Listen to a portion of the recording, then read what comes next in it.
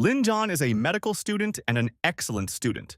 At the university, everyone knows him as a nice, excellent student who recently received a good scholarship and dreams of becoming the best doctor. However, Lin himself suspects that he has neurosis. A certain system appears before him, which only he can see. The hero suspects that a recent breakdown is to blame, so he needs to take a psychological test. However, the test results showed that he was fine. A little later, the system appeared before him again. She offered Lin to receive a certain gift, and the man agreed. Thus, he opened the teaching of medicine in this system. Lin understood that although the system had helped him achieve some victories, it would not help him become a better doctor. There were many factors he had to deal with on his own, such as competition among his peers, or there is a problem with patience. Honing his medical skills was a passion for Lin. However, he knew that he was still far from his goal of becoming the best doctor in the world. He needed to practice and work a lot to achieve what he wanted.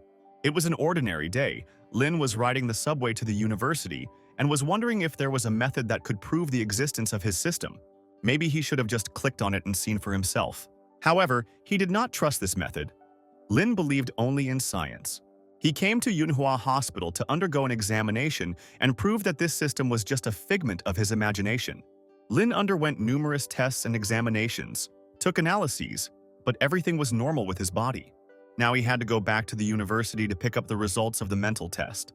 On his way to the university, Lin met 108 people, but no one paid attention to his system. It was obvious to him that only he could see her. He suspected his recent breakdown and mental problems were to blame, so he definitely needed to get diagnosed. Lin knocked on the door of the cabinet where the test results were kept. A young girl wearing glasses looked out of the door, clearly unhappy at being disturbed. However, when she saw Lin, she immediately changed her anger to mercy and greeted him. The hero said that he was looking for the headman to borrow equipment. Then, the girl let Lin into the office and asked how his health was. She heard that he had gone for a CT scan and MRI, so she decided to find out what was going on. Lin said he was just writing a report, that's why he went there.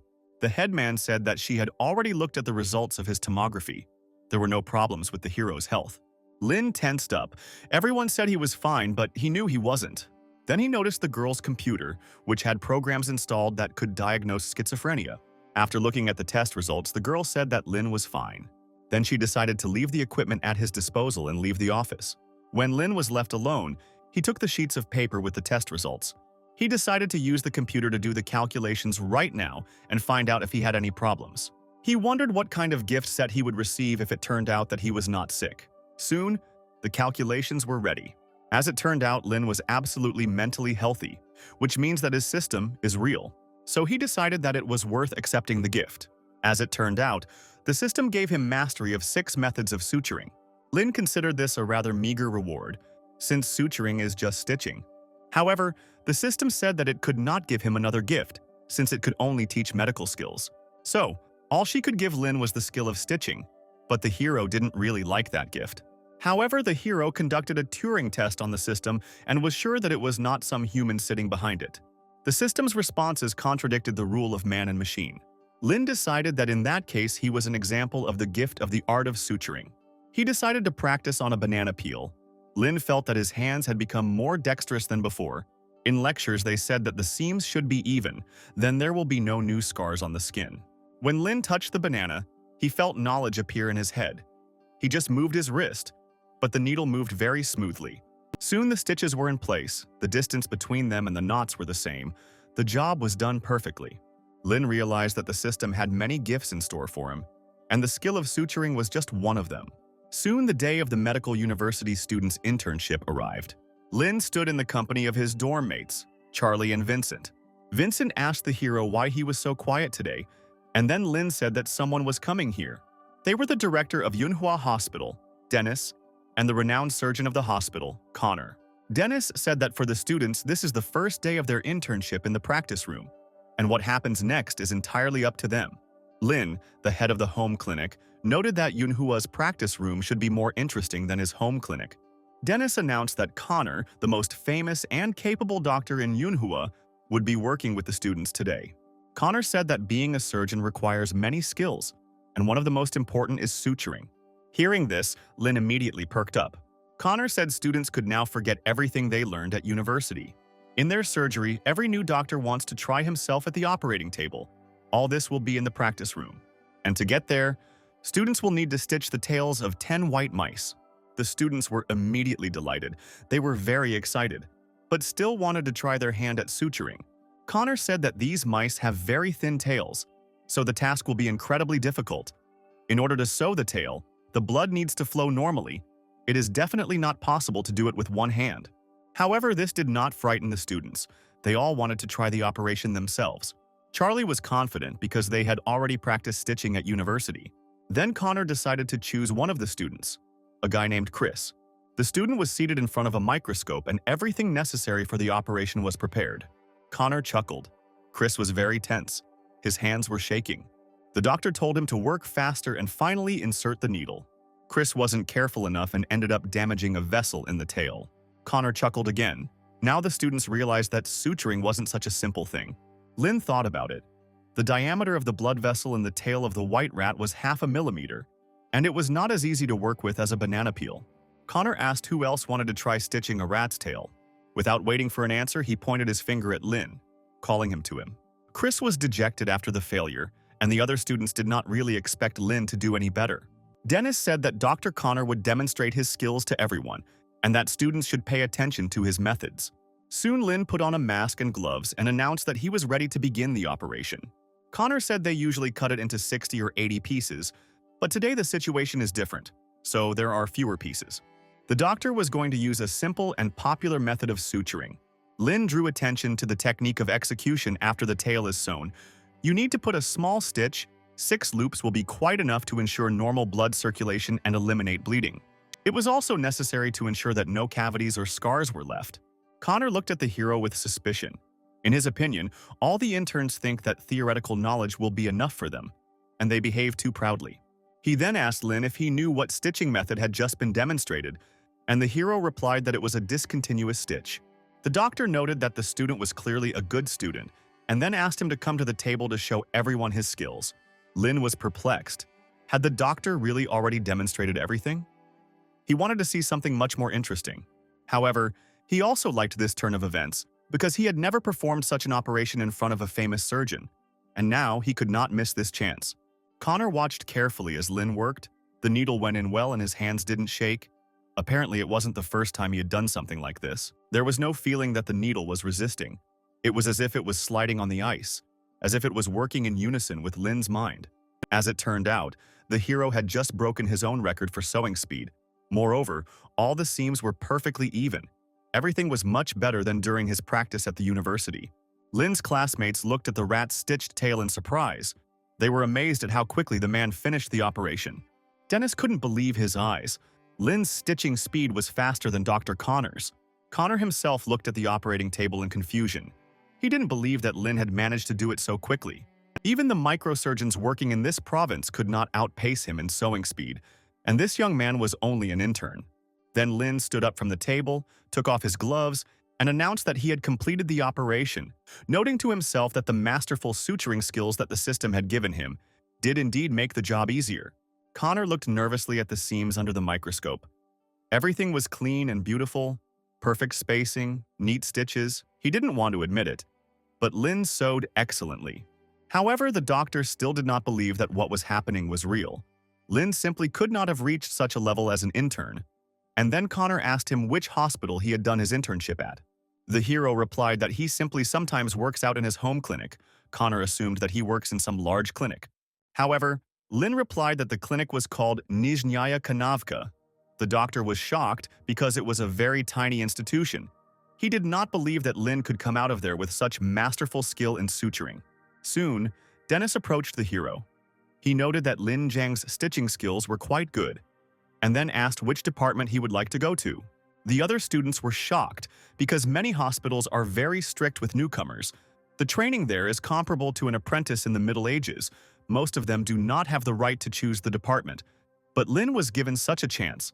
The hero thought for a moment, and then he suddenly heard a strange sound. It was that same system. She gave Lin a task to suture 10 patients, and as a reward, he would receive the skill of interrupted suturing. Lin was surprised that the system could now give him tasks. However, the reward for such a task was quite good. This method of stitching is very good, often used and very useful. Then the hero said that he wanted to go to the emergency room. Dennis noted to himself that this guy really was not an easy one.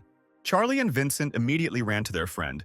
They were quite surprised at how much of a risk Lin was taking by choosing this department, because he could have chosen the hand surgery department. However, Lin thought of everything as he needed, because by entering the emergency room, he would be able to complete the task in 10 days. Soon, Lin and several other students arrived at the hospital for their practical training, and the nurse told them that they were not allowed to leave, interact with patients, answer questions from patients and their families without permission, and several interns would be left to live in the living room. The woman brought the students to the nurse's office because she needed help with the arrivals. The girl looked at the students sullenly and soon walked out the door, leaving them alone. She was busy and did not want these incompetents to cause her problems. The students were outraged that no one wanted to work with them, and everyone around them had no time for them. If they cannot perform surgeries during their internship, they cannot hope to get a job in the medical field. Suddenly, a nurse from the emergency department of Manhwa Hospital, her name was Vanessa, ran into the room and asked which of the interns knew how to sew. The young men immediately jumped up from their seats, offering their candidacy. Each of them wanted to help the pretty nurse. Vanessa smiled nervously. These boys couldn't even control their emotions, let alone get stitches. She looked carefully at everyone present, trying to figure out which of the guys was the most reserved. Among the crowd, she noticed Lin. He was the only one who looked unperturbed, so the girl decided to choose him. On the way to the office, the girl said that the patient was about 40 to 50 years old, and after falling, a tree branch pierced his palm. Soon, Vanessa led Lin to the hospital bed where the patient was lying. A doctor was already working on him.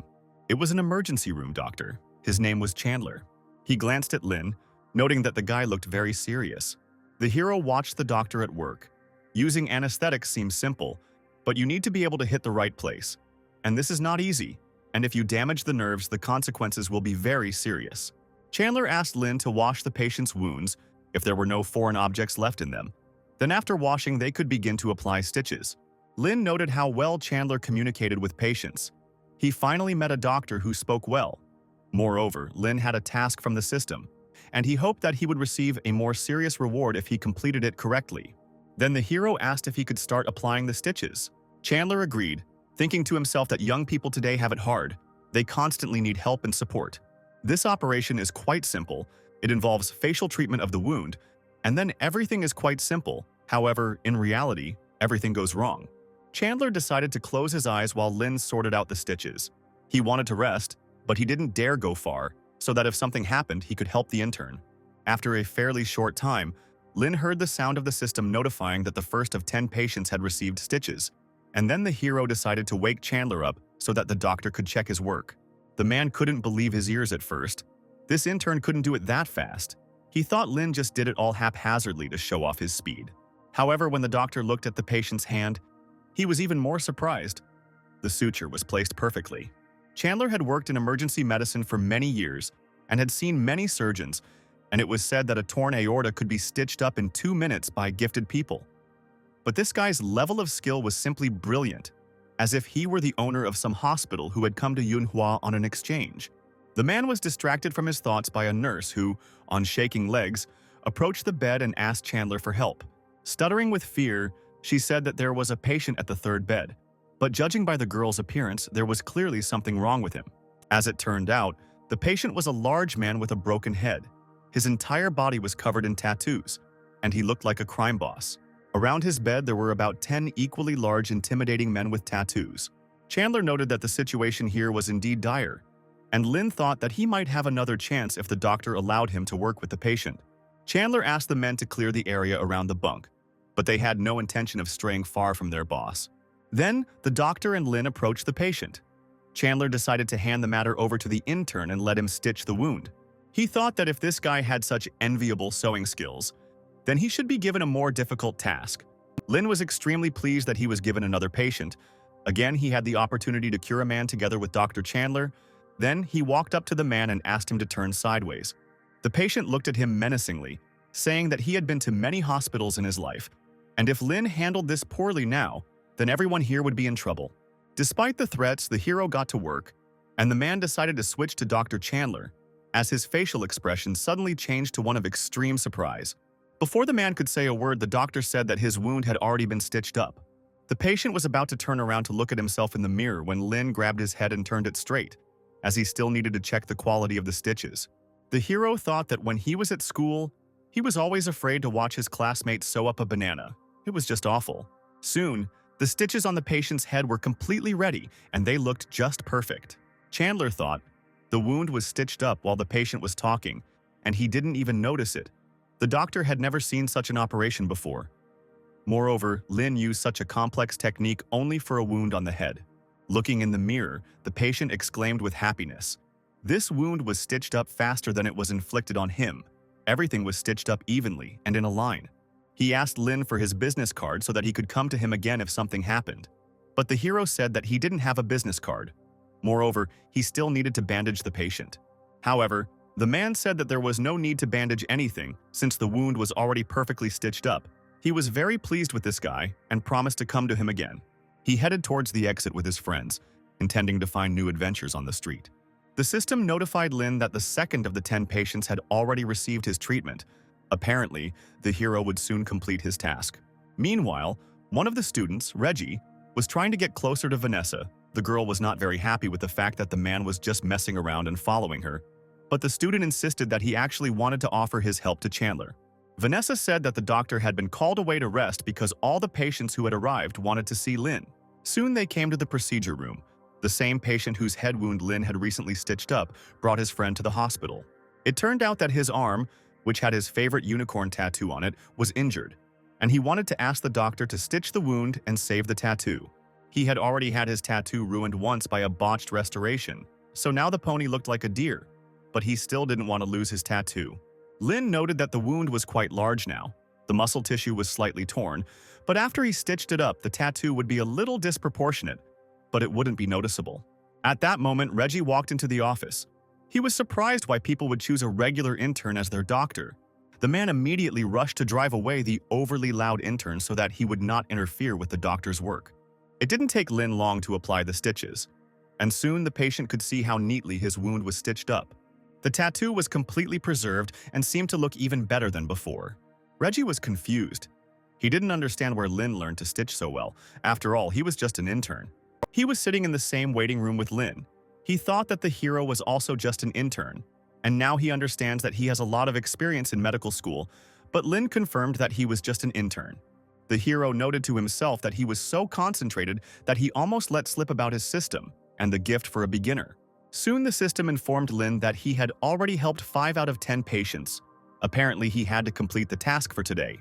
By noon, Lin had actually managed to help 10 patients, and as a reward, he was given the technique of interrupted vertical mattress suture, which is mainly used to stitch loose skin and is more suitable for urology. Lin was already eager to try out the new skill. The hero went to his home clinic, where his parents worked. Lin Jiang's father, Robert, asked his son why he was not wearing a white coat yet, since he needed to become a doctor as soon as possible to get his medical practitioner certificate. As it turns out, Dr. Xiong's price has gone up another 50 yuan. This happens every month, and if Lin studies well, he will soon be running the family business. At this moment, Lin's mother, Tanya, came down to the first floor and asked why their son had to take over the family business after his internship at Manhua Hospital. She was unhappy because their son had clearly become. After the first day of the internship, Robert hastened to justify himself by saying that he was giving his son money, trying to find a job for him, and that he only wanted the best for him.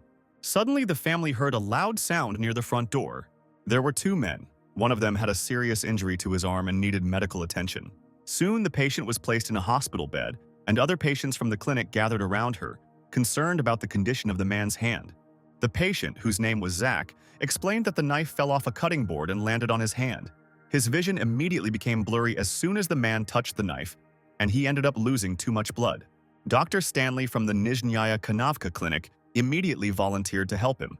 After examining Zach's arm, he said that the wound was very serious, so he needed to go to the hospital immediately. Hearing this, Lin thought that the best doctor in this clinic should have taken care of the patient himself instead of sending him to the hospital. This was a very low act for their meager clinic. Then the hero put on a white medical coat and offered his help to Dr. Stanley. The system immediately gave him a task: to heal Zach's hand and get a satisfactory result. and as a reward, he would receive an ordinary treasure chest. Stanley chuckled. Lin had only just started his internship yesterday. He was unlikely to be able to help a patient who had been bleeding for a long time.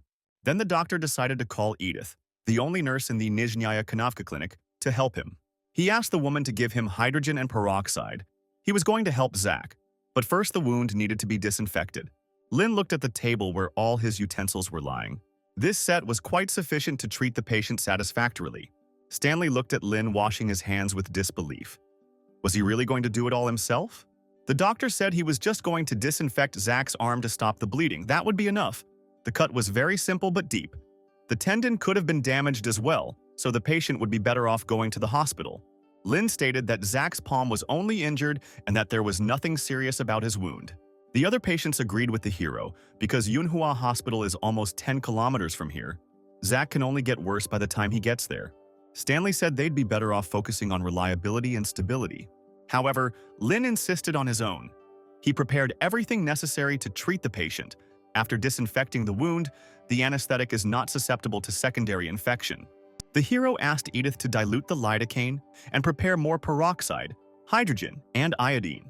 Stanley tried to stop Lin, but the hero had already started stitching up Zach's arm, so the other patients asked the doctor to be a little quieter. Lin thought if his tendon was cut, his hand would be completely different, and his grip would be weak in the future. He might not be able to do fine work. Suturing a tendon might be a tricky task for an emergency room doctor, but it's a simple matter for a surgical doctor. If he went to the hospital, he would have a better stitch, but he could only get average medical care at best. And Lin didn't have a system that would do 100 workouts a day for nothing. However, he believed in his abilities. He would definitely be able to reduce the likelihood of failure. Soon, the hero finished stitching. The stitches were simply perfect. Stanley looked at Zach's hand in surprise. Even if the intern graduated from medical school and worked in the hospital for 4 years, he would never be able to do such a stitch. Is it really that good at Manhwa University?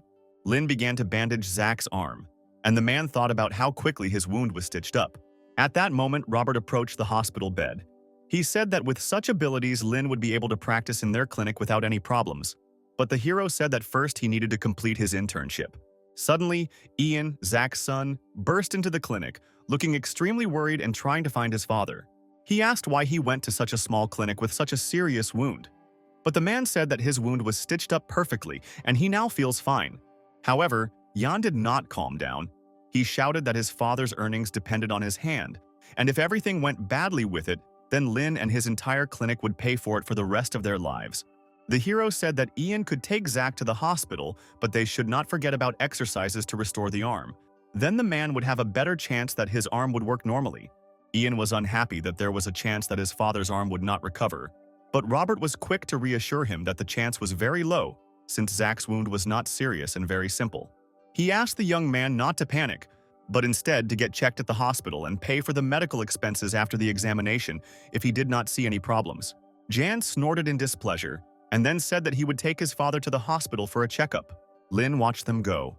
A system appeared in front of him, but his task was still considered uncompleted. It looks like it will only end after an examination at the hospital.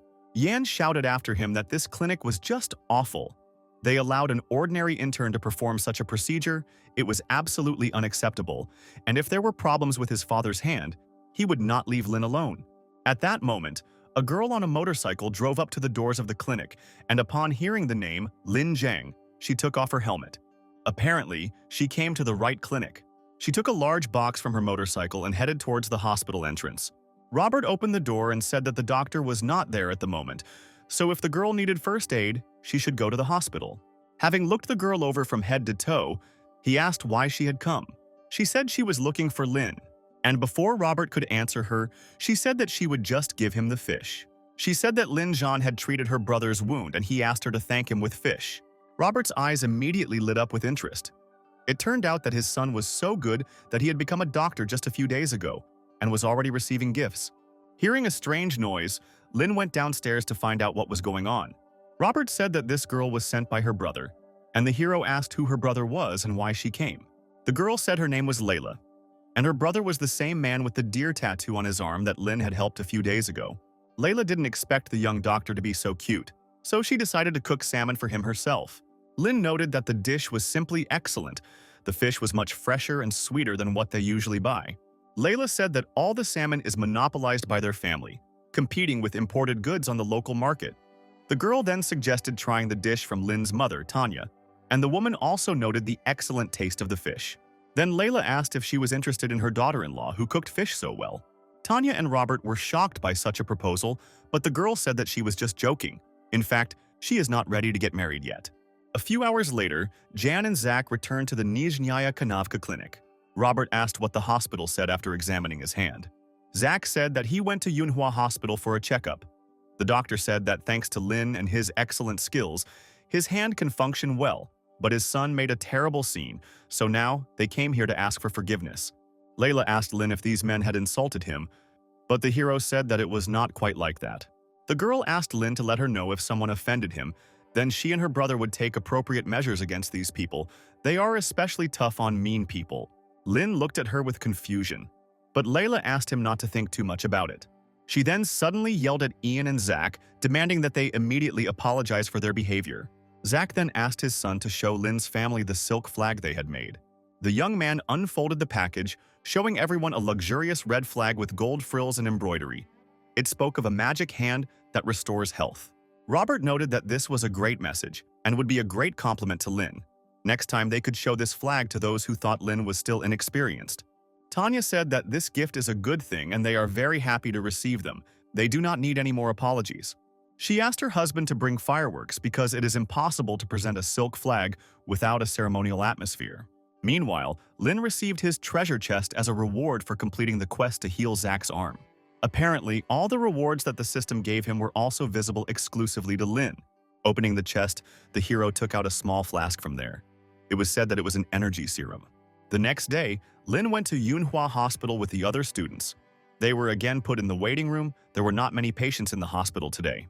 Soon, the system informed Lin that he had a new mission, which was that the hero needed to complete as many procedures as possible, and as a reward he would receive a basic treasure chest for helping 10 patients. At that moment, a nurse ran into the office. She said that they had an important task. She needed Lin's help.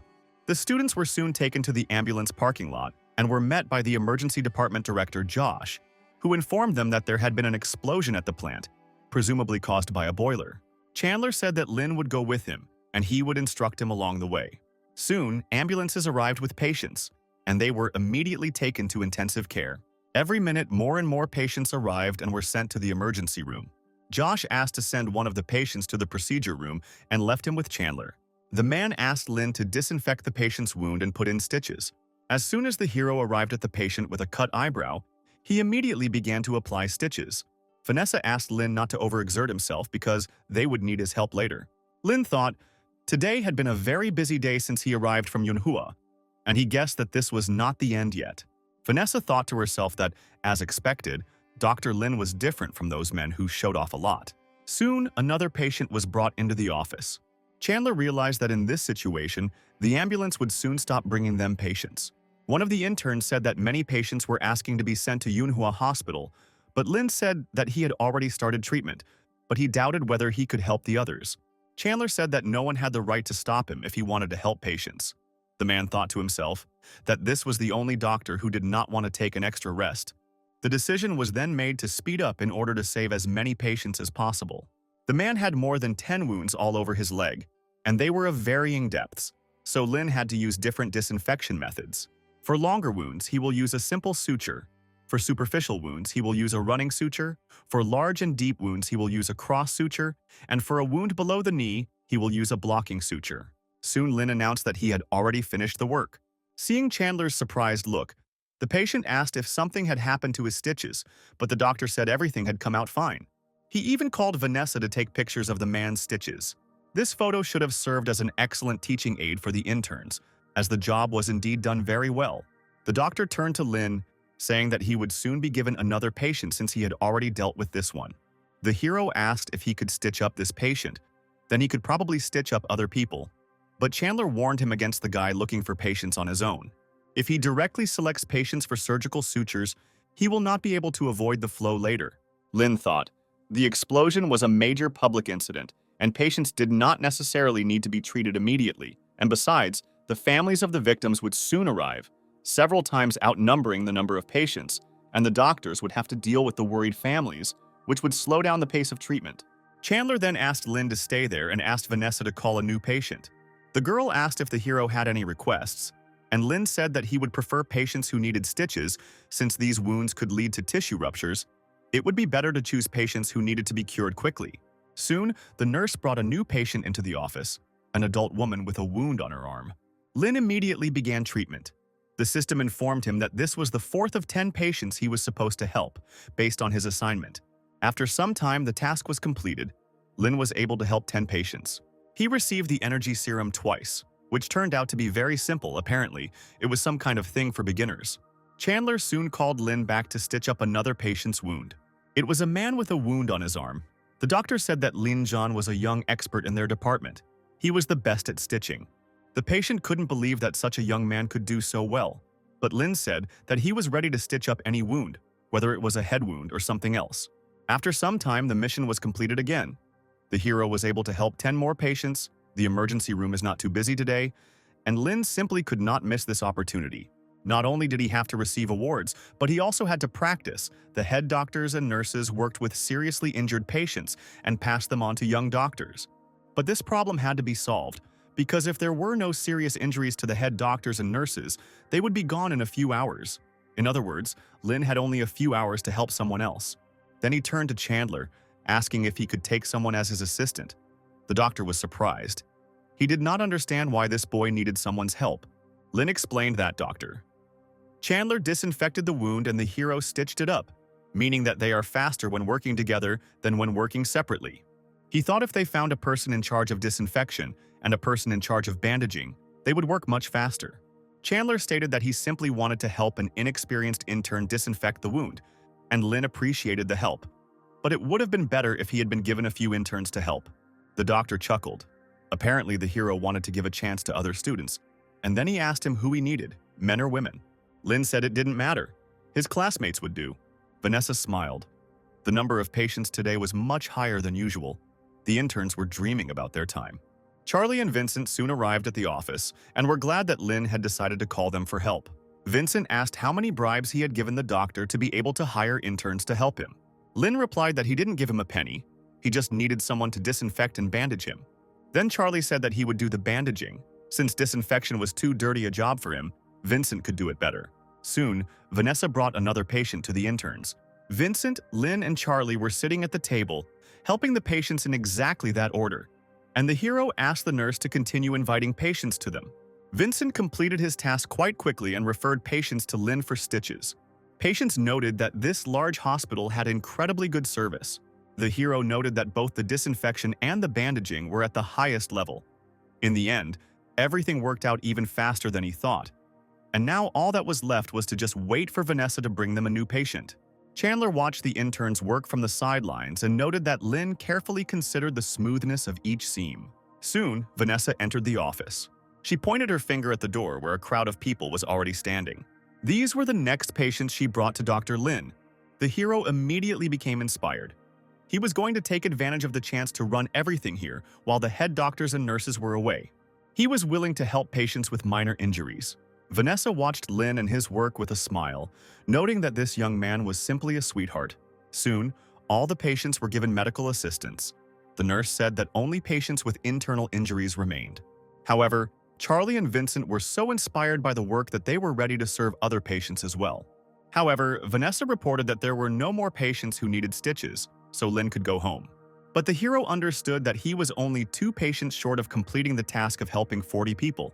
So he said that he would stitch up 2 more patients and then go home. Chandler said that Charlie and Vincent could go home. The young man offered the doctor to eat together after a busy day at work. But the man said that he had not finished his work yet. Soon, Lin was sent to the break room to have lunch. His partners licked their lips greedily, looking at the hero's food. It looked so good that they immediately wanted to try it, and Lin happily agreed to share the dinner with his comrades. At that moment, he received a call and it turned out to be Layla. The hero immediately began to think that perhaps with the help of this girl he could finally complete his task. Lin immediately asked if something had happened to her brother again, but Layla said that was not the case. Then he asked if something had happened to the girl herself. Layla blushed, saying that they had wounded, but she would call Lin a little later. The girl hung up and turned to one of her friends, Ashton. asking him about some nightclub. They soon arrived at their destination. Ashton warned her not to interfere in the affairs of this club, but Layla said that she had no intention of doing so. A few moments later, a whole crowd of men poured out of the doors of the club, all of them wounded. Layla smiled, asking Ashton to pick out the ones with minor injuries. She wanted to help Lin, but she knew he was just an intern and wouldn't be able to cope with serious injuries. Soon, Layla arrived at the hospital with the patients. She was very happy to see Lin. Charlie and Vincent immediately began to smile at the girl, asking their boss Lin to give them a few patients each. However, Layla had no intention of helping these strangers, so she yelled at them, ordering them to get back to their work and stay out of the way. Ashton said that he had already driven 2 cars with patients, and then the girl asked him to stop, otherwise Lin would get too tired. The hero decided not to delay and immediately began work. The treatment took several hours. After 10 or more hours, Chandler, Charlie, and Vincent were very tired. If it weren't for the energy serum, Lin would be feeling just as tired now. But this incredible rice wine-flavored thing has a very strong effect. He really wanted to sleep, but the desire to continue was stronger. The hero was sure that he could cope with this task. He needed to cure 49 more patients. Early in the morning, the head doctors and nurses returned to the hospital. They discussed how Lin had been able to treat more than 50 patients overnight and did not even go to bed. At that moment, Josh came up to them and shouted at the students, asking why they didn't go and help their friend. However, the students replied that they wanted to help him, but all the patients insisted that Lin be the one to treat them.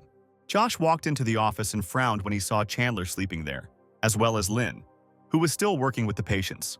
The hero didn't notice that Josh had walked inside, continuing to stitch up his 52nd patient. Josh thought, "This guy has reliable and precise movements, standard and stable stitches. He has all the basic qualities of a good doctor, but even under such pressure, he calmly manages his pace. And for an intern, this is quality work." The man was thinking, trying to figure out what his secret was. He had positioned the local anesthesia correctly. The wound cleaning was going well. The wounds were leveled. It was a pretty good job. According to the medical record, the patient is not sick. He only has small injuries in different places, depending on the depth of the injury and the morphology of the tissue. The sutures undergo various changes. It is almost impossible for the doctor to stitch the wound, like a notebook. Lin Jian worked for more than 10 hours, treated 50 patients, and still did not make a single mistake.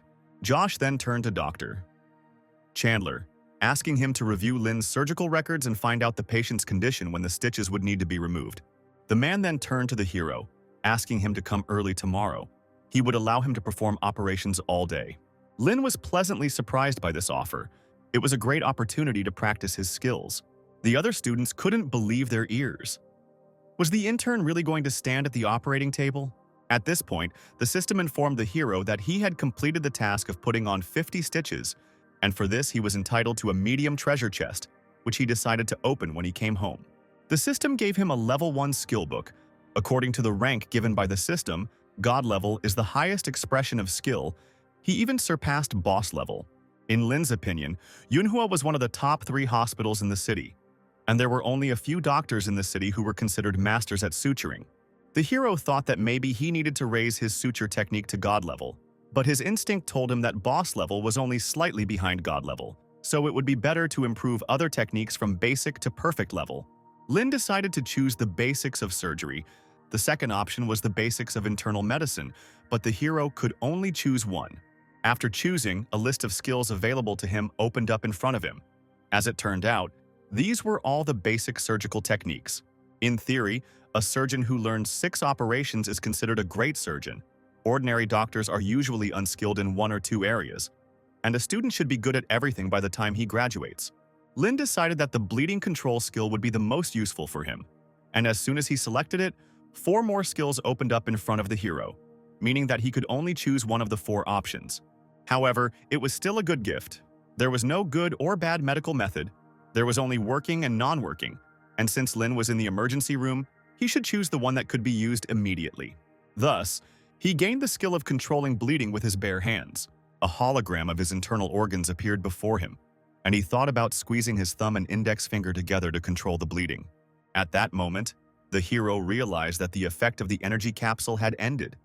Now he felt all the fatigue, and the next moment, he fell asleep.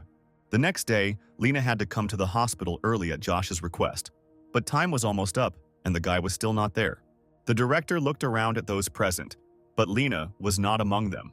At that moment, someone entered the department. It was a hero. Once Josh realized that everyone was there, he gathered everyone present and led them to a planning meeting. Soon they came to the room of Lin's patient. Josh asked the hero to retell his card. Lin replied that the patient was a 19-year-old woman in good physical condition with a laceration on her elbow caused by a fall down the stairs, and that surgical treatment was performed on the wound. The size of the wound rupture is very deep, and if you use a thick thread, it will leave a huge scar, which can affect the patient's life in the future. Instead, you need to use a zero-size thread. Because the tension force is large, you should not do physical exercise and do not bother your hand too much. Josh agreed with Lin's decision, but there are many reasons for a scar to appear, related to the patient's physical condition and the condition of the wound, so choosing a zero-size thread is unacceptable. The patient's mother became worried, thinking that her daughter had serious problems with her arm. However, he told them not to panic and asked Lin to tell the women everything while he put in the stitches. The hero reported that during suturing, his main task is to pay attention to the angle and depth when he inserts the needle into the skin. He must make sure that the part where the knot is tied protrudes after the suture, which then plays the role of a buffer before the formation of a scar. The needle must be deeply inserted into the thin edge of the wound, and also, one of the reasons is a skin defect. The knot should not be too tight to avoid poor circulation around the wound, which can delay healing, and the stitches should be removed in a way that reduces the chance of scar tissue forming. Josh turned to the audience, asking them to learn everything Lin had just said. However, he did not allow them to use this method in practice. Josh said there are many ways to cover scars, long sleeves, tattoos, etc. However, as a doctor, he decided to say that first of all, it was necessary to get treatment. The patient burst into tears and said she didn't want to have scars or tattoos. John explained that Lin had taken this into account when he was doing the stitches, but only because he was experienced. However, if the skills of the others present were not up to par, they shouldn't even dream of doing it. They first needed to understand what needed to be done to stitch carefully before asking his permission. Then Josh decided to give Lin a rest, but first he needed to bandage the patient. The girl thanked the doctor for taking good care of her wound. Then the system unlocked a new achievement, to receive sincere gratitude from the patient, and as a gift he was entitled to a basic treasure chest. The hero asked the girl to change the bandages from time to time and make sure that she would not get any new injuries in the near future. If she removed the stitches in time, the scar would be less noticeable. The girl's mother asked if they could remove her stitches in another hospital since their home was very far from here. Lin said that they could remove the stitches anywhere, as long as it was a hospital or clinic. However, the girl wanted Lin to remove her stitches, so the hero said that she could come here, but he couldn't promise that he would be on duty at that time. The patient said that she would definitely wait for Dr. Lin's shift. The hero objected. She can't just wait for his change. Timely removal of stitches will reduce the growth of scars. They can be removed much earlier, but it can't be postponed. Once the observatory was finished, John went to the recovery room with the others. One of the patients suddenly screamed. His relatives immediately called a doctor. The man asked the nurses to prepare the defibrillator. The girls inserted the device into the vein and prepared for the transfusion. John and Lin watched the process, and the doctor asked the intern what drug should be administered. Lin replied that epinephrine and lidocaine should be administered, followed by an injection of dextrose and an intravenous infusion of lidocaine. The doctor did as the hero said, and the patient's resuscitation was in full swing. However, the doctor soon needed something else. Lin noted that this was a standard rescue procedure, and soon the man's blood pressure returned to normal. Josh asked the hero why he chose lidocaine. Lin replied that lidocaine has strong antiarrhythmic properties. Then he tried to remember even more information about this drug. In textbooks, he read that it has antibacterial and protective properties. Josh said that lidocaine is used in this emergency situation to prevent an inflammatory reaction. Lidocaine can effectively reduce the patient's hospital stay. The man asked Lin to read 2 research papers a day and then invited him to come along with him. The hero thought this whole situation in the intensive care unit was too different from normal situations. He felt terribly dizzy after only 2 hours of work. He really wanted to take the energy serum. Suddenly, one of the nurses said that the emergency room should get ready. Lin and Josh looked at the girl in surprise. The man said that the hero would go and see the patient with him. Soon they saw nurses wheeling a patient in a hospital wheelchair. As it turned out, the patient had been in a car accident. He had an open abdominal wound measuring 20 centimeters. Some parts of the intestine were exposed and actively bleeding. A sterile pad was used. The patient was urgently taken to the intensive care unit. Josh reported that ribs 3 to 12 are clearly dislocated, heart rate is 105, bleeding is severe, and they need to prepare for a blood transfusion. Lin thought, the vital functions are fine, but the patient's condition is terrible, the second degree of critical condition of the patient, and it is less dangerous than the previous one, who was in a coma. One of the doctors said that they need to take blood from a vein, a blood test for kidney function, blood type, electrolytes, and all this needs to be done before the blood transfusion. Josh asked for a second venous access device, 500 milliliters Ringer's solution, 10 milliliters omeprazole, 10 milliliters saline, and a single intravenous injection. The man said he would go talk to the patient's family members and invited Lin to come with him. He said that besides excellent medical skills, communication with the patient's family is also very important. If Josh talks a lot, then Lin will not remember anything, so he should just observe and remember. Soon the men entered the room where the victim's relatives were. The patient's wife asked what her husband's condition was. Josh said he was a responsible doctor and needed to ask the woman some questions about the patient's liver disease or chronic illnesses. The woman replied that her husband was a civil servant, had an alcohol addiction, and also had problems with 3 levels: high blood sugar, high cholesterol, and high blood pressure, all 3 problems related to obesity.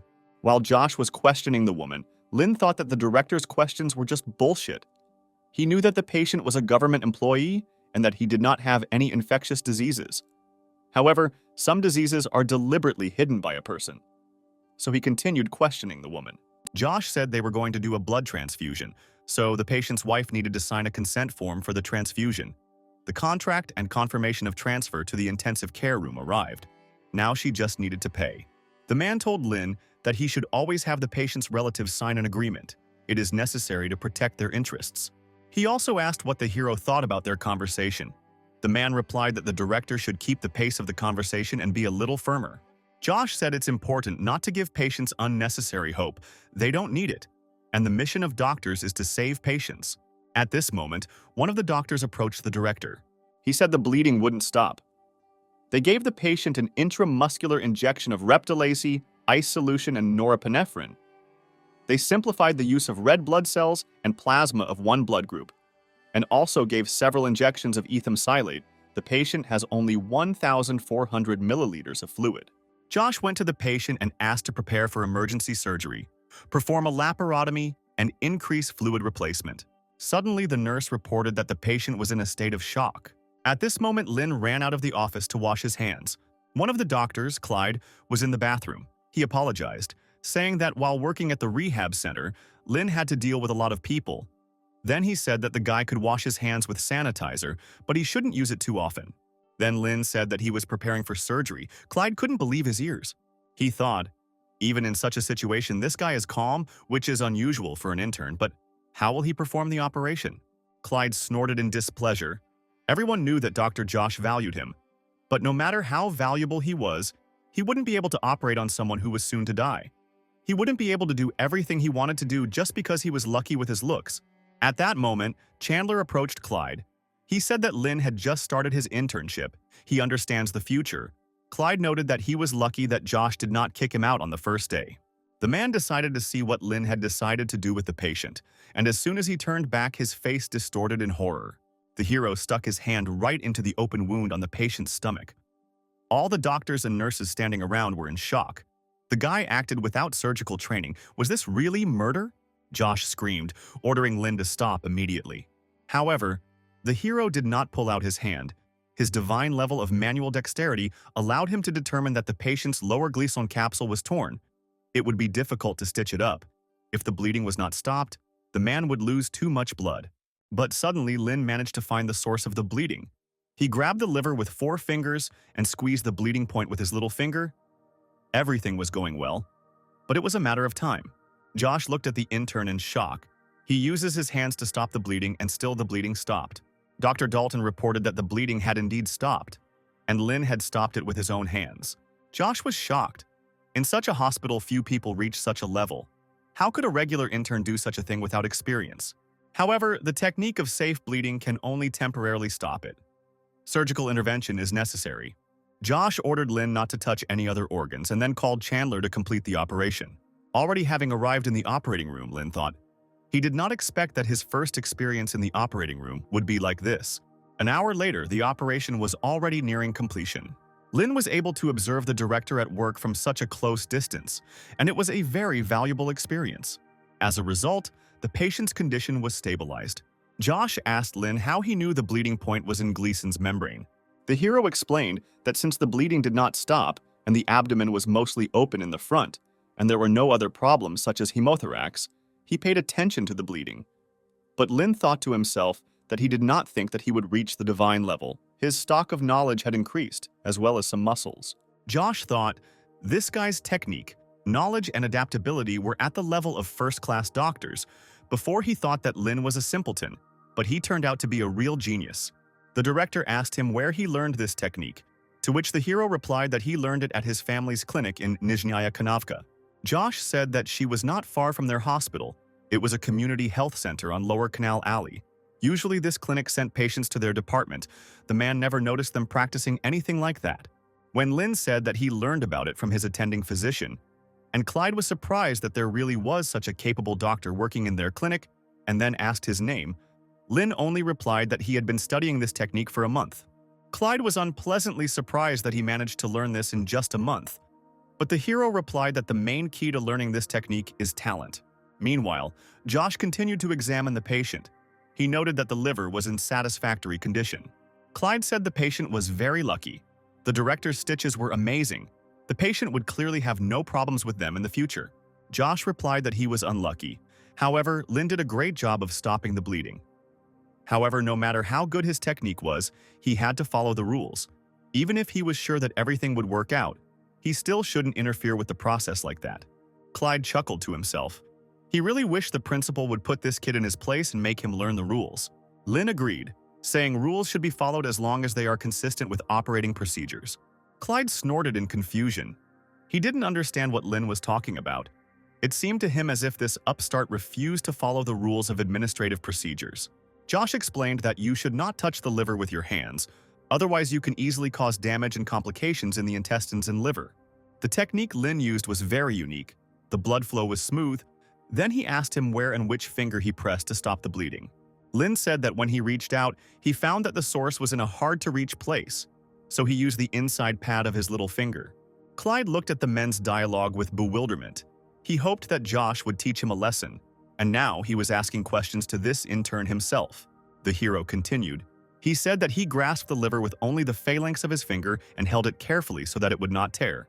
The director thought that in order for the organ not to be displaced, it is necessary to press lightly with the finger and minimize secondary damage.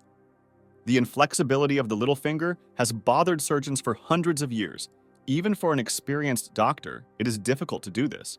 But this guy was really talented, and therefore they can all learn from him. Then Josh called Lin over, asking him to change his clothes and start closing the stomach. Clyde was shocked. This intern was just an intern and he was already allowed to perform abdominal closure. When he was his age, he could only perform abdominal closure after a year of certification. And he still remembered the tremors all over his body and the dissatisfaction of the nurses. But this guy, being calm and smart, looked so good. Soon the operation was completed. All the bandages were in place. Lin asked to pass him the needle holder. The first thing to think about was how to stitch the deepest layer of the peritoneum. In that case, there was no need to think about beauty. The next step was the anterior rectus sheath. This step was for ordinary people, but Lin was not going to do it. And the next step was subcutaneous and skin sutures, and this was more acceptable. Clyde waited for Lin to finish her work. He was sure no matter how calm this intern pretended to be, he still performed a belly closure on his first day. He was still bound to make mistakes. Everyone makes them. However, as soon as the man lowered his gaze, he shuddered in surprise. The seam was perfect, and what's more, Lin did it very quickly. Clyde was perplexed. He didn't believe that this guy had only recently graduated from medical school. Then Josh said that Clyde would be Lin's mentor, since he had so much free time to look at his stitches. Although the man agreed, he thought to himself that he wouldn't be able to teach this intern anything, since he had apparently been training on corpses since childhood. Suddenly, the same thought came to Clyde and Josh's mind. Lin Zhang used the technique of stopping bleeding with his bare hands, and clamped the source with his little finger without any surgical area. Leaving the operating room, he needed to write a report and send it to the research center. However, Lin was still an intern and did not understand the value of this operation. Then the director turned to the hero, asking him to write a dissertation on the topic of today's operation. When he asked if the guy knew how to write a dissertation, Lina was suddenly notified by the system. It set him a new task, to write a dissertation, and as a reward, he was supposed to get a medium treasure chest. The hero got his first medium chest and a divine level of controlling bleeding with bare hands. The medium chest was more interesting because there was always an energy serum inside the basic one. Besides, he will be able to write his dissertation because he has memorized all the steps, so he won't even have to think too much.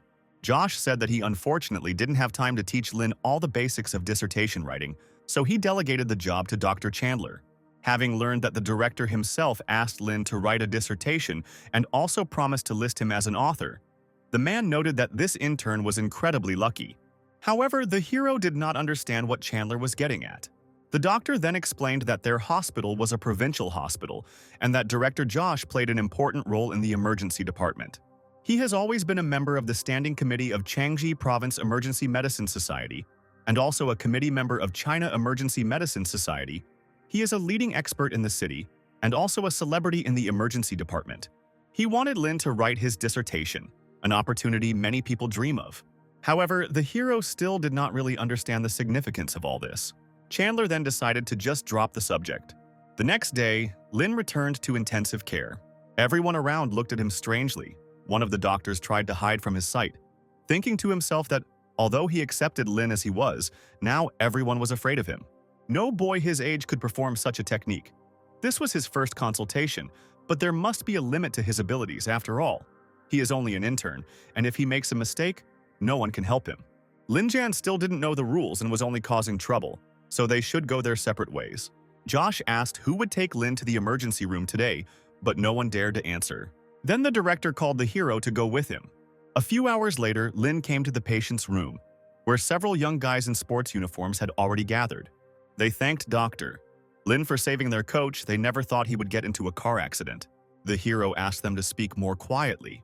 Since the patient needed to rest, he also noted that he did not save him alone. Dr. Josh was closely monitoring the operation. However, the boys said that they saw everything themselves. If Lin had not pressed on their coach's organs, he would have bled out and died. As it turns out, someone filmed Lin stopping the man's bleeding with his own hands. This video was on the city forum. It quickly gained popularity, and now Dr. Lin was on everyone's lips. The hero only chuckled vaguely, not knowing how to react to this.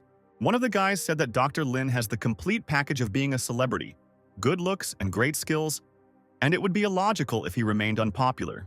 However, Lin was not interested in all this. His goals were completely different, but he did not say it out loud.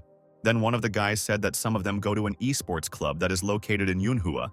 The hero immediately became interested because he played King of Glory while he was in school. The boys said that this year their club is focused on King of Glory, so they and the doctor can add each other as friends and play in their free time. Lin said that he has nothing to do now, so he can play now. The guys played for 2 hours. The hero really liked how well he spent his time. But now it was time for him to get back to work. He decided to find the very video in which he stopped the bleeding with his bare hands. The video collected many comments. For the most part, people admired how the young man managed to save the man. But Lin noticed one long comment. The user, who identified himself as a doctor, said the act was incredibly reckless and that it was impossible to stop the bleeding with bare hands without surgical equipment. There are only a few surgeons in the country who can do this, but none of them would dare to take such a risky step because the slightest mistake could cause irreparable damage. And the doctor in the video does not understand how much risk he is taking. The man said that if he were in charge of the hospital, he would immediately conduct a medical investigation. Lin thought, because of its fame, Manhua Hospital was the leading hospital in Changxi Province. But one should not underestimate provincial hospitals. Those specialists are very influential in the medical field. The dissertation that Director Josh wanted Lin to write was not only of scientific value, and it was not just for training. Dissertations were a powerful weapon in the medical community. It was used to familiarize a doctor, explaining the steps to attack others and to repel attacks. The dissertation is the surgeon's weapon, and in this case, the dissertation is a very urgent matter. Lin headed to the university to write his dissertation, where he was met by his fellow students. Charlie showed him a video of himself stopping bleeding and asked where he learned the technique. He began asking him if he had ever touched a live liver. However, Lin did not want to answer these questions and sent Charlie to another classroom. The hero headed towards the bookshelves to find the necessary reference literature. Charlie realized that Lin was going to do something really boring, so he decided to go and do his own thing. The hero sat in the library until late at night. He planned to work until the early morning, so it was time to take the energy serum. In the morning, Lin came to the hospital with the finished work. Josh was surprised that he did not sleep all night, because this could affect the quality of the dissertation. At that moment, Chandler approached the men and asked if he should arrange a shift for Lin. Josh said that would be unnecessary since he hadn't slept last night. It would be better to arrange for him to take over tomorrow. Chandler said that the emergency doctor had ruined his regimen, and the endocrine system of his biological clock was completely disrupted. No one dared to say that they could not go to bed late, but the director values Lin and is ready to provide him with rest, because you cannot work 2 days in a row, so the hero was asked to come to work tomorrow evening. After looking at Lin's work, Josh said it was a pretty good sketch. He then looked at the section titled Identifying Bleeding Sources Without Surgical Equipment. This unexpected section not only ensures the legality of the surgery, but also instantly improves the style of the document. Chandler was interested in this work because the director rarely praises anyone, so he wanted to see it. At that moment, Clyde approached him and asked if Lin really wrote the dissertation himself. He said that his dissertation featured an operation performed by the director, so he should include his name in it. Lin asked the man if he would like to include his name in the work as well. Clyde said he didn't care if his name was on it, he was just worried about their department's chief surgeon, Director Josh. Josh intervened in the conversation. He said that the dissertation was not even written, so there was no point in discussing it. Lin was a newbie, so there was no point in rushing him. The man also asked Clyde to write the dissertation next month and send it to him, and Chandler should hurry up with writing the articles. Then he told them that they were free to go and do useful things. Josh and Lin went on a patient round, and they came to a man who the hero had recently given stitches to. He said the 28-year-old patient was injured by a rebar at a construction site, and Lin disinfected and stitched the wound. Josh touched the patient's wound and asked what he felt, but the man felt nothing. The director said that this was good because when patients are given local anesthesia, they feel some pain for a week, and this means that the operation went well, which is very good. The man and his wife thanked the doctors for their help, and Lena received a notification from the system. He unlocked a new achievement thanks to the patient's sincere gratitude. This happened to him for the second time. Both cases were confirmed by Josh, so Lin decided to stay close to him and learn from him. As a gift, he was given a chest. Lin decided to open it, expecting to receive a new portion of energy serum. However, the chest did not contain a serum. It was a chip that allowed the hero to learn new skills. This time it was the M-Tang technique, which is used to suture tendons. Lin thought that the tendon was one of the many tissues in the hand. The most difficult to treat was the damaged tendon. On the other hand, such an operation was the most difficult among other hand surgeries. And in addition, the system gave him amazing skills, forcing him to go to the hand surgery department. Josh looked past the thoughtful Lin and asked him why he wasn't happy when the patient praised him. Then he said that the guy should go to the break room with Chandler today.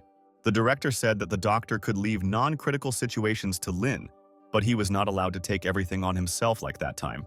2 days later, the hero brought the director his completed dissertation, saying that he had completed it so quickly because the words seemed to come into his head on their own.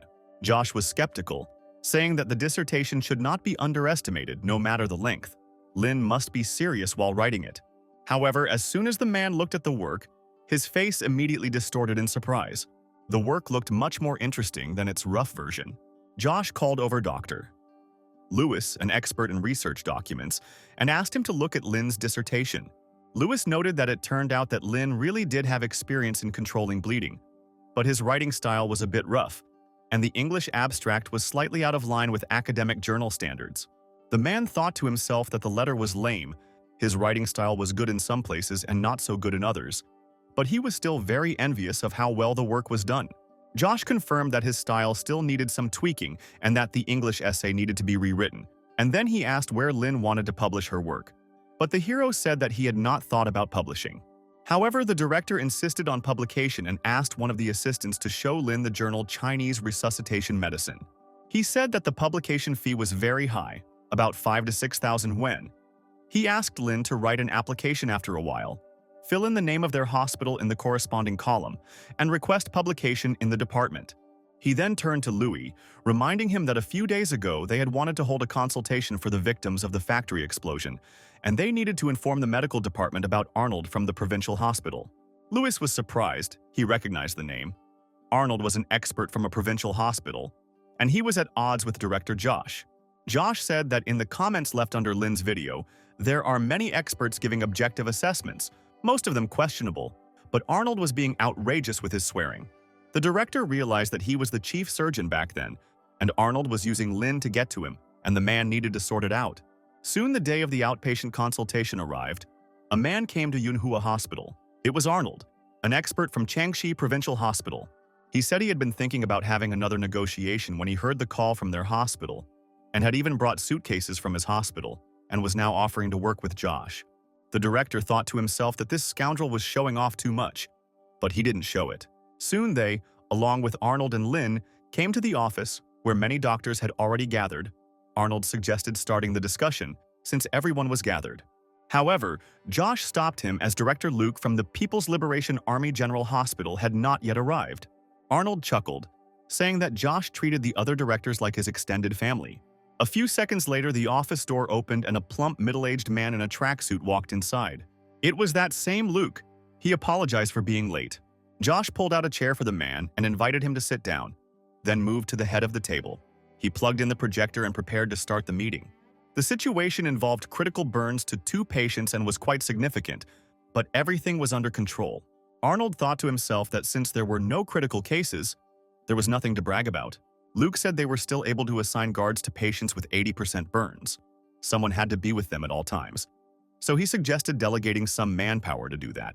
Josh and Luke said they had handed the case over to Dr. Oliver and Dr. Lewis.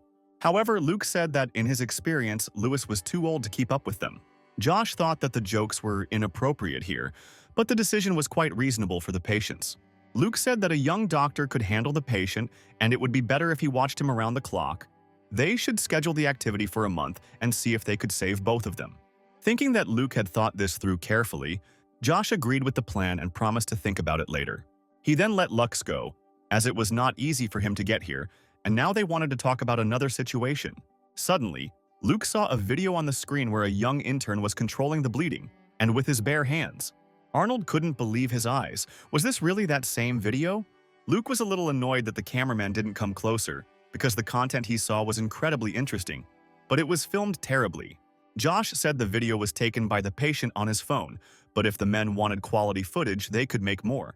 He also said that Director Lewis looked at Lin's dissertation, and the technique turned out to be real witchcraft. It needs to be leaked to the masses. The hero stood up and gave a copy of his work to Arnold. The man noted that this doctor had become a real internet star, but he didn't like it. He felt like he was popular just because of his good looks. Looking at the dissertation, he thought that most of what was written here was complete nonsense. The practical part was simply terrible.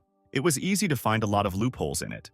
Josh asked the man if he knew if the technique could be performed without surgical equipment and if the dissertation gave a clear explanation. But Arnold did not understand what the man was getting at. The director then showed the comment that Arnold had written, saying that it was the most reckless decision he had ever seen, and asked if he had seen anything like it.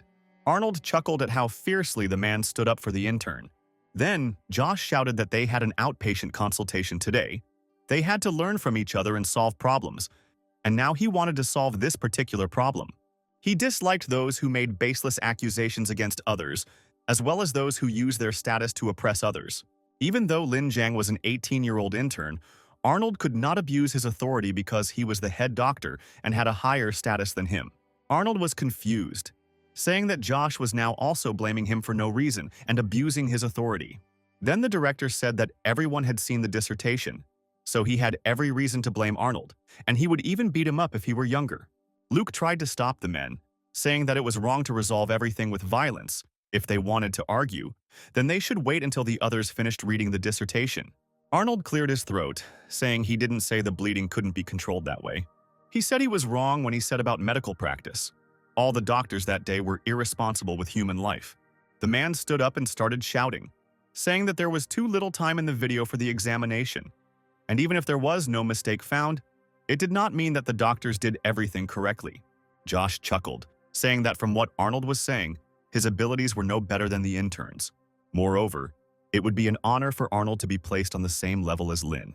Luke tried to calm the men down by offering to let the author of the dissertation speak. Arnold was confident that he was better than some intern, and then Josh gave Lin his word. The hero rose from his seat. He was not quite ready to speak, especially in such a situation. Arnold said he had a couple of questions about his dissertation, wondering how confident Lin was that he would be able to perform the operation successfully, and whether he had thought about the consequences if it failed. The hero said that if the operation failed, the patient would face death or severe bleeding, both before and after the operation, as well as liver failure, ascites, biliary fistula, bleeding, or rupture of the digestive tract. Thus, Lin confirmed that he knew about the consequences, but still continued the operation. Arnold laughed, because he had just received Lin's confession that he had violated medical regulations. Then the hero said that in fact there was no accident. Everyone present in the office was shocked by this answer. Only Josh remained calm. He was pleased with Lin's answer and chuckled contentedly. Arnold was really angry. He didn't want to let these two humiliate him, but he needed to calm down. He then asked Lin if he thought the failure of the operation would affect his future, given his high-level skills. Lin said he thought about it, and then Arnold asked why he was still doing this. Who was giving him orders? Josh thought about how this bastard was digging his own hole. Then Lin said that if you look at the situation from the other side, his technique benefited the patient, and that was the main thing. Arnold was shocked by this answer and clenched his teeth in anger. Luke chuckled, saying that Lin clearly thought well with his head. Rules are of course very important, but the most important thing is what decision they will make at the most crucial moment of the operation, and what benefit they will bring to the patients. If they guarantee compliance with the rules and refuse the best therapeutic plans, then it will be useless. Josh said that was exactly what he meant. They were all in the emergency room. Honest men don't act so foolishly. If they had been lucky, they would have found the source of the bleeding right away. But Josh was unable to do so. If they had been unlucky and had not stopped the bleeding immediately, one could only guess whether the patient would survive or not. They chose the best solution. And if they constantly followed the rules, people would die every minute. Then Arnold shouted that if he ignored the rules, he wouldn't be a doctor for long.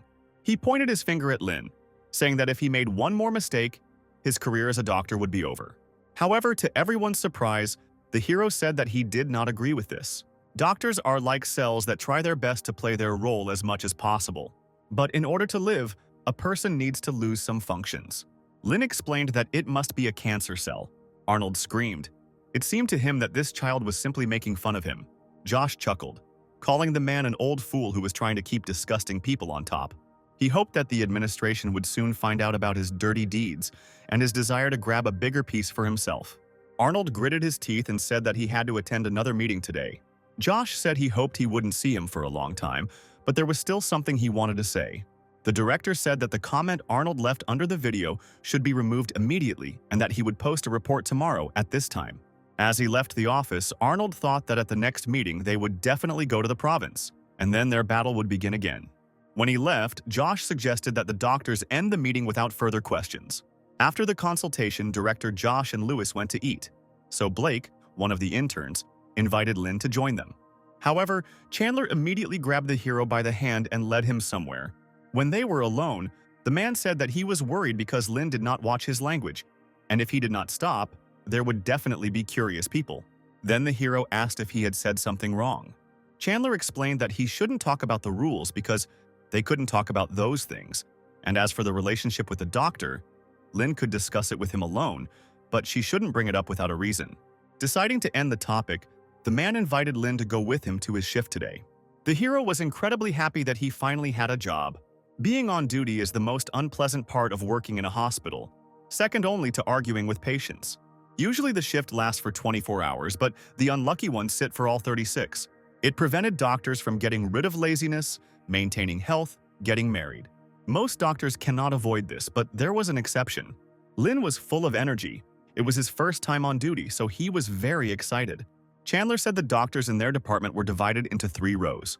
The first row consists of beginners and inexperienced doctors. There are toilets here, but no showers. The second row was mostly for experienced doctors. Everything was the same here, only designed for 2. And the third row was designed for 1 person. It was the most comfortable. Bed linen is changed by nurses. Moreover, there will be no time to sleep on night duty. Emergency calls will not be long in coming. Chandler said that if he could handle it, they wouldn't have to wake up the second-line doctors. And it was also important not to disturb the third-line doctors. No matter who took over, there would be swearing. It was also very important not to disturb the director. The man said that Lin would not work alone. He would only work when someone was watching him, and the hero realized that this meant that he would not be able to practice without a medical license. Soon Lin came to the nurses' station. They had already heard that today he began his first night shift. All the girls were very glad to see the doctor and happily invited him to take a seat at their table. They brought him a glass of water and did everything to make Lin feel comfortable. The young nurses noted that the doctor's skin was simply magnificent, but the hero said that he only used homemade soap. The head nurse was then forced to say that Lin could not stay there, but promised to inform him about the patients. The surveillance camera was also for the nurses. There weren't many patients in the hospital right now, so Lin could sleep. The hero asked to call him if patients had tendon ruptures. He needed to practice his new M-Tang technique. Then the hero said goodbye to the nurses and went to rest. The young girls looked after him. The young man clearly seemed special to them. When Lin arrived in his room, Dr. Lewis was already there. He said that the guy should sleep until someone woke him up. In case of an accident, there were 7 people left on duty today. With these thoughts, Lin went to bed. He was lucky to sleep through the night as no one woke him up. And when the hero woke up, he found a note on the dresser next to his bed, as well as essential items. The nurse informed him that she did not wake him up because there were no patients with tendon ruptures today, and also asked him to rest more. Soon Lin packed his things and returned to his family clinic in Nizhnyaya Kanavka. His father sat with the man, seeing his son. Robert said that business was going well today, and not because of the flu outbreak. He said that some people from Verkhnyaya Kanavka noted that their family had excellent skills and they had gone to great lengths to advise them. Moreover, the girl who gave them the carp yesterday said that it was a thank you gift. Lena's mother gave her a sun hat in return, and she liked it very much.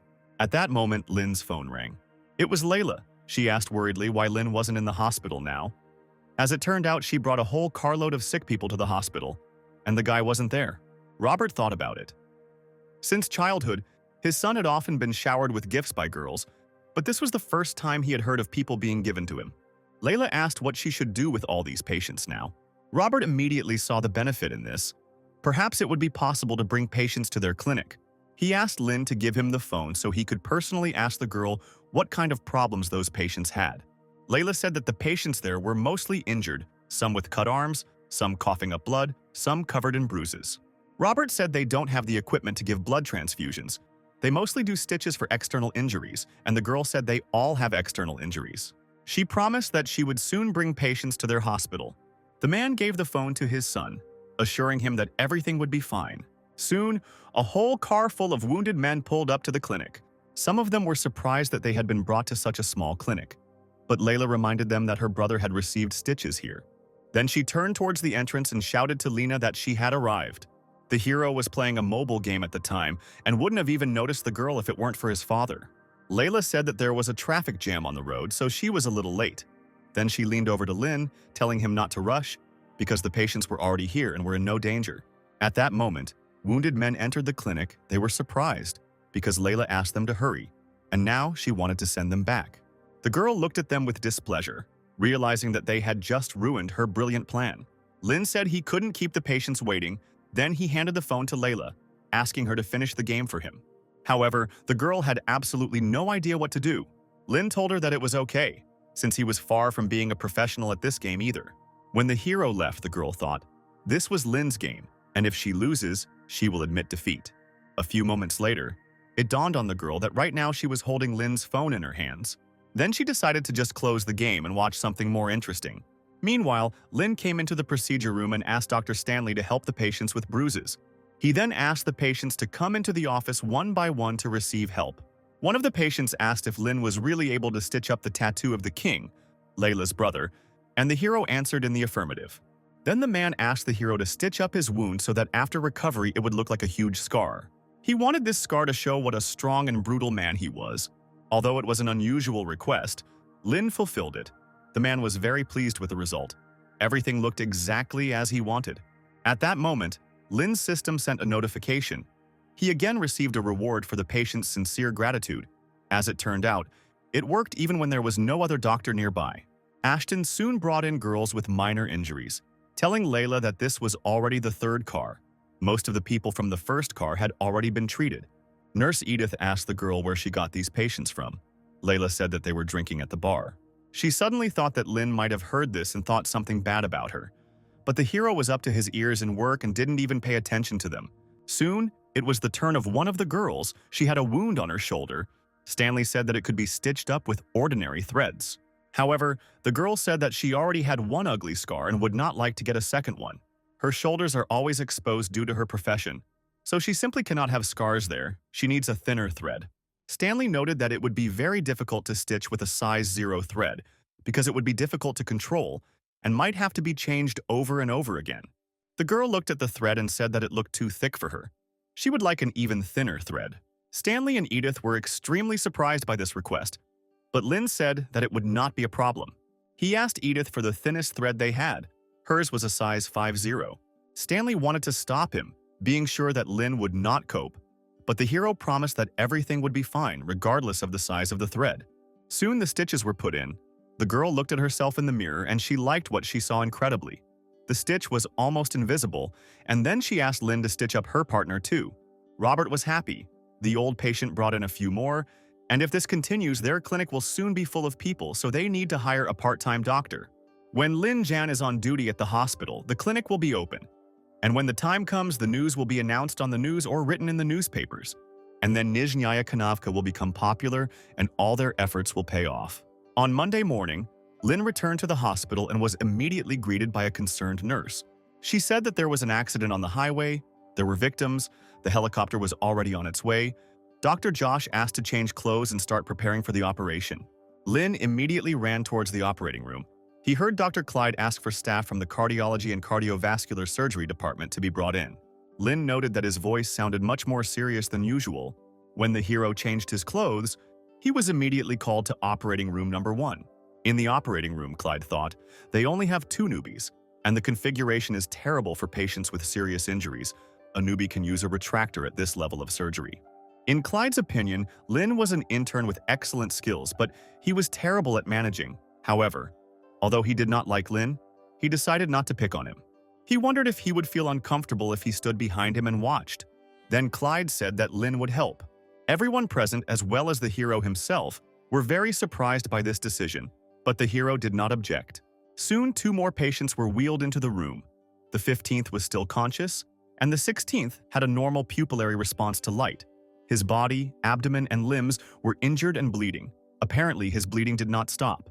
Clyde told the lab technicians to run blood tests and x-rays, ultrasounds, and move the CT scanner closer. We also need help from staff from other departments.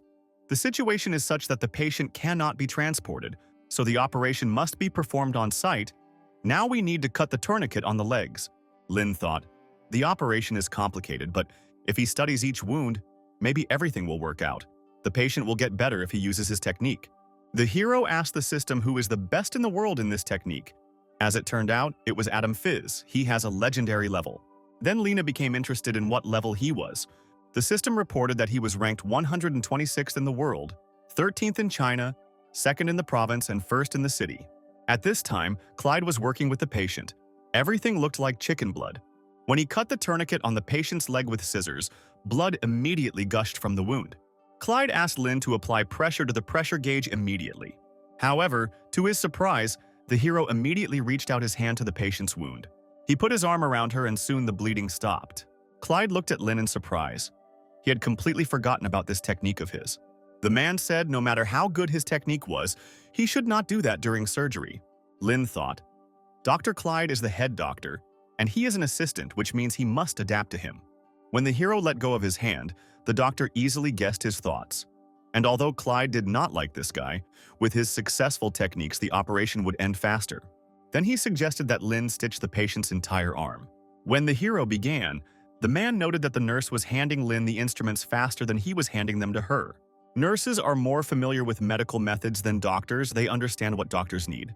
However, when Lin asked to hand him the microscopic glasses, Clyde became alarmed and asked what the intern was going to do with them. Lin said the blood vessels were open and the tendon was sutured. Realizing that the boy was causing trouble under his watch, Clyde yelled at him to stop as he only needed to treat the wound. Lin looked at him in bewilderment because the doctor asked him to stitch up his arm. Clyde was indignant, saying that it didn't matter, but the hero reported that the patient's arm was not working. The doctor shouted that he had only asked Lin to treat his hand, not to stitch up the tendons, which was why his hand wasn't working and that he should stop all of this immediately. However, Lin stood his ground. He had to at least finish. He was worried about the wounds. There were several bleeding wounds that didn't need stitches yet. Lin promised to do his best to stitch up the tendons without delay. Clyde was afraid of the delay, but what worried him even more was that Lin John had broken the rules again, no matter how well the wound was sutured or not. It would be a big problem if the patient lost the functionality of his hands. Clyde came up behind Lena and asked him to stop. The hero said that he was using the M-Tang technique, and if he stopped now, the tendon would be damaged. This answer made Clyde furious. This guy was clearly making fun of him. Who was he to use the M-Tang technique? Lin asked why not try, since the patient had a ruptured tendon in the second zone. The tendon of the human hand has 5 zones. The second zone is from the second joint to the front of the palm. It is the most difficult, meaning that almost no one can suture the tendon in zone 2 normally. This happened when Tang Jinbo, a professor at Nantong University, began to use the M-Tang technique. In addition, in self-testing, a good indicator, that is 70 to 80%, was achieved with the help of special equipment, not to mention technology. Clyde looked at Lin with displeasure. The powerful control that the head doctors had over the newcomers was based not only on rank, but also on the skill of responsibility. If the head doctor pointed out a mistake, the newbie would have to do as he was told. And now Clyde couldn't do anything, which meant he had no control over the operation. Lin said that doctor. Clyde couldn't come up with a better option, so he would continue. Everyone present looked at Lin in surprise. Could it be that he became the chief surgeon in the operation? Then Clyde asked to call Director Josh here. One of the doctors came out of the operating room and met Howie, the chief of hand surgery. He said that the M-Tang technique is used in the operating room. The men were shocked because they thought that Director Pan was the only one who knew how to use this technique. He even went to Japan for in-depth study. Doctors learn from experienced people, learn all kinds of techniques, but practicing a new skill is very expensive for doctors, so not everyone can afford it. Doctors learn new techniques, but focus on only one. And in this hospital, the best in the M-Tang technique is Director Pan. The doctor then called Howie into the surgery so that he too could see that Director Pan was no longer the only one using this technique. Soon, Director Josh arrived in the operating room and asked what had happened. Clyde reported that Lin was performing the operation without permission. Josh looked at the intern, who silently continued the operation, but confirmed Clyde's words. Josh asked the intern why he wasn't following the rules. Lin replied that he didn't know it was illegal, but he had already stitched up the tendons. Everyone present in the operating room looked at the young man in surprise. Clyde was furious because this guy kept pulling off all these tricks and the director still encouraged him. When the doctor realized that the director had not paid attention to his words, he became even more angry. Josh said that the chief surgeon was in complete control of the situation, and that Lin was required to inform him of what he was going to do and get permission before performing any procedures, especially ones like this. And Lin said that he would do just that from now on. The director asked Lin if he understood what he had to do. The hero assumed that Josh was offering him the position of chief surgeon. Clyde looked at what was happening in horror. This guy was going to replace him, but he wouldn't have known anything if he hadn't taught him. The doctor then turned to Howie, a hand surgeon. He asked to speak to Director Cheyenne in the operating room. Josh noticed the men's conversation, as Director Pan usually used this technique. Howie said that the M-Tang technique is Director Pan's specialty. Director Cheyenne is not very good at it. Then Josh asked to give him magnifying glasses. Now it was important to know how well the operation was going. Since he had never performed surgery on a hand, this was unfamiliar to him. However, the director immediately saw that the edges were neat, the seam was strong, and the damage was not that great. Then he asked Lin to finish the operation. Clyde asked the director why he told the intern to continue, and Josh objected, not understanding what else he could tell him. Clyde wondered if Director Josh was taking charge, and it didn't matter what happened to the patient, but he asked him if he could finish the operation on the hand once Lin was done. Josh said that if his man could do it, he wouldn't let anyone else do the surgery. Clyde was surprised by this answer. He forgot that Director Josh is the first in China who always defends rights. His values are based on expanding professionalism. At that time, expensive medicine was used to ensure the income of the doctor, and the surgical department was always left without funds. Surgeons had no choice but to fight for the right to operate on patients. No one was against it.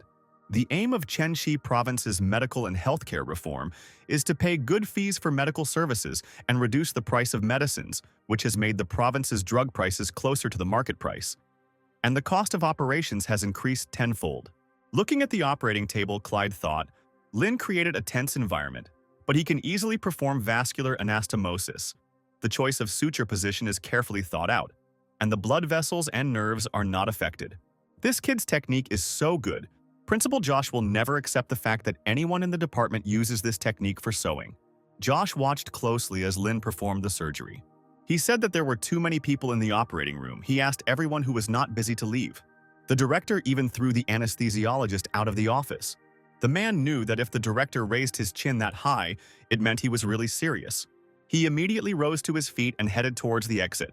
When only trusted people remained in the office, Josh suggested taking a break.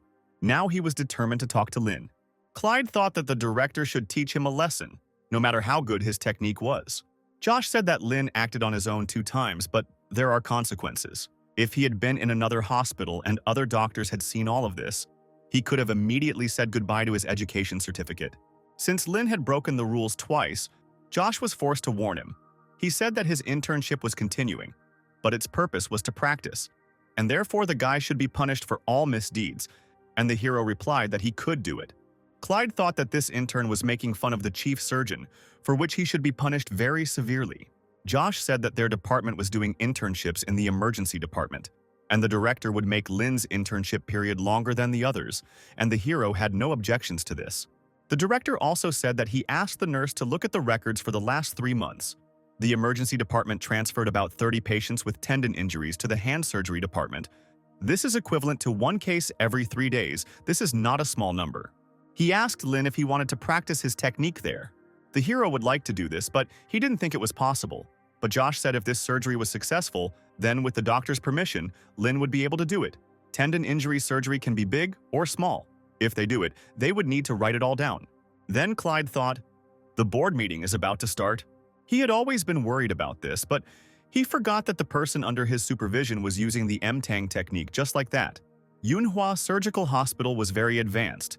If the director was right, then their department would be able to use the MTang technique in emergency situations. If all went well, it would add to their results for the year.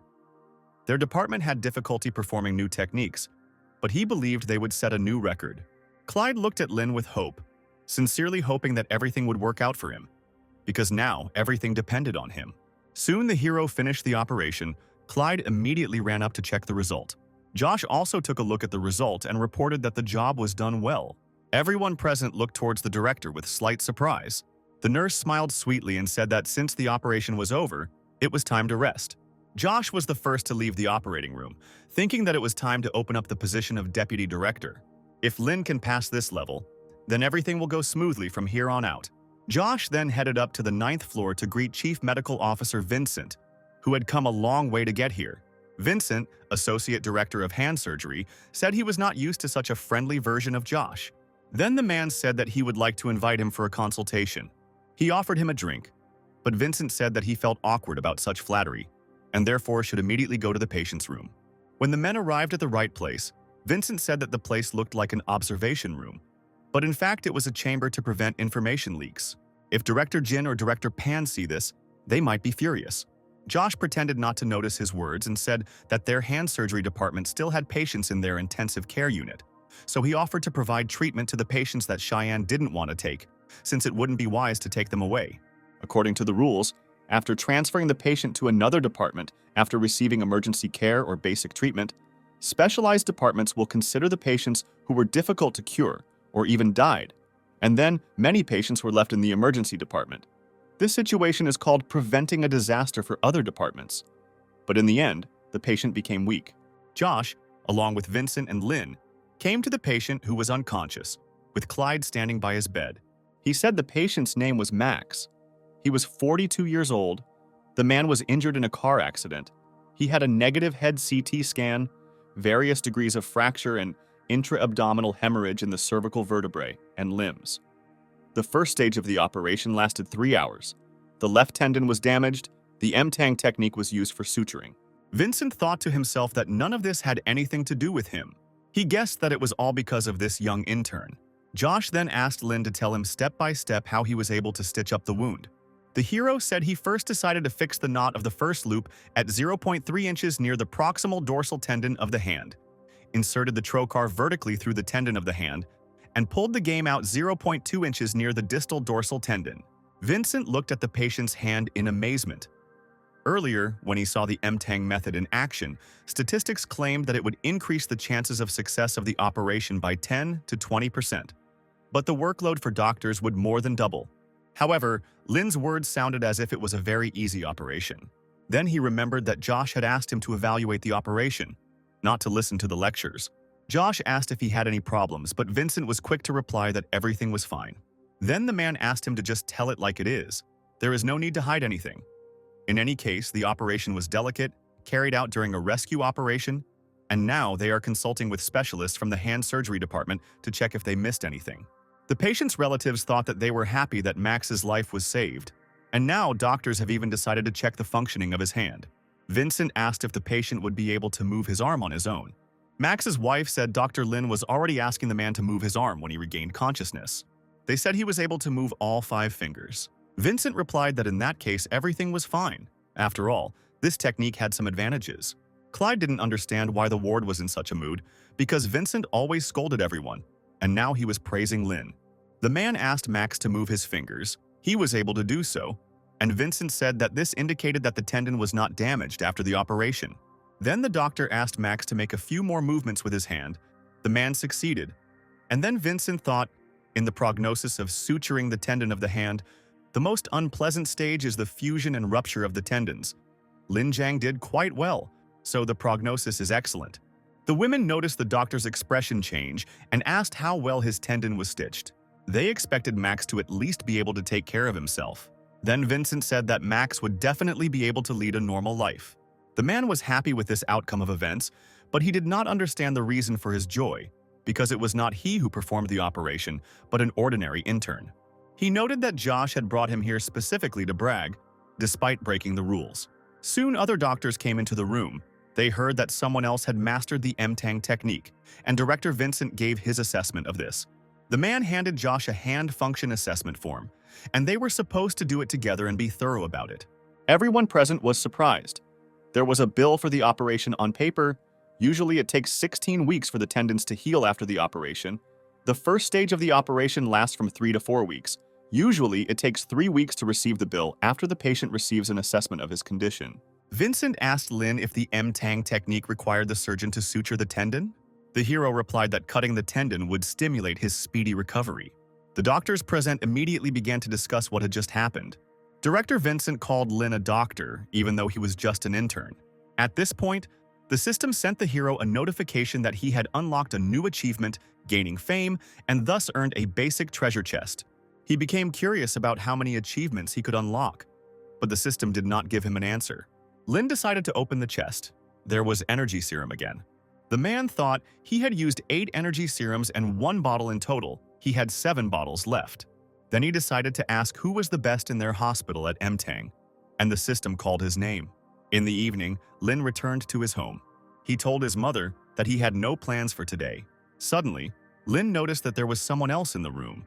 A little boy. The hero knew him. It was Duncan from the 12th Spring Temple in the suburbs of Manhua. Tanya patted the boy on the head, inviting him to stay with them for dinner. The family had planned a vegetarian dinner today. The woman asked what Duncan had come to see them about. The boy said that his master asked him to give them some ink. The abbot said that Mr. Lin would now be the chief surgeon, so Duncan came to congratulate him. Lin patted him on the head, telling him that he was still just an ordinary intern. Duncan said that the abbot saw a video of Mr. Lin on the internet. He said that Mr. Lin had grown a lot and that he would definitely become the chief surgeon. Robert said that Abbot Duncan seemed to be a clever man, and the boy should listen to him carefully. Then the parents turned to Lin, asking when he would become chief surgeon.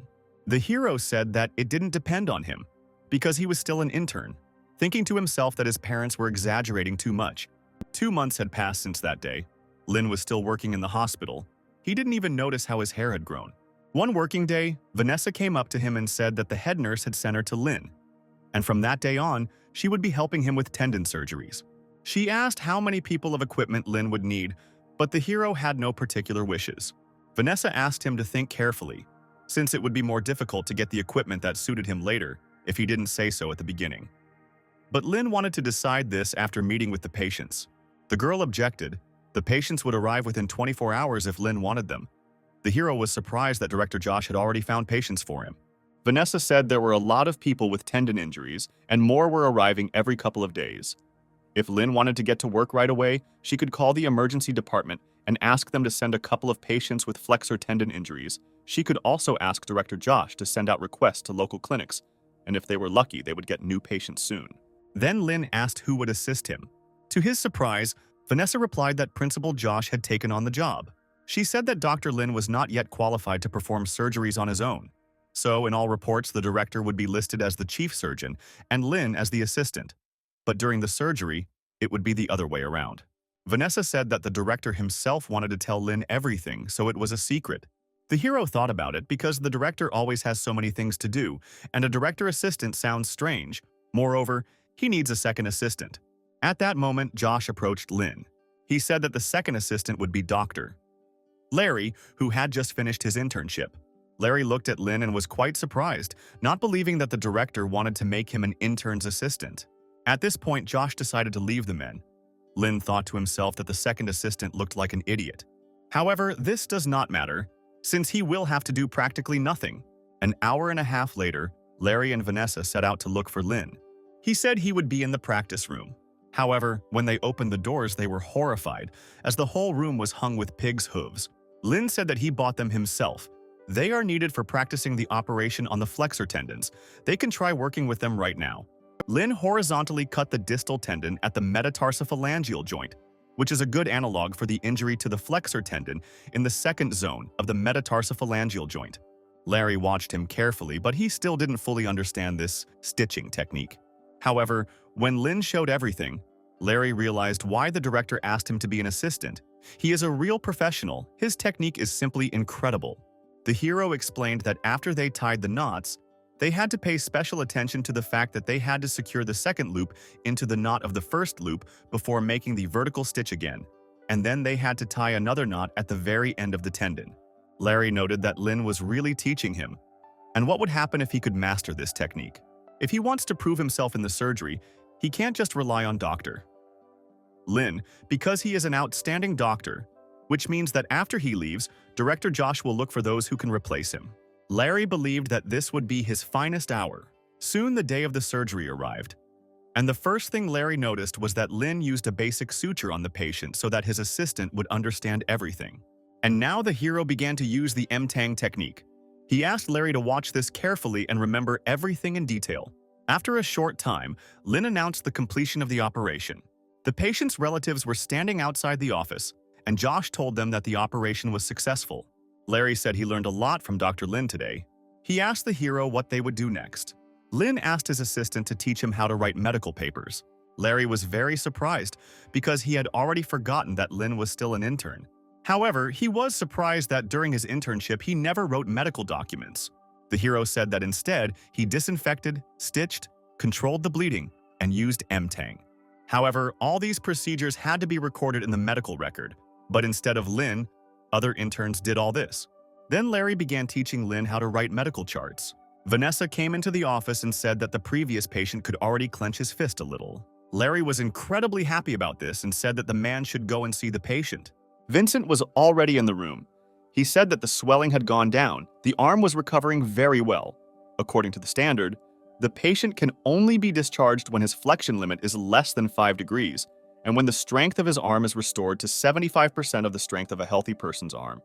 But overall, everything is fine. The patient's relatives thanked the doctor for the treatment, and the system gave Lin an ordinary treasure chest. John offered Vincent to look at Lin's results today. The man was surprised at how quickly he completed the operation. Then he said goodbye to everyone and went to examine the next patient. Josh asked Lin to pay more attention to the previous patient. He will be responsible for the 1st and 5th beds for 2 days. If the patients recover, then Josh will find others for the guy. He also said that they could have dinner at 7 p.m., perhaps with the headmistress Jacqueline joining them. Lin happily accepted the invitation. Soon it was evening. The business manager of the medical company, Manhwa Selena, together with her partner, a medical representative named Huang, was heading towards the restaurant. She said that people are so easy to spread terrible rumors about the food in the departments, so you have to choose small, beautiful restaurants. You need to consider the details. The food must be good. Huang noted that the girl is true to herself, but this time, she was very nervous. Selena said that head mistress Jacqueline had a lot of power in Manhua Hospital. They should take advantage of it. But Huang needed to establish a good relationship with her. Soon, the director of Manhua Hospital, Jacqueline, arrived at the restaurant, followed by Josh and Lin. Seeing the young man, Selena immediately blushed. She did not expect to see such a handsome man. Huang thought that with such a face and figure, he would certainly be suitable for the role of a medical representative. Selena hurried over to Lin, complimenting his appearance. She asked him if he would like to become a representative of the medical industry. However, the girl immediately caught herself thinking that she shouldn't get lost over such a trifle, because right now, the most important thing for her was work. So she hurried to greet directors Josh and Jacqueline. The woman introduced Selena to Lena, saying that he was the chief surgeon at Mtang Technique in Yunhai in the emergency department. Selena shook the guy's hand, saying that from now on they would take care of each other. She then asked the guests to come to the table and talk in a more pleasant atmosphere. Juan thought it was his time to show off and used his signature skill, the sunny smile. When everyone sat down at the table, Jacqueline said that they should first order food for Dr. Lin. The young people have a good appetite, so they, the old people, will eat modest dishes, Juan thought. Selena got him to accompany the director, but now he asks him to accompany Dr. Lin. Apparently, she is using him. However, the man decided to keep a straight face because he is a medical representative. He wanted to offer Lin help in choosing dishes, but the hero asked the waitress to bring him only a glass of water. Juan was offended at being so brazenly ignored. Once everyone's drinks were brought, Selena said that the torn tendons needed to be scanned with an MRI. Otherwise, it would be inconvenient if every patient had to be sent to the medical technology building. In the future, when the MTang program is launched, it will take very little to get on the waiting list, but it will require an MRI machine. Juan didn't understand why Selena was so straightforward, because the prices for MRI machines are very high. Of course, there are cheap and expensive models, even if they are domestically produced. The nominal price of imported models with superconducting magnet is more than 10 or 15 million yuan. This machine is worth more than a person. Seeing the mockery on her partner's face, Selena immediately whispered to him to put on a smile and create a normal atmosphere at the table. Jacqueline said that if they bought an MRI machine specifically for the Mtang technique, then the newcomer Lin would become a real big shot in their hospital. Josh said if I was going to buy one, I should go with their department. He always wanted an MRI machine, and now they can't even do one MRI, which is too bad. Jacqueline chuckled, saying that this was not something to discuss over dinner. It was a trap they had set for their guests, so the man should forget about the expensive MRI machine. They should settle for just a pet. Lin brought the director a bottle of wine, saying that he was almost finished, so he would go on duty at the hospital. Jacqueline said that Josh can drink whatever he wants, but not too much because he is a surgeon. Huang wanted to raise a toast to the head mistress, but the woman interrupted him, saying that it was amazing that Lin Zhan had performed his first operation using the Mtang technique in the emergency department of Yunhua Hospital, and the hospital would definitely support him. However, they cannot buy an MRI machine and pay for a new operating room, but we can buy a suitable microscope. Unfortunately, the director of the hand surgery department also once used the Mtang technique. It was a complete failure. Otherwise, Jacqueline could have allocated part of her budget for the doctors to improve their equipment. Josh said that Dr. Lin and Deputy Department Director Pan have been using the Mtang technique successfully, but the hospital only tests the person who performed the first case, which is unfair to their department. The man suggested postponing the purchase of the MRI machine and focusing on the Mtang technology project. Then, the other hospitals would invest a lot of money to win this race. Selena recalled being told once that developing new technology was like planting trees. When you plant a seed, it takes several years for it to grow into a tree, but first you have to wait for someone to sow the seeds. Jacqueline said that Dr. Lin is just like a gardener. Josh said that Lin is a doctor who grew up in their hospital. His technique runs in the family. Jacqueline suggested that they stop joking. She couldn't believe that there was anyone who passed on the Mtang technique as an inheritance. Juan chuckled at how stupid that assumption was, earning Selena's wrath once again. The girl apologized for her partner's words, asking the directors to continue their conversation. Josh said as far as he knows, Their department's deputy director Pan often invited MTang technique experts to their hospital. About 4 years ago, he was their assistant and memorized everything during the training process. Deputy Pan studied this technique for more than 4 years, but still went to Japan for training. He added that Lin was not such a weirdo, Headmistress Jacqueline could prove it, so shouldn't the money saved by old Pan and young Lin be used to conduct an MRI? At least it should be enough to install an operating room and a recovery room. Selena said that it should be done immediately. Nowadays, hiring a freelance surgeon is very expensive, with the minimum cost being 20,000 to 30,000 yuan, not to mention the need to arrange transportation, accommodation, and seminars. Jacqueline replied that the situation with Old Man Pan was a little different. It wasn't like he only knew the M-Tang technique. Jacqueline was in favor of a rehabilitation room and also didn't rule out the presence of an operating room. But the hospital couldn't just take and re-equip the department for them. Josh said he would soon bring up the topic of adding an operating room to the orthopedic department, and he didn't care at all what Pan thought, even if he was negative. Using M-Tang technique to rupture the tendon can be considered as an advanced technique in the whole country and even in the whole world. First, a plan needs to be developed. The man asked Jacqueline to come next year to see their result. The woman agreed, chewed the men's success. She suggested that Lin drink another glass to celebrate and end the evening. Juan said that he would take the wine left on the table for himself.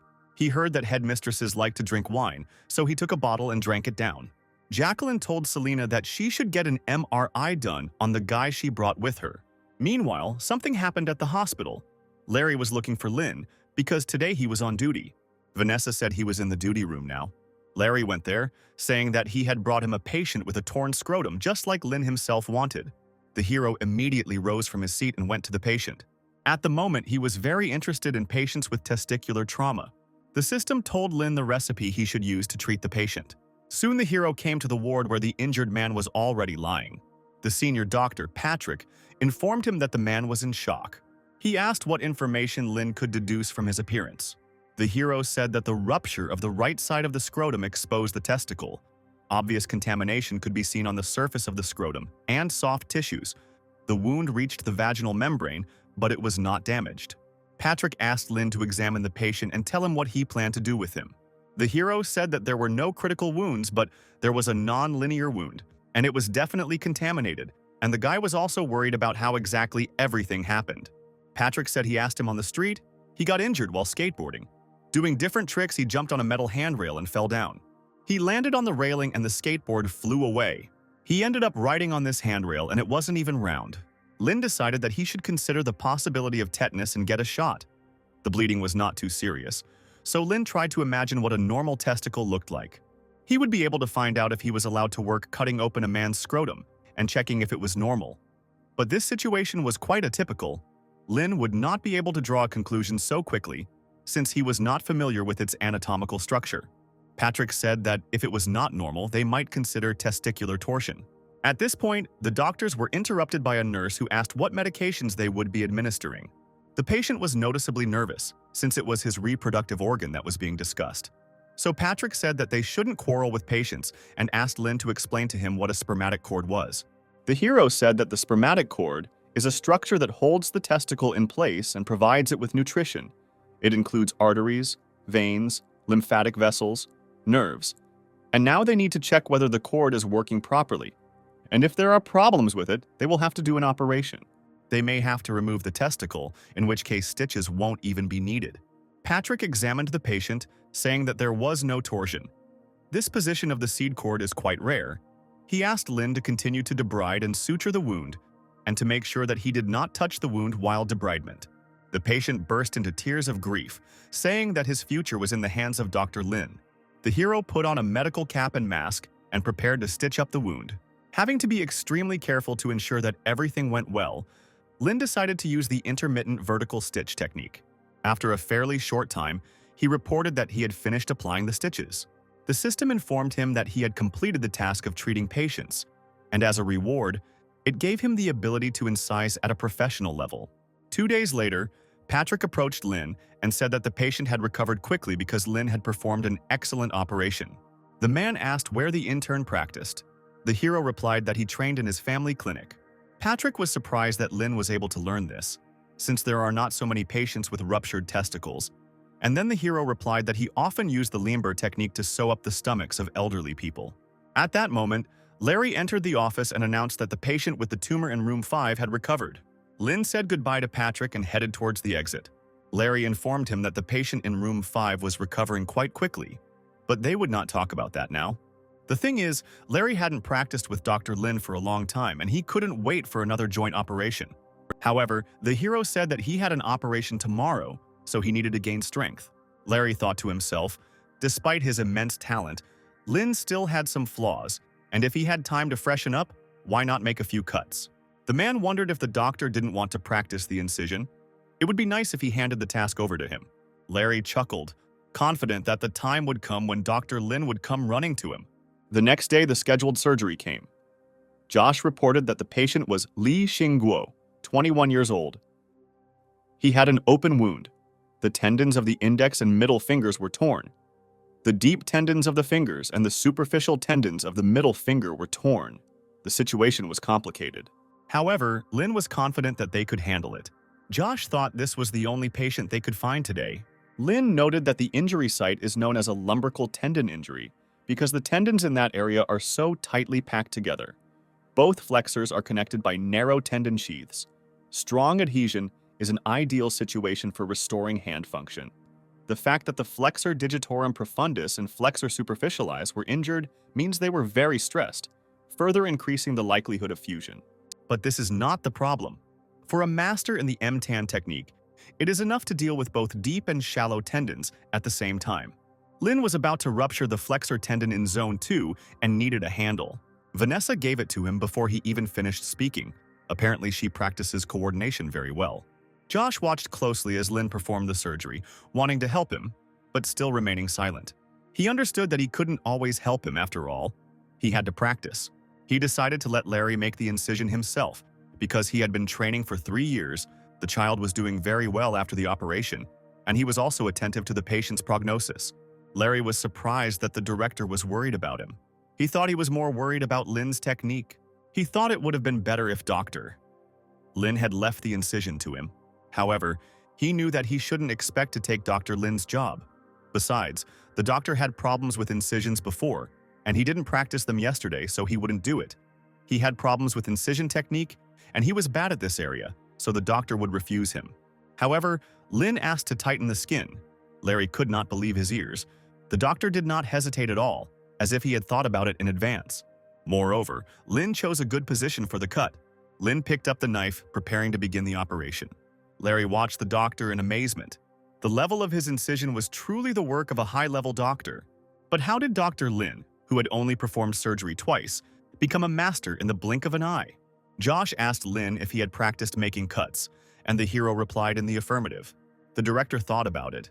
He always knew he was smart, but he didn't expect his knowledge base to be so vast. If someone told him that a person could become the best at cutting in just a few days, he would definitely shower that person with choice insults. However, he didn't understand what had happened to him. Maybe he hadn't given it his all last time. But as far as Josh remembered, the last time his movements didn't look like he was faking it. Then Lin asked to remove the skin. Larry watched the doctor's hands closely, feeling ashamed of his thoughts about Lin John being arrogant, and also about how he should have made the incision instead. He said that some uninformed people might think that Lin was using some secret technique. However, John said it didn't matter what others thought. He then asked Lin if he really bought pig's feet to practice his skills. The hero said that he bought them from time to time. The director said that this wouldn't work, since he was still an intern, and the allowance of several hundred yen a month was not enough to buy pig's feet. Lin does not have to pay for training materials out of pocket. Even though the emergency department cannot afford to build a practice room, they must act according to the circumstances and provide an environment in which their staff can improve their skills. One of the doctors present at the operation understood what the director was hinting at and took note. Josh continued by saying that Lin should apply for compensation for the purchase of pig's feet, and since he does not yet have a certificate of qualification of a doctor, it is possible to do this. Even if he is the chief surgeon, the official reports will have Josh's or Larry's name. The director promised the hero to transfer the cost of the operation after it was transferred to his account, because Lin deserves to be paid for the work. Larry looked at Lin with enthusiasm, wanting to learn the M-Tang technique like him. Meanwhile, the operation continued for another 2.5 hours. After that, Lin announced its completion, Josh was extremely surprised that it took so little time. The hero said that he checked the medical equipment and can now return. Josh left Larry to monitor the patient's condition after the anesthesia and headed towards the exit of the operating room. The man looked after Lin, dreaming of becoming like him, but first they needed to somehow get closer. Meanwhile, the hero went to the bathroom to take a hot shower. Chandler waited for him to be free and was already beginning to fall asleep. He said he came to tell Lin about dividing the money. He said that the director of the department would soon come to visit them, and how much he would give Lin for the operation was up to him to decide, so the guy didn't have to worry about that. Director Josh was worried that there might be a misunderstanding because the money would be transferred to his card. So he asked Dr. Chandler to explain everything to Lin. The man explained that their hospital complies with the standards. The cost of the operation is determined by the Bureau and is not subject to change. The first allocation is determined by the hospital and the second by their department. For example, Lin performed flexor tendon reconstruction surgery.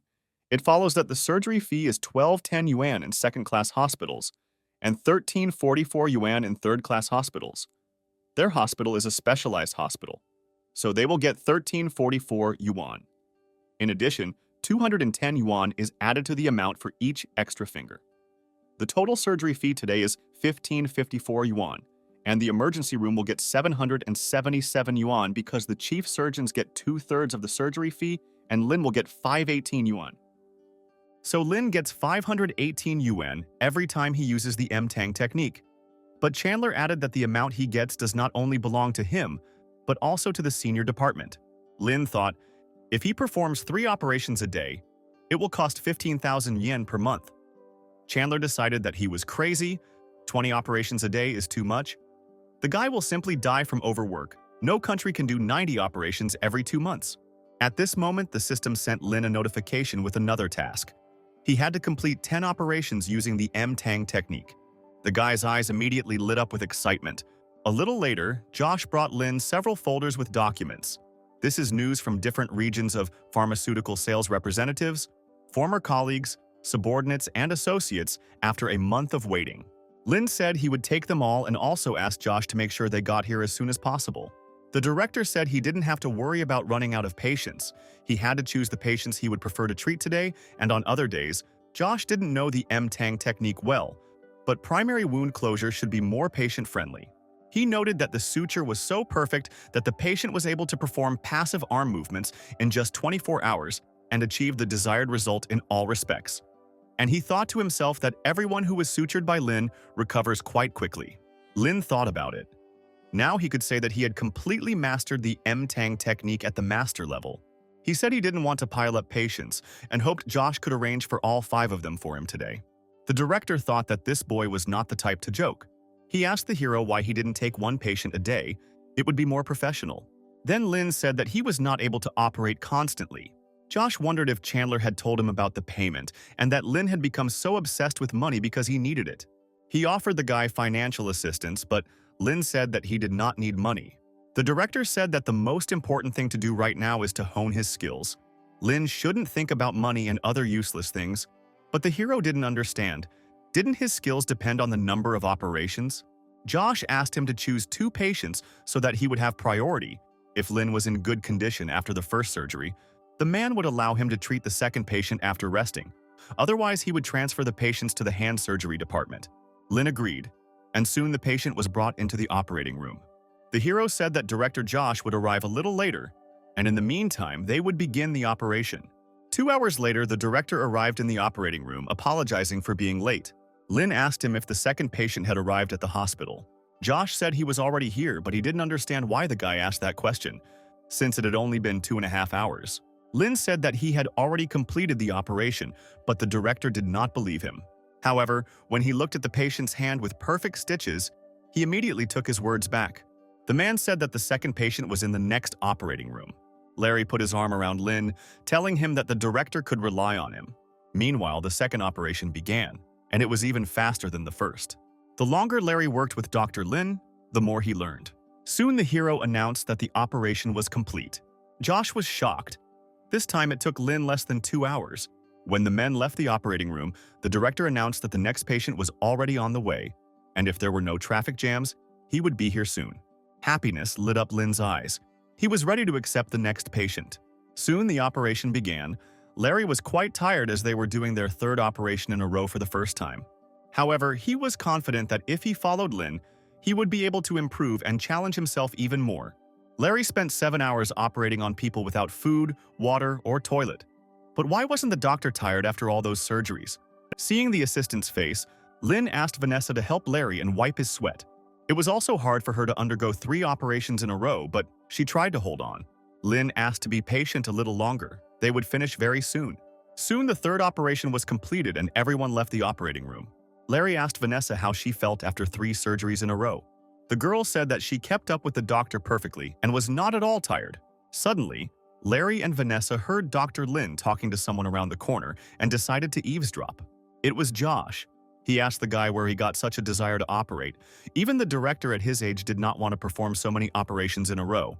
As much as Lin would like to perform a few more surgeries, there are no more patients, so they will talk about it tomorrow. Lin agreed, but added that he would perform 5 operations tomorrow. Larry looked at the doctor in amazement. If he wanted to perform 5 operations on him, then he needed to prepare something. Suddenly he saw a nurse and another doctor approaching the men. They were medical intern Marty and nurse intern Cheryl. They brought the doctor fruits and special products from another province. Lin looked at the bag of food. There were 2 salted fish, but the men did not know how to eat them. Marty explained that they simply need to be stewed, although you can also steam them with nuts or tomatoes or with tofu or even with soybeans, and it will be even tastier if you eat the fish together with pork stomach. Lin interrupted the man, asking what they wanted from him. Marty said he watched all the videos of Lin performing surgery using the M-Tang technique and decided to offer his help and assist him. Moreover, using this technique takes a lot of time, and Larry's assistant looks like he's about to die of exhaustion. The young man became incredibly angry and could no longer remain silent. He came flying out from around the corner, screaming that he wasn't tired at all, and then began threatening Marty. Then Larry thought about it. He caught himself thinking that he was jealous of Marty, and that was not good. The man decided to calm down and then said that the doctor could take the salted fish back to his home and cook pork legs with it, which was his favorite dish. Then Josh decided to intervene. They didn't have time to argue, since they had 5 surgeries to perform tomorrow. The next day, Larry brought a whole pot of delicious food to the hospital. All the doctors immediately surrounded the guy, wanting to taste the most delicious treat. Larry said that he had bought and cooked some pig's feet and suggested that Lin try them, since they had to perform as many as 5 operations. Chandler noted that the dish turned out simply wonderful. Larry said that they are not difficult to cook at all. After you cook them, you need to fish them out and strain the broth. Put the stew in the refrigerator and stew again after a few days. The broth can be used again to cook the meat. It will be very tasty. It does not matter what meat you choose, it will still be great. You can also add pork ribs or mushrooms. Chandler asked the boy to come to him after dinner so that he could give him money for the food.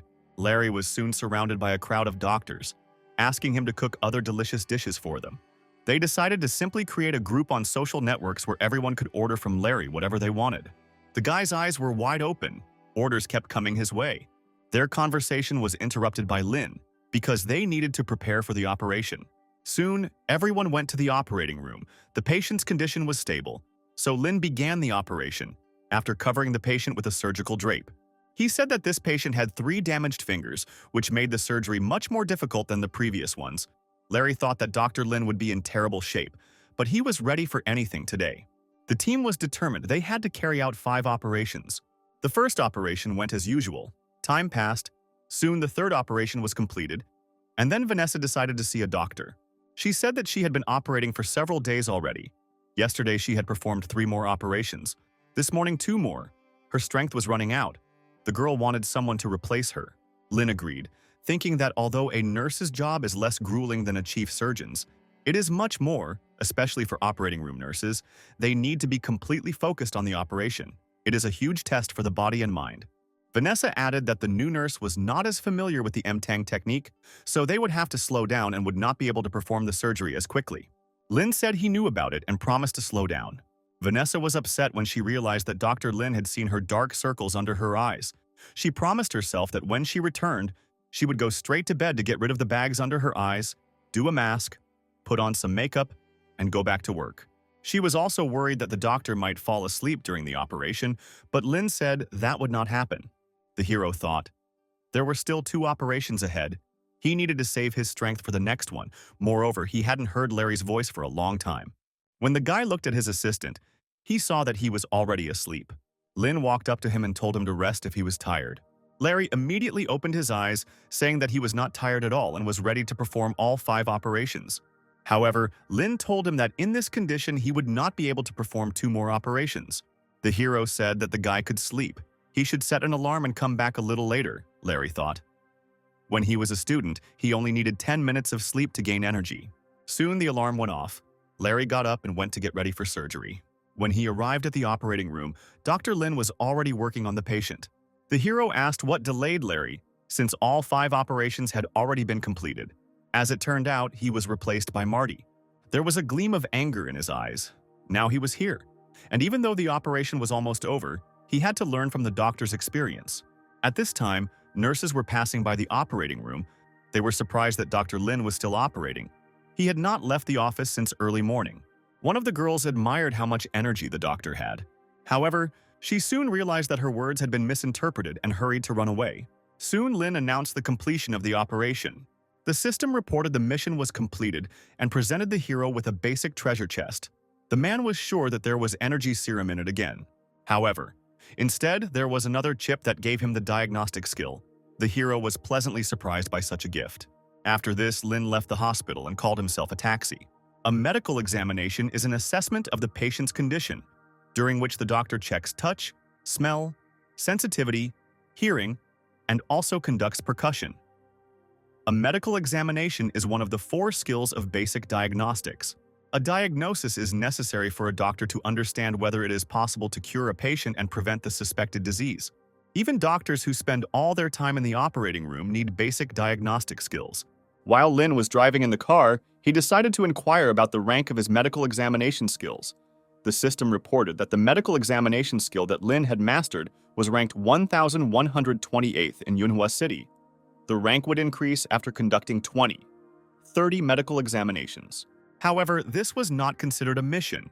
It was necessary in order to gain experience.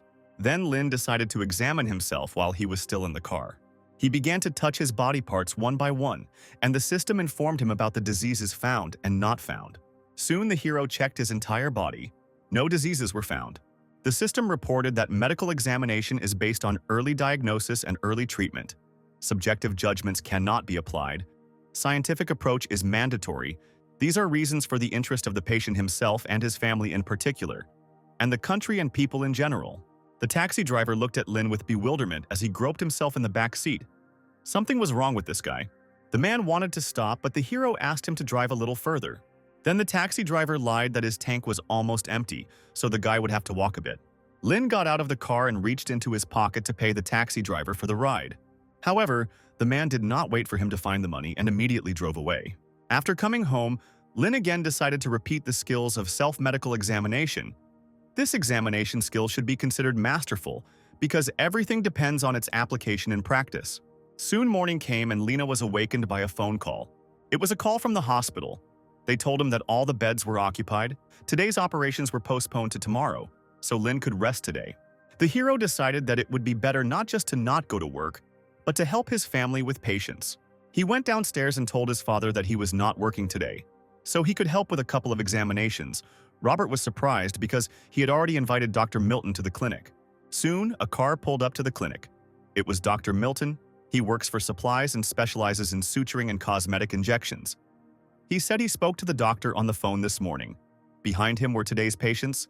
Dr. Felice and Zan came to help. Dr. Stanley said that Lin would be helping them with the examinations today, and Robert was indignant at this time. Inviting Dr. Milton cost 200 yuan a day. He spent it in vain. The hero put on a white coat. He was very pleased that today there were so many patients on whom he could practice his examination skill. After being examined by Dr. Lin, the girls were to see Dr. Milton. Lin decided to ask the system if his survey skill had increased. As it turned out, it had increased by 1 level. Lin was pulled out of his thoughts by the girls. They also wanted to undergo a medical examination with the hero. Robert watched proudly as his son improved every day, because it meant that more and more city residents would come to see them. Milton offered to replace Lin and examine the girls. Thinking that the guy was already tired for today, Hearing this, the girls immediately rushed to come up with ridiculous excuses and leave the clinic. Lin looked after them in bewilderment. The next day, the hero returned to the hospital. Early in the morning, he immediately went to the patient to conduct an examination and assess how he was recovering. The man was surprised that the examination was taking place so early. Lin said that he wanted to conduct a detailed medical examination. The hero reported that the man has a lot of sedentary work and gastritis. Today, he will check the condition of his chest, abdomen, head, and neck. The nurse noted that the doctor was too serious. The hero said that before there was no need to carry out examinations, but now that she appeared, he must carry them out. The girl objected, because Dr. Lin rested only once, and that was yesterday. He even came today a few hours earlier. At this rate, he will be very tired by dinner, and he will not have time and energy left for his girl. Then the hero said that he doesn't have a girlfriend. All his energy goes to operations. After the examination, Lin went to Larry's office, who informed him that they had 3 patients today. Lin decided to deal with them, and then it would become clear whether new patients would come or not. At that moment, Marty approached the men and said that he would contact other hospitals because the M-Tang technology works so well that many hospitals would be happy to refer patients to their department. Lin said the more hospitals he called, the better. But Larry was adamant that it was quality, not quantity, that mattered. Marty added that he recently saw a new issue of Chinese intensive care medicine, and Lin's name was in it, and his work entitled Controlling Bleeding with Bare Hands, without surgical preparation by precisely applying pressure. During Glissen's capsule, sutures was simply amazing. At this point, the system informed the hero that the task of writing a dissertation had been completed, and he was to receive a medium-sized treasure chest as a reward. Inside the chest was a chip that granted Lin the experience of dissecting 3,000 upper limbs. Lin thought, "This is a process of regional anatomical concealment." These monotonous, repetitive, uninteresting dissections provided so much information. Performing dissections of 3,000 upper limbs is comparable only to the ability to control bleeding with bare hands to perfection. This is the knowledge that doctors devote their entire lives to studying. Now, even when Lin just looks at his hands, the information that pops up in his brain becomes the perfect metacarpus, the perfect phalanx, the perfect thenar, the perfect hypothenar, the perfect lumbrical, the perfect transverse palmar crease, the perfect distal carpal crease of the perfect human body. At that moment, Vanessa entered the office. She grinned, thinking that the doctor was doing palmistry. Then the hero replied that he was thinking about the anatomical diagram of the hand. The girl grinned. This guy was charming, but it was impossible to talk to him. Then she decided to offer her palm to Lin to tell her fortune. The hero thought, "You can't get much information just by looking at your own hands, so why not look at someone else's and compare them to his?" The man looked closely at Vanessa's palm. The dorsal palmar crease was not noticeable. The metacarpus was pleasant to the touch, slightly smaller than usual, nothing special. While the nurse was worried about the fact that she and the doctor were holding hands right now, Lin thought, compared to the experience of hiding 3,000 upper limbs, Vanessa's hand was not deformed. There was nothing special, so there was no point in studying it. Lin silently let go of her hand, sighing thoughtfully. Vanessa didn't understand why he reacted that way. The hero said that he found that her little finger was shorter than usual and assumed that the middle part was also miniature. He carefully felt her hand and could notice that it was not quite standard from an anatomical point of view. Vanessa sighed resignedly. She clearly did not expect such an answer. Their conversation was interrupted by Larry. He said that the operating room was ready. The patient had a laceration on one finger. Soon everyone arrived in the operating room. Now Lin will perform the operation to restore the finger. All those present were also ready. Lin began to analyze the situation. The skin on the patient's palm is rough, but it becomes thinner towards the thenar. There is a thickening at the intersection of the palm and hypothenar. If you cut it and open the skin, then you need to apply pressure sequentially. The hero noted that the experience of 3,000 upper limb dissections had a huge effect on the operation. Larry noted that Lin made a wonderful cut. Suddenly, the operating room opened and Josh walked inside. He asked the doctors to continue their work and he brought some friends to demonstrate Dr. Lin's skills to them. Behind the man stood Bernard, director of the Changxi Provincial Maternal and Child Health Center. He didn't believe that this child actually performed an operation with the M-Tang technique in just 2 hours. Josh introduced the men to the Manhua Hospital Emergency Department's M-Tang technique. the best method for suturing difficult areas. Lin worked for only a short time and then reported that the operation was complete. Everyone present was in shock. Then the director invited Bernard to watch the next operation. Marty reported that the patient had already arrived and was now being prepared for surgery, which would take place in the second operating room. Josh asked if Lin wanted to have the surgery now or if he would rest first. The hero said that since the patient in the second operating room had a laceration on one finger, it was worth operating on him now. It would take about half an hour. Bernard chuckled. Apparently, Principal Josh had prepared quite a show for them. Josh said they worked hard behind the scenes to put on such a world-class show, and if Bernard watched a few more surgeries, he'd see the full power of their emergency department. Soon the next operation began, and the guests noted that the speed of Dr. Lin's hands was simply incredible. Bernard thought it was a joke at first, but he actually completed the operation in 30 minutes. The main difference between conventional tendon anastomosis and the M-Tang technique is the different suturing strength. The double Kessler suture is looped and requires inserting a thread from one part of the torn tendon and connecting it to the other. M-Tang technique is a 3-strand suture to avoid excessive damage to the tendon. The main focus is on how to pull out the 3 main threads of the suture. This technique requires 3 times less time than the Kessler suturing technique, but the complexity of the operation is 3 times higher. 30 minutes for one phalangeal suturing speaks of the doctor's professionalism. If an hour is spent on a single phalangeal suturing using the M-Tang technique, then the operation is performed quickly. Taking into account all the possible complications during the operation, it is quite logical to expect that the process will take 1.5 or even 2 hours. Before Bernard could finish his thought, Lin asked Vanessa to check and count the bandages. Those present could not believe their eyes. Was the operation really already over? Bernard suggested that this was a fake doctor, and the nurses were just actors. Josh immediately became indignant, promising to eat the entire operating table if it turned out to be a performance. Lin Jiang reported that the operation was completed, and he managed to complete it in 21 minutes. Bernard then asked if the director had any more operations today. He still thought that the speed of this operation was just a coincidence. Josh visibly tensed as he looked at Lin. However, the hero assured him that he would be able to continue and perform more operations. He left the rest of the stitching to Dr. Larry. Then, Josh gathered everyone and led them into the third operating room for the next operation. Soon, Lin performed several more operations. Bernard was in shock. To make a tendon cut, the doctor would need 20 to 30 minutes just to prepare. And Lin performed the entire operation in that time and did not even bat an eyelid. Something was clearly wrong here. When Lin got the tendon out, he placed it correctly and then adjusted its position. That was the most frightening thing. The man was soon informed that the operation was almost complete and had only taken 10 minutes. Bernard suggested to Josh that he allow this brilliant doctor to take part in the conference. The director chuckled, asking if Lin was not qualified enough. Bernard shouted, "This technique is equipped with more than enough. It's just that there are a lot of pretty female doctors at the conference, and Lin is an attractive guy. It's wrong to hide such a doctor in the operating room. Josh should show him to the whole world." Soon the hero reported that the operation was completed. As Josh walked outside, he thought about Bernard's words. It was decided that Lin needed to be transferred to a new level. Thanks to Director Josh's visit, there were now plenty of patients. For Lin, this was an excellent opportunity to perform as many operations as possible.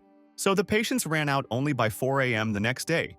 Larry was incredibly tired, and Marty was wondering what was wrong with Dr. Lin. The thing is that the hero just looked at the ceiling. The men decided that geniuses have their own oddities. But in fact, Lin was looking at the system notification. It reported the completion. To practice the M-Tang technique on 50 patients, as a reward the hero received an energy serum. When he lowered his head, Marty decided to address him. He said that Director Josh wanted to disturb Lin during the operation, but he asked me to tell him that after work he needed to get a good night's sleep, get up early, and get ready. Go to the Wyndham Hotel before noon and wait for him there. The International Medical Conference of Manhwa Hospital Emergency Department, held in Wyndham Department every year, has been developed and organized for several years and is now the medical conference of Jiangxi Province. The poster showed all the doctors involved in emergency medical care, including a doctor from the emergency department of Manhua Hospital. This doctor has performed M-Tang surgeries many times, and he is only an intern at Manhua Hospital. One of the visitors took a photo of Lin and sent it to some girl, saying that this handsome guy meets her high standards. Perhaps he could be lured to work at the Wyndham Hotel. This girl turned out to be Selena. She thought about the fact that this year the conference coincided with the announcement of the project of the Emergency Medicine Center. Every hospital wanted to participate. Since there are so many professional and large emergency departments of the Urgent Care Center, the Urgent Care Center's bills should not decrease after the end, which means there is an incredible opportunity for their company, which is why everything must be top-notch.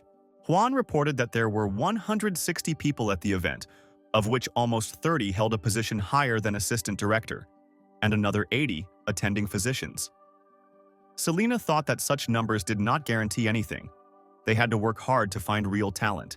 At that moment, one of the workers approached the girl and said that they didn't have enough brochures. Selena yelled at her and ordered her to get more brochures from the warehouse instead of messing around, but that wasn't the problem. As it turned out, there were no brochures in the warehouse. Many girls were extremely interested in the new doctor of Manhwa Hospital. They took everything apart in an instant. Selena was shocked. All 300 brochures were taken apart. This Dr. Lin turned out to be more effective than the entire advertising department. At that moment, Selena received a call from Bella, an oncologist from a provincial cancer hospital, who said it was a great idea to set up a blind date. Selena listened to her friend in bewilderment, not understanding what she was talking about. Meanwhile, Juan arrived in the hall. He announced that director Josh would arrive in the afternoon. He was performing today and had a lot of things to do, and then offered Lin some snacks. However, Lin decided to choose what he liked. At that moment, Madeline approached the hero. She introduced herself as the head of the emergency department of the provincial children's hospital. She watched the video where Lin controlled the bleeding with his bare hands and would like to know where he learned to do this. The hero replied that he learned this at his family's clinic. Madeline suddenly started asking him strange questions, like how many people were in his family. Then the woman called a young girl, Yasmin, to her. She was her daughter.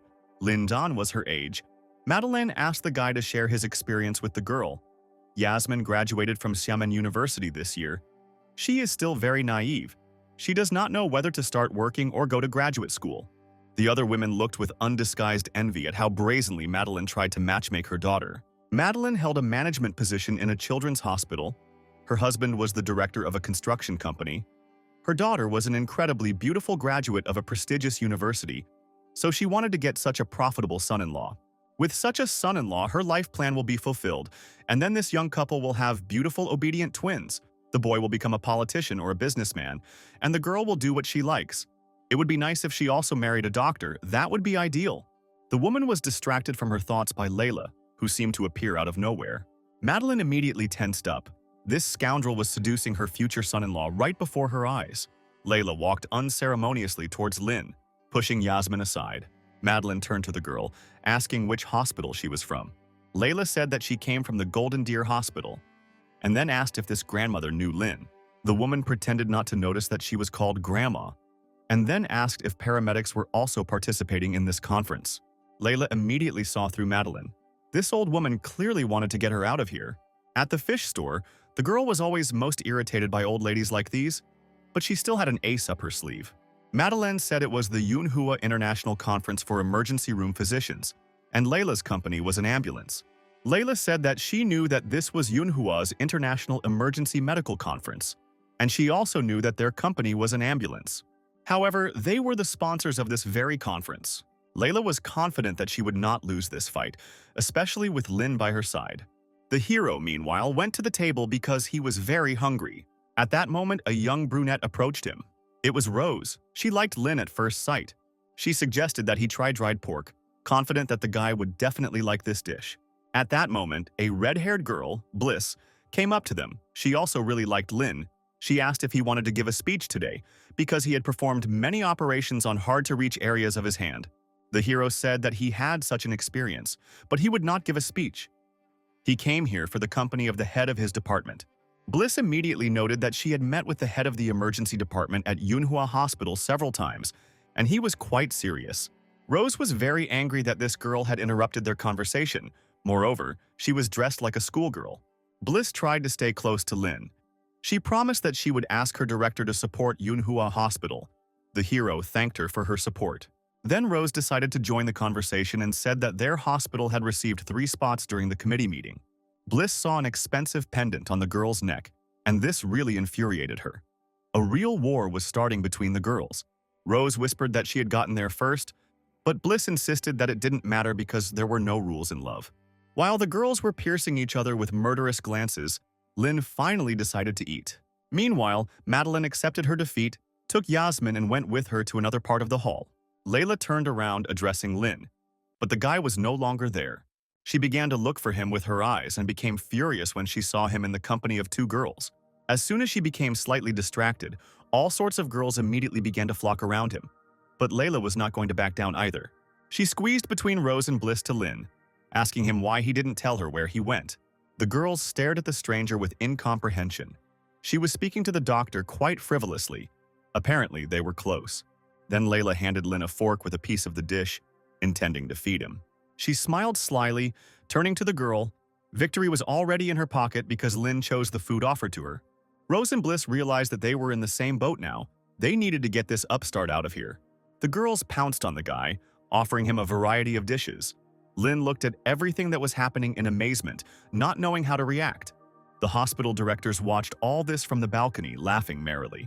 Soon the evening came to an end, and a conference began in the hand surgery department of Manhua Hospital. Manhwa, the director of the hand surgery department at Manhua Hospital, who unexpectedly returned, said that Professor Hashimoto had been studying the treatment of the hard-to-reach part of the hand for many years. The head of the department, Jin Shi, was also present at the meeting. Professor Hashimoto Shiro, a professor at the orthopedic department at Japan's Keio University Hospital, said he had heard that there was a young doctor at the hospital who had performed dozens of operations using the M-Tang technique and wanted to know more about it. Jin said he could make arrangements if the man wanted to see the surgeries in the emergency room. Hashimoto said that would be great. He would like to look at patients who have already had the surgery because the best way to understand the surgery is to look at the results. Jin replied that the emergency department was independent from the hand surgery department. They had no right to interfere with their work, much less to make rounds of the department's wards. Pan objected because there was no need to go round the wards. They could invite patients and examine them here in the hand surgery department. Jin asked Pan not to create unnecessary problems, but the man did not calm down. He said he heard that some patients were recovering in their department, which was just ridiculous. If they had any problems, the emergency room would have them too. Hashimoto said what Jin was doing was detrimental to the practice of suturing the flexor tendon in a hard-to-reach area of the hand. Suturing the flexor tendons in a hard-to-reach area of the hand requires a lot of medical skill. The doctor must concentrate only on the operation for several hours. In Japan, they have long discussions before such operations, but they do dozens of operations without careful planning. The advancement of hand surgery in China is based on their numbers, and Hashimoto did not think this was right. Such an approach does not contribute to the development of skill in this surgical direction. If they have a strategy, they will not only reduce the workload on the medical staff, but also increase the success and effectiveness of the operation. They should all work in this direction, and not just for the sake of performing operations. Jin said the situation in China is different. They have a lot of patients who need surgery and they can't ignore them. But Hashimoto didn't stop. He said that if there were a lot of patients, the surgeon would have to remain calm and perform countless amputations on those who couldn't have their severed fingers moved and stitch up the deep tendons. This would save medical resources and allow them to help those who needed it more. For example, smokers would be better off having their fingers amputated rather than stitched up. The fact is that nicotine accelerates the speed of signals between the body and the brain. Nicotine will cause a spasm of blood vessels and lead to tissue necrosis of the transplanted finger. Amputation and transplantation were previously taboo, but Jean was still shocked by such a statement. Pan said that the fact that they are treating people, saving their lives, means that they should give them a chance. If the patient agrees and meets the criteria for a transplant, then they should at least give him a chance. Hashimoto said that quitting smoking was hard, but getting the patient to follow instructions was much harder. And then the man suggested changing the subject. He wanted to see how surgery on a hard-to-reach area of the hand was performed using the M-Tang technique in the emergency room of a Chinese hospital. The men headed to the room where Lin's patients were being treated, and he had used this technique to treat them. Hashimoto examined the hands of each of them. He then stated that at least half of the patients would not be able to fully regain hand function. Jin tried to calm the worried patients, and Pan asked the Japanese man how he came to such a conclusion without conducting a single test. Hashimoto said that testing would not change anything, but doctors may try to convince him otherwise with the test results. Pan wanted to pounce on the impudent Japanese, but Jin stopped him. He said that this was not the first time Pan had participated in this, and knew very well how doctors from departments in different countries interacted with each other, and he had to contain his emotions. He then looked at Hashimoto and thought, based on the motionless state of the hand, they can determine what stage the patient is in. Moreover, based on the recent presentation, this is a replacement for the usual test. In other words, this Hashimoto hero is a very unusual person. The man said that bilateral relations in China are the main trend now. If they follow the main trends in the world by increasing the number of amputations, they will be able to increase the satisfaction of their patients. Pan shouted, "For a patient to have body parts is as important as being able to use them. There is something more important than the functionality of a body part.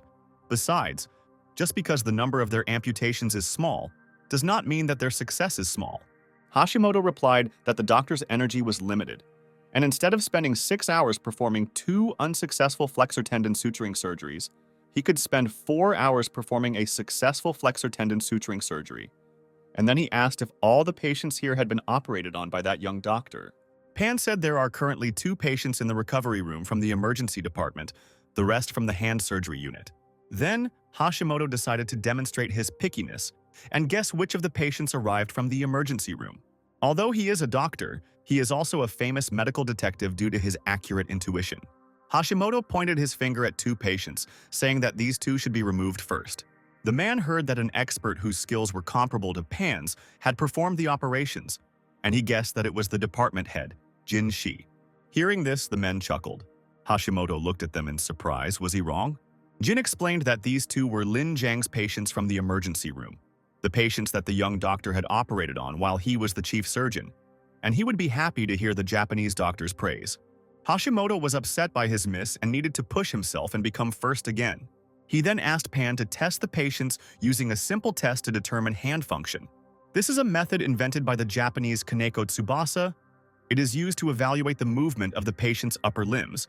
It includes 10 movements and allows for a detailed assessment of hand motor skills. Seeing that all the patients had full motor control and were rated above excellent, Hashimoto cursed in anger. Meanwhile, Director Josh was giving a speech at the conference. Chandler noted that this year their department head is the final and easiest one. He said that Lin's female fans helped him a lot.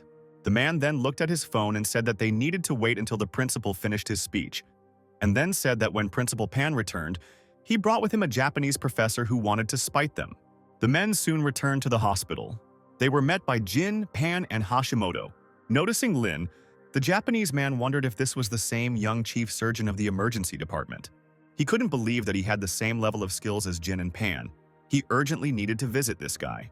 The man then asked if this was the same Dr. Lin Jian who possessed the M-Tang technique. Hashimoto walked up to Larry thinking that it was Lin. However, Jin told him that there was no point in playing the guessing game and pointed to the real Dr. Lin. Hashimoto was shocked. This was a doctor with good medical skills and a cute face. People like him usually only appear in TV series, but how did he manage to meet such a person in real life? Usually all famous doctors, especially such handsome ones, turn out to be fake because they only care about fame and its advantages. A handsome doctor appears in the hospital who treats wonderfully. He immediately attracts the attention of patients. For example, a patient will first think of the Mayo Clinic. Those with heart problems will go to the Cleveland Clinic. Those diagnosed with cancer will go to MD Anderson Cancer Center. But what should a hospital in China do if it wants a famous doctor? It is impossible to rely on a doctor's medical skills alone, but how good can a Chinese doctor's skills be? But if a doctor looks like a model and has basic medical skills, he can easily become a famous doctor at the regional level, and the information on social media determines the reputation of Manhua hospitals, making it the best in the region. Hashimoto looked at Pan angrily. Does he really want to use him? For the past few months, he pretended to hate Manhua Hospital and tried to charm it for his own benefit. Eventually, he meets a young famous doctor in Manhua who immediately wins him over. And then, surprisingly, they get the opportunity to gradually increase the popularity of this celebrity. Hashimoto then approached Lin and said that if there was a chance, he would like to see Dr. Lin perform surgery using the M-Tang technique. The man chuckled to himself, thinking that he had caught the guy off guard. The technique was very complicated. Everything would depend only on how the doctor performed the operation. Pan thought that this Hashimoto was too suspicious, but he didn't want to take the side of this boy from the emergency room. He then approached Josh. asking if they could arrange for the surgery to be performed so Hashimoto could observe. Seeing the irritation on Josh's face, Jin intervened in the conversation, saying that he too would like to see how Dr. Lin performs surgery using the M-Tang technique. Pan explained that Dr. Hashimoto has a very busy schedule. If the surgery is done as soon as possible, it will be much easier for them to organize their day. Mr. Hashimoto still needs to go to the provincial hospital. Moreover, Dr. Lin is said to perform several surgeries. How does he even find so much time? Hashimoto then took a deep breath, bowed, and said that he would be very happy if the men could arrange an operation so that he could observe Lin at work. Josh considered that they could refuse him, but that probably wouldn't be the best decision right now. Hashimoto was right. Their hospital would soon acquire its own famous doctor. The only thing Josh was afraid of was that Lin, due to his inexperience, would screw up because he would probably be worried, being under the close supervision of an experienced doctor. The man then said that the Japanese man would have to wait until they arranged an operation for Lin. Chandler could tell Josh was nervous, so he said they also had a bunch of videos from previous surgeries in case there were no patients available. Josh immediately breathed a sigh of relief, saying that they actually had a lot of video footage. The men soon went to the conference room to watch a recording of the operation. Larry demonstrated surgery on a patient with a monophalangeal laceration, the same one Hashimoto had recently tested. Based on the statistics in the video, it was clear to everyone that the surgeon was in complete control of what was happening. Suddenly, the man noticed a nurse in the video. He immediately noted that she was very beautiful, unlike the Japanese ones. But as soon as he noticed that the girl in the video laughed, he immediately screamed, because at that moment the operation was going on, and she was chatting about something with the surgeon. Lin explained that the girl simply wanted to wipe his forehead. Hashimoto blushed, seeing something more intimate in this action than wiping his forehead. By evening, only Hashimoto and Pan remained in the conference room. The Japanese was indignant. Pan had been watching the recordings of the operations for several hours in a row. Then the man shouted that he had to continue. He had to find Lin's shortcomings. Pan spent the whole night reviewing the surgical records. As an expert in M-Tang technique, he could guess 80% of Lin's actions. Closing the incision is a precaution. The best thing to do is to choose suturing. There are so many nuances that doctors do not see without mastering the M-Tang technique. This Lin John is almost always good. And even if he accidentally finds new problems, he can make new calculations to solve them. Every time he encounters difficulties, this guy only gets better. If Pan hadn't had the video, he wouldn't have believed that anyone could learn so quickly and effectively. Although he didn't want to admit it, he wasn't as good as Lin. There is an American proverb, if it looks like a duck, quacks like a duck, walks like a duck, then it probably is a duck. If the doctor's skills during surgery were better than yours, his judgment was better than yours, and his prognosis was more accurate than yours, then he is a better doctor than you. Previously, Pan was the only one who owned the M-Tang technique. But now, it is obvious that Lin John is held in high esteem by everyone. Pan returned from Japan in a hurry because he was afraid that he would take his place, but he was still late. The man then said he wanted to stay in the country for a little while longer and asked Hashimoto to delay his return. He accepted the request because he would also be nervous if he found himself in such a situation. When people panic, they often make wrong decisions. Hashimoto assumed that Pan wanted to stay in the hospital to compete with Lin. Pan said he wanted to stay, and instead of grabbing patients later, it would be better to do it much earlier, but Hashimoto disagreed with him. Pan could see very well that he was inferior to Lin in terms of prognosis when it came to suturing the flexor tendons, in which case there was no point in staying. Lin would simply leave him behind. The best thing Pan can do is take advantage of the training opportunities that will help him improve his technique. He must learn new methods and then return to China, use his absolute superiority to eventually crush Lin. Meanwhile, 2 patients with finger wounds arrived at the hospital. Chandler sighed. If they had arrived earlier, old Pan would have seen Lin's operation live. Over the next 3 days, Hashimoto, Shiro, and Manhua joined the Taiwanese joint transplant operation at Changshi Orthopedic Hospital, where they received widespread approval. Although Pan operated as Hashimoto's first assistant, there were still some things he could not do. But now he is recognized by the leaders of the National Healthcare and Family Planning System in Changshi Province. The man understood that it was important to build relationships, and considering that Lin Zhan only knew how to operate using the M-Tang technique, he was just a good specialist. Pan would allow him to remain at the top for a few more days. The man then stated that tomorrow he would be going to Japan to continue his studies, and he was sure that upon arrival he would be met by a whole bunch of patients. His colleagues were sure that they would not survive the end of his studies and his departure. Pan then asked how many flexor tendon suturing surgeries Lin had performed so far. Everyone suddenly went silent, and then one of the men said that there had been about 24 operations performed. Pan was shocked. It turns out he performed at least 6 operations a day. In Pan's understanding, a good chief surgeon performs 3 operations a day. If he operates 4 times a day, then he is already putting in much more effort. 5 operations a day are perceived by Pan exclusively as work to the point of exhaustion, and in the end it turned out that he was not afraid of Lin's mastery of technology, but the speed of his development. Then the man jumped up and called everyone into the operating room to watch Lin at work. Soon the man arrived in the operating room. Lin's technique was now even better than in the video. The coherence of the medical team working with him also improved. Lin Jian is the most furious one in the emergency room.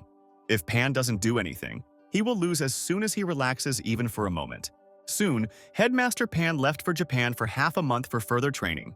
And with the emergency room not having enough rooms for all the patients, Lin continued to practice his technique and the number of surgeries per day increased to 5. However, for all the missions he was given only an energy serum, so the hero considered the system a little unreasonable. However, he was already tired of so many operations and decided to play on the phone a little. At that moment, Vanessa walked past him and felt sorry for Lin, who was sitting on the floor out of fatigue. The girl asked him if everything was okay, since he had been operating tirelessly all this time. Larry noted that he worked in shifts with Marty, but even so they could barely stand on their feet. Lin ran from one operating room to another. He did not even have time to eat.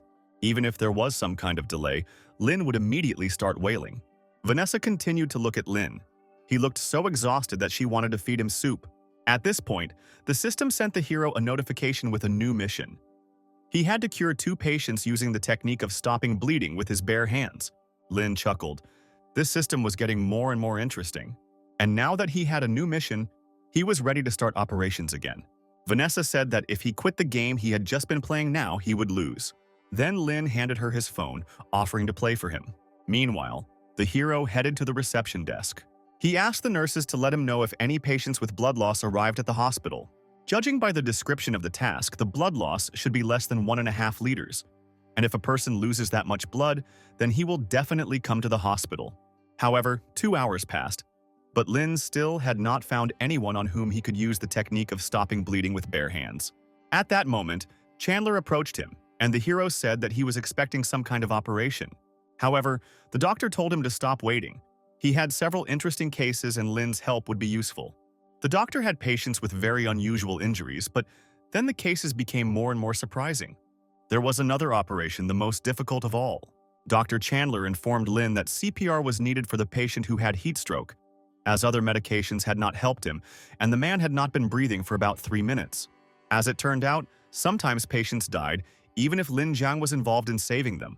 Deaths in the emergency room are the hardest to accept. But for the hero, this was the first such experience. Chandler tried to reassure Lin, realizing that this was his first time dealing with a patient's death. The man asked him not to think about it too much. Death is a common occurrence. Doctors here just open and close doors. If they manage to close the door leading to death, then they are lucky, but they cannot barricade the entrance to the afterlife. Lin continued to stand his ground. He was sure that if Chandler had performed the resuscitation instead of him, everything would have been different. Then the man said, the patient was dying when he was brought in. His heartbeat was going down for more than 7 minutes. So even if he survived, which was a 1 in a million chance, he would still be in a vegetable state. Even if he came out of the coma, which was even less likely, his life would be the same. He would not be able to live a normal life. He said that Lin did the CPR right, Chandler would have done it the same way, so nothing would have changed. And besides, the head nurse, Josh, always says that you have to get rid of the disease if you want to save someone's life. He says this because many lives will not be saved. Chandler then put his arm around Lin and suggested that they go to the Shao family restaurant after work and have a few drinks before bed. In the evening, the street food district was always crowded with people for a night out before bed. However, this time something terrible was about to happen, because among the vacationers there was a man with a knife. He decided that since he was destined to die today, it would be a good idea to take a few more lives with him. Soon Chandler and Lin arrived at the Shao family's restaurant. They were met by a man with an unhealthy skin color. He immediately recognized Chandler's voice. He had already managed to miss the doctor.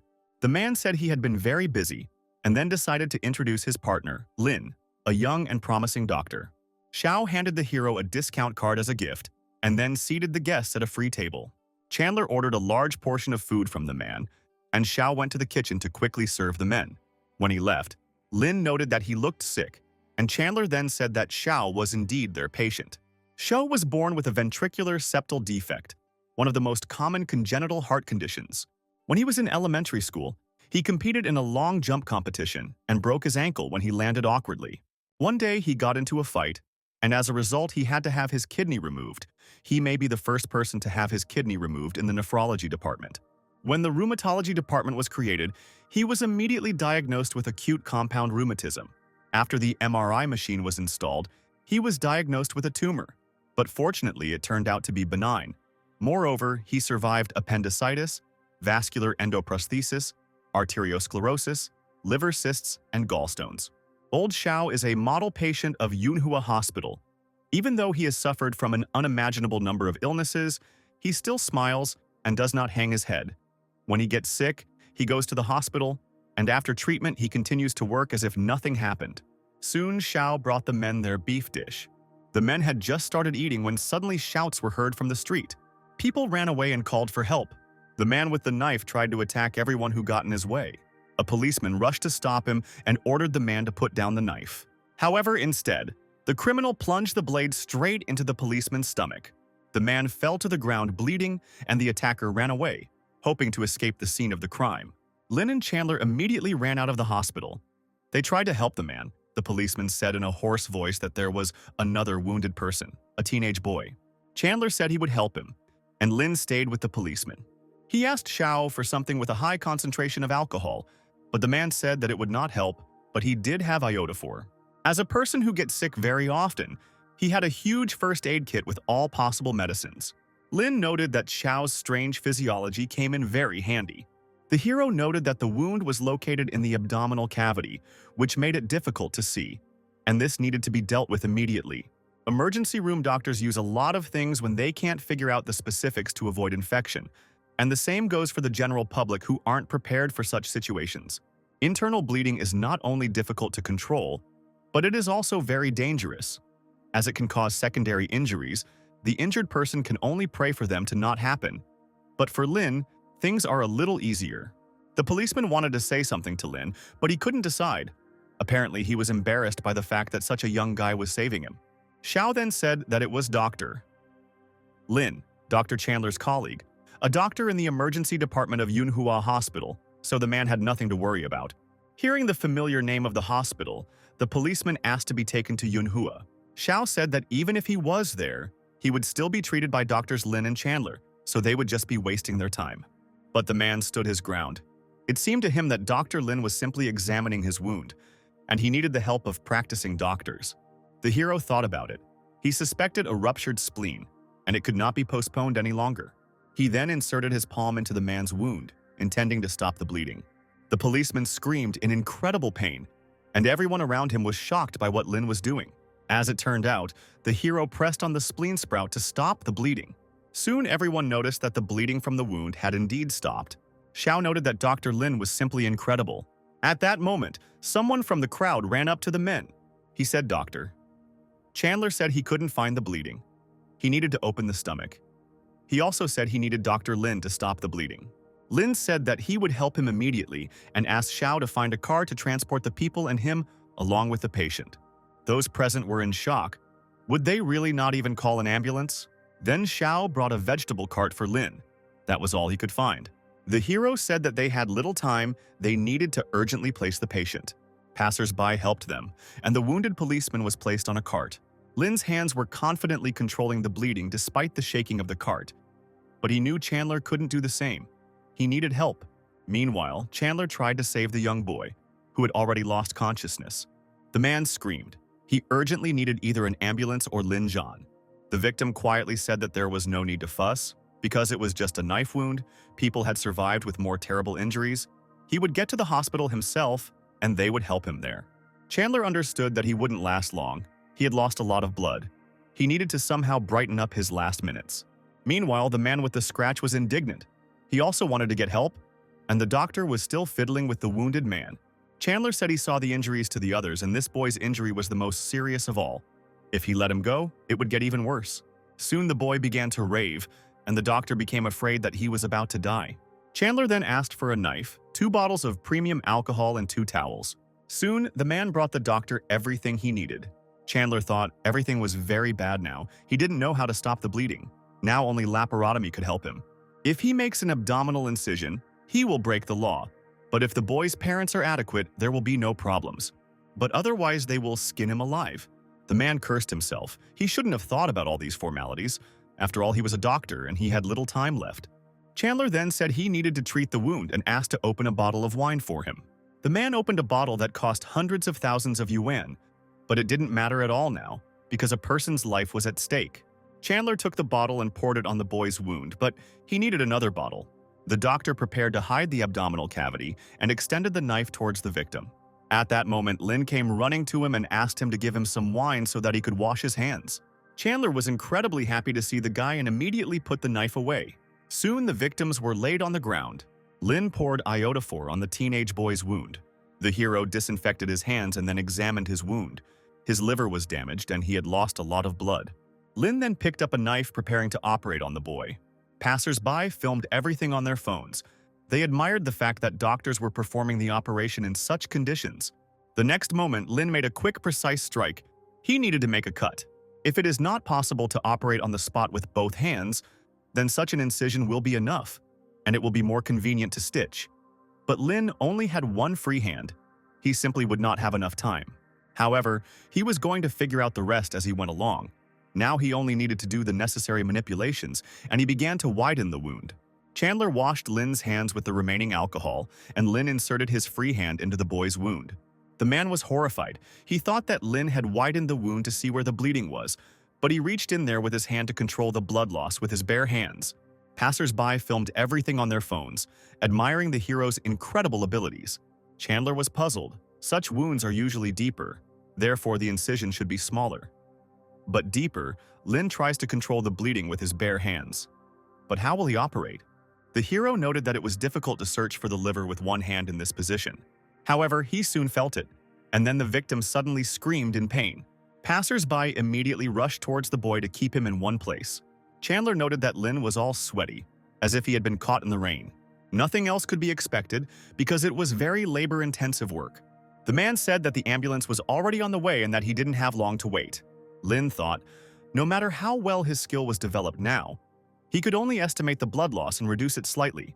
He needed equipment, and the sooner the better. Then, passers-by said that there were traffic jams on the streets now and the ambulance would take a very long time to arrive. Lin shouted, asking who had a car. They urgently needed to go to the hospital, otherwise the victims would not survive. One of the passers-by said that she had a car, and soon the victims were loaded into it.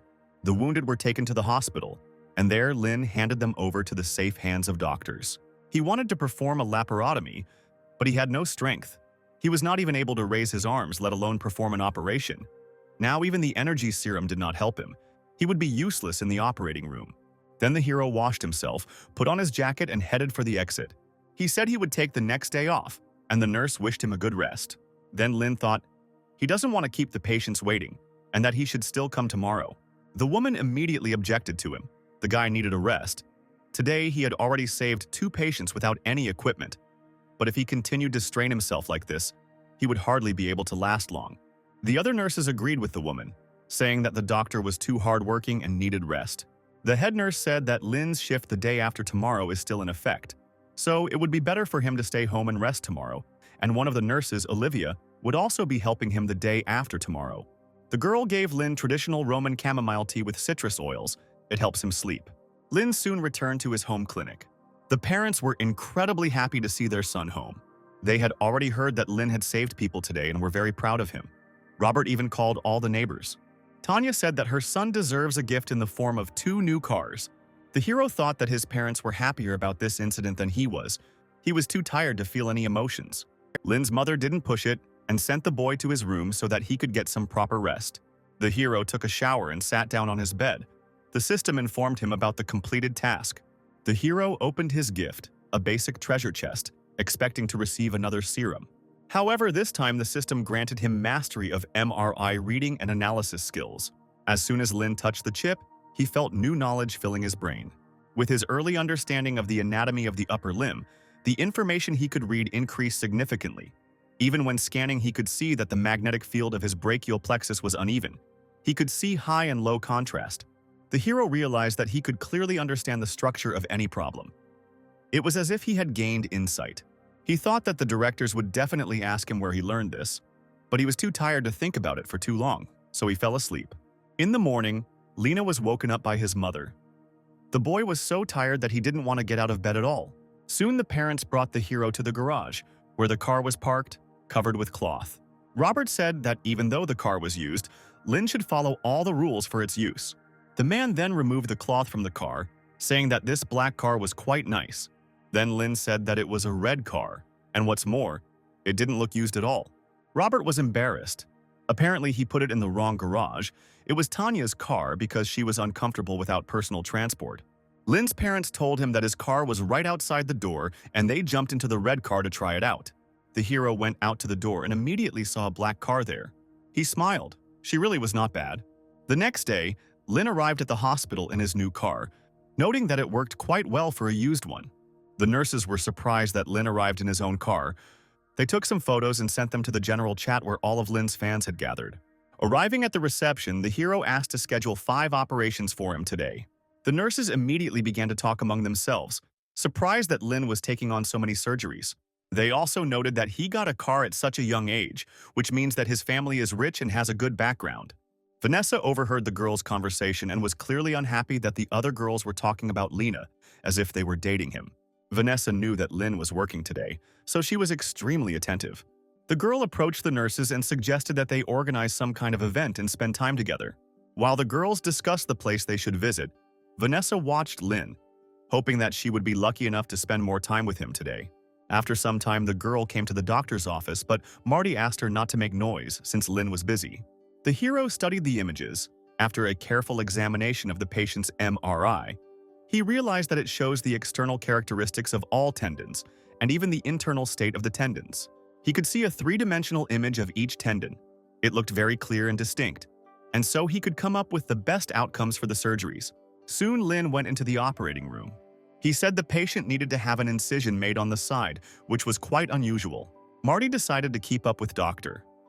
Lin and read a lot of information about MTang, and although there are similar cases and practices, it was not the same. He noted out loud that this direction of the cut was rather unusual. Lin explained that based on the MRI, the force would be greater if the suture was placed on the palmar area. Marty thought that the doctor was strange today.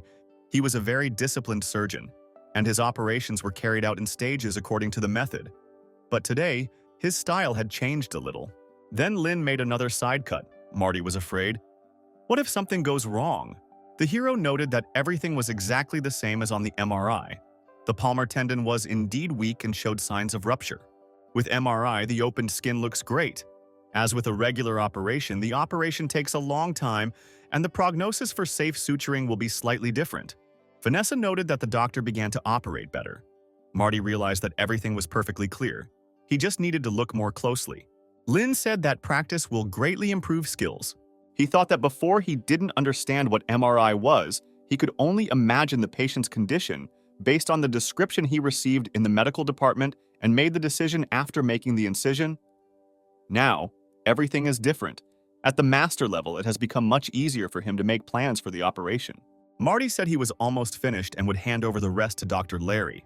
Suddenly, Vanessa asked if Lin could give them a ride when she finished. The thing is that he and his colleagues want to go to Heidelau to eat some stewed meat. It's not that far from the clinic, and it's too difficult to catch a taxi during the day. The hero agreed, and the girl was incredibly happy about it. After work, Vanessa changed her clothes faster than anyone else to go to a restaurant with Lin and the other doctors. Suddenly, one of the nurses came into the locker room and said that there was a surgery in the emergency room, and Dr. Lin couldn't leave, so he apologized to the girl. Tears immediately welled up in Vanessa's eyes. Her plans to charm the handsome prince had failed. Lin also planned to devote the next day to work, because he was an intern and therefore had to work hard. Soon the time came for new operations, and the hero began to work even more diligently. He noted that the tendon rupture was consistent with the MRI data. As a result, Lin underwent several operations in a row. All the tendons were perfectly sutured. Marty noted that over time, Dr. Lin would accumulate amazing surgical experience. Once everyone had left the operating room, Vanessa announced that they had completed all of their work for the day. Then the hero said that he should go and examine the patients. Now that he has had experience cutting the arm and limbs, the time it takes to perform the surgery has been reduced. And since he now has enough of it, Lin has to make his rounds himself. After all, tendon injury surgery is important, but rehabilitation is also necessary. One of the patients said he wanted to show the doctor something. He picked up the berries and began to juggle them, thanking Lena for the excellent operation. Soon the system informed him of another sincere thank you from a patient. Lin noted that the previous sincere thank you was received after the director came on stage to make a statement. Now it can be obtained independently, and patients have always been grateful to Lin for the operation. The guy thought to himself, patients recover and are discharged during rounds. Apparently he's missed a few hundred. It seems his previous practice of transferring to hospital was a bit frivolous for him. One of the patients approached the hero, saying that he had done an analysis of the functioning of his hand, and they were simply amazing. Now he could lift 10-kilogram boxes. Lin said his arm looked good and the man would be discharged soon. Then other patients began to approach the doctor. They wanted Lin to examine them too. The nurse tried to stop the large flow of patients by saying that they should trust Dr. Lin because the stitches he made were widely recognized in the hospital. Then the girl gave the men a photo of the stitch of a previous patient in the recovery room and said that they should understand that this was rare. The patients looked at the photo with horror. The difference was indeed too great. But Lin's stitches were beautiful. Lin noted that he really just doesn't like the curves of the seams, the difficult angles, and the way the seams are positioned differently. Suddenly, the system notified the hero of new achievements. Apparently, they are accumulating. Lin then decided that he should stock up on extra chests. The next day, Lin also performed all the necessary operations, and when there were no patients left, he decided to go to the recovery room. Larry wondered why the doctor was coming into this room for the second day in a row. Vanessa began to suspect that he was visiting some nurse. Meanwhile, Lin had already headed to the right place, thinking that perhaps his patient would recover today. One of the nurses was surprised to see the guy here again. She thought he just liked getting praise from the patients, and then decided that this would be a great chance to try to charm Lin.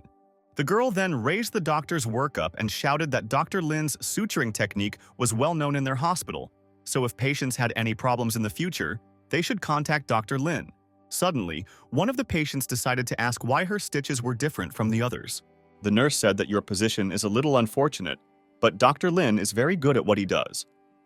One part of the wound runs along the lines of the palm, and the other crosses between the fingers, and the part where the suture crosses looks just fine, as if the woman drew it with eyeliner. The suture is very good. Dr. Lin chose a thin thread. The woman was pleased with this answer. The other patients also noted the doctor's high professionalism, and then Lin smiled. The nurse was very happy that she had raised the spirits of both the doctor and the patients. At this point, the system informed Lin of a bunch of new commendations, each of which awarded a basic treasure chest. Not counting yesterday's, there should be 10 of them.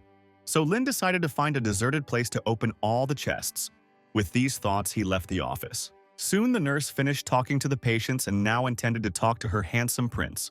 However, when she turned around, she realized that he was no longer there. When Lin found himself alone, he thought about it and used the M-Tang technique 100 times to get 10 chests. He was in the recovery room for 2 days in a row and there were 10 chests. In other words, if he wants more chests, he needs to put more stitches. If you think about it in that direction, it's not that difficult. Then the hero decided to open all the chests. Inside, there was a lot of energy serum, as well as a chip.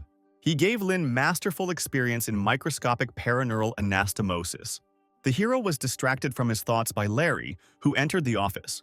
He reported that a patient, a 31-year-old woman, had arrived to see them. She had fallen and injured her palm with a hard object. Lin immediately noted that it was the ulnar nerve. Larry was surprised. Was the doctor really starting to pay attention to nerve damage? The man replied that it was indeed him. Then Lin thought about it. He learned a new method that would be perfect for this operation, and he only needed to do it 3 times. The M-Tang technique was a fixed surgical method without any unnecessary steps. But now, there is paraneural anastomosis. It is basically the same as building a bridge. Only there are many details to consider, so he needs to start practicing. The hero asked his assistant to prepare everything for the operation. Soon, Lin was ready to proceed with the flexor tendon surgery with ulnar nerve anastomosis. Larry noted that Boss Lin always pays great attention to the incision, but now he made a really huge incision. It seems that this operation is much more difficult than the previous ones. The larger the incision made by the surgeon, the more difficult the operation will be. Lin does everything carefully. There are 3 types of nerve anastomosis: epineurium anastomosis, perineurium anastomosis, and simultaneous epineurium and perineurium anastomosis. Epineurium anastomosis is widely used, and perineurium anastomosis is quite difficult to perform. Although doctors could often perform a perineurium anastomosis with the naked eye, this is completely impossible. Without a microscope, it is impossible to see anything. Moreover, it is impossible to see how the 10-0 thread moves. This is the most difficult operation for Lin. Larry couldn't even tell if everything was going well. He had absolutely no idea what was happening now and what he should do. Lin noted that the perineurium is indeed very strong, just like the skin on a pig's thigh. Then Larry thought, Lin has enough time to talk, which means he is in complete control of the operation. And even though this is their most difficult operation, everything is going smoothly. Lin applied his new skill, and overall the operation went well. Soon he reported that he had finished stitching. Lin then said that he would leave the rest to the assistants and headed for the exit. Larry thought that there was very little work left. He had a lot to learn from the boss. After the surgery, Lin went to the office to get a drink. Chandler was surprised that he had already finished. Lin said if the nerve recovers well, the result will be good. Chandler decided to leave him, since the guy was confident in his success. Later, Director Josh would ask him about this.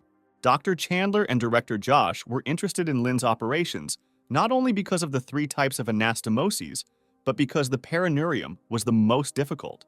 Previously, the operations were only performed on the tendon in the first zone, and every time there were patients with an associated injury or fracture, the emergency department immediately refused it because no one in the hospital was capable of doing the most difficult anastomosis.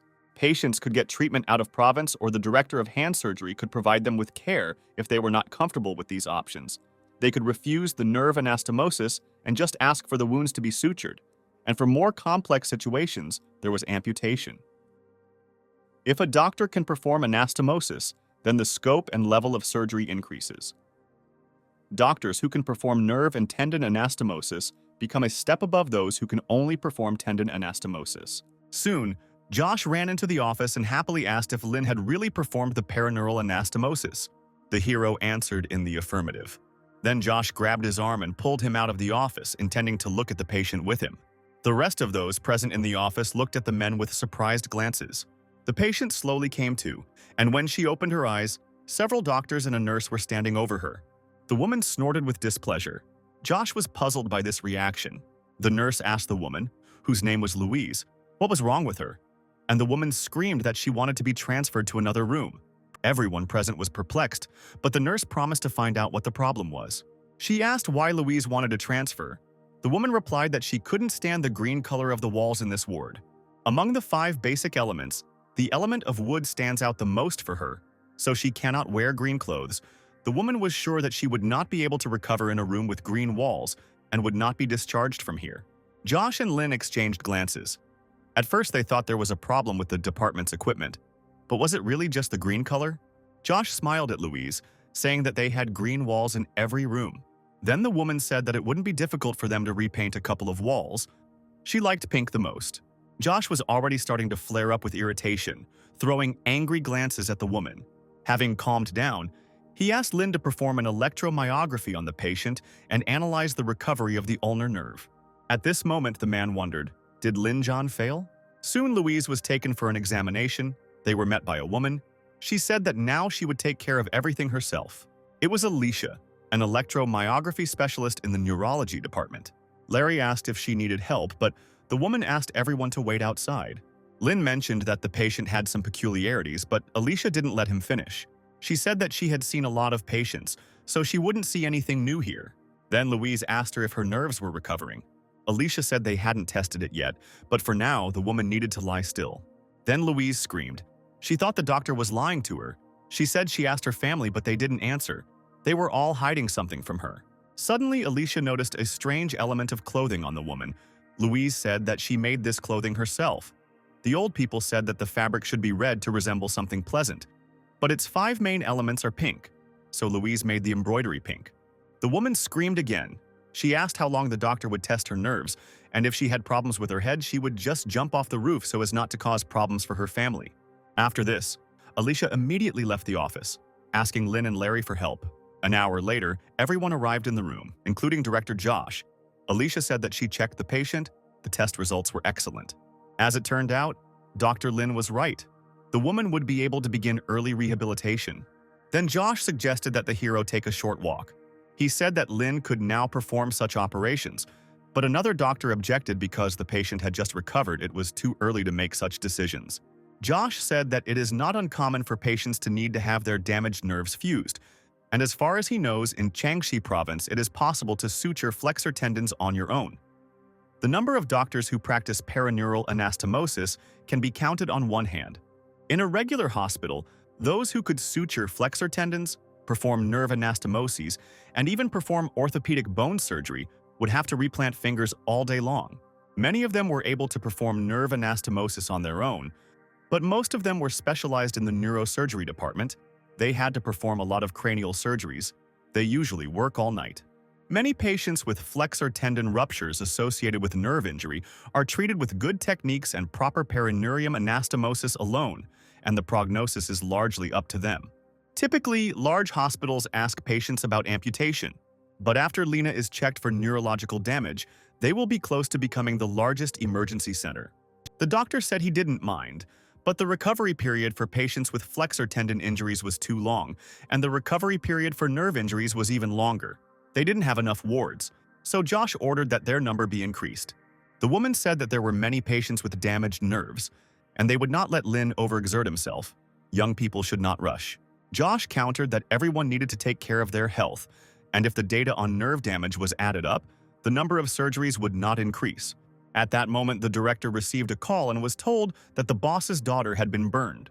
The man asked to inform the team so that they could get ready. The doctor objected that the girl should have gone to the hospital since she had been burned, but Josh replied that she had burned her leg when she was pouring water. Soon, Josh and Lin arrived at the ward, where Chief Hao was already there with his daughter. Hao was the head of the health system. He apologized for the urgency, but his daughter Barbara had a problem. The man wanted to ask Dr. Lin to hospitalize the girl, but Josh said that he did not specialize in burns. Barbara said she didn't care. She just wanted to take a photo with Dr. Lin. Lin whispered that this girl didn't look like she was hurt at all. However, Josh said that she was the boss's daughter, so she had to do as she asked. Lin began to work on Barbara's leg, and she filmed his every move on her phone. The girl took photos in front of the doctor, as if she wasn't at all worried about her leg. Then Lin said that he had completed all the basic procedures, so he would come back a little later. Barbara was upset. She wanted the doctor to stay with her in case she got sick. The nurse said that Dr. Lin had other patients, but she was ready to help the girl at any time. Barbara turned away from the woman, starting to write on social media about how she had met the most handsome doctor in the hospital. The next day, the girl left the ward on crutches, holding a cup of tea with milk in her hands. She bought it especially for Dr. Lin. However, contrary to her expectations, the hero said that he did not want to drink tea with milk today and promised to return the girl's money for the glass. Barbara was extremely unhappy because the doctor did not drink the tea, so she did not need the money. Lin said that Nurse Marissa recently bought them lunch, so he was just repeating her kind gesture. Barbara visibly tensed up. This same Marissa was now standing right in front of her. She seemed much sweeter and more attractive to the patient. Then the girl angrily squeezed the glass of tea. She said that she came here because Lin had an enemy. She knew that Director Pan and Dr. Lin were using the M-Tang technique and even competing with each other.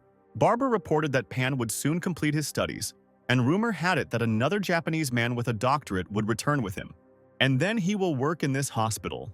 However, Lin replied that the number of patients who require the M-Tang technique is much larger than one could imagine, and he and Pan are not competing with each other. Barbara tried to object, because Pan was the deputy head doctor and Lin was just an intern. Patients would definitely choose the deputy head doctor over the intern. The hero assured her that their current patient coverage was huge.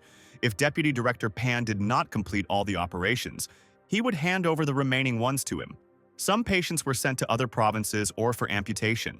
So it's good that Deputy Director Pan is returning after training, Not to mention that the number of patients who need a certain operation is growing. Barbara stood her ground. She was sure that a Japanese man with a doctorate would definitely be good at using the M-Tang technique. Lin thought, this Japanese guy won't be as formidable as Shiro Hashimoto. They have to work efficiently, operate on average 1 finger per hour. If they succeed, then we will lose 18 healthy fingers every day. But a doctoral student from the renowned Keio University Hospital can operate on 1 finger for about 30 minutes. And if Deputy Pan invites another team to perform the operation for more than 10 hours, he can complete 20 or even 30 finger suturing operations. No matter how large the number of patients in Yunhai Hospital was, 60 to 70 fingers would be healthy. In other words, Lin would not have done anything anyway. Then the hero thanked Barbara for informing him and said goodbye to her. When Lin came into the operating room, he announced that he would increase the number of operations from tomorrow. He asked Larry to call Marty. They would start the operation at 3 a.m. and would also add a couple of hours to their shifts. So Lin Jiang will operate on Larry and Vanessa, and on the second one on Marty and Marisa. Soon Lin had collected 20 more chests and gained the skills of a specialist in cutting. Thus, he had excellent command of 7 techniques. The system reported that his M-Tang technique was ranked first in Yunhua City, first in Jiangxi Province, and 78th in China. And for every 200 to 300 operations, Lin would move up 1 rank, so he needed to try even harder. Soon Pan arrived in Yunhua, and with him, Hayato Ida, a medical doctor from Keio University in Japan, will be an exchange student in Yunhua for 2 to 3 years.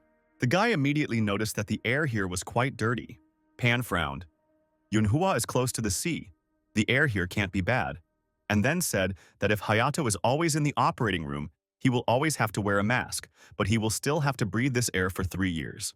The guy said that it would be better to stay in the operating room. His respiratory system had not yet adapted to the local air. Then Pan said that for his own safety he should go to the operating room right now. The man thought, surgery in Japan is carried out in field conditions, but the results of intensive training are quite good, and now it's time to show his achievements to his colleagues. No matter what anyone says, the doctors in the operating room are like on a battlefield.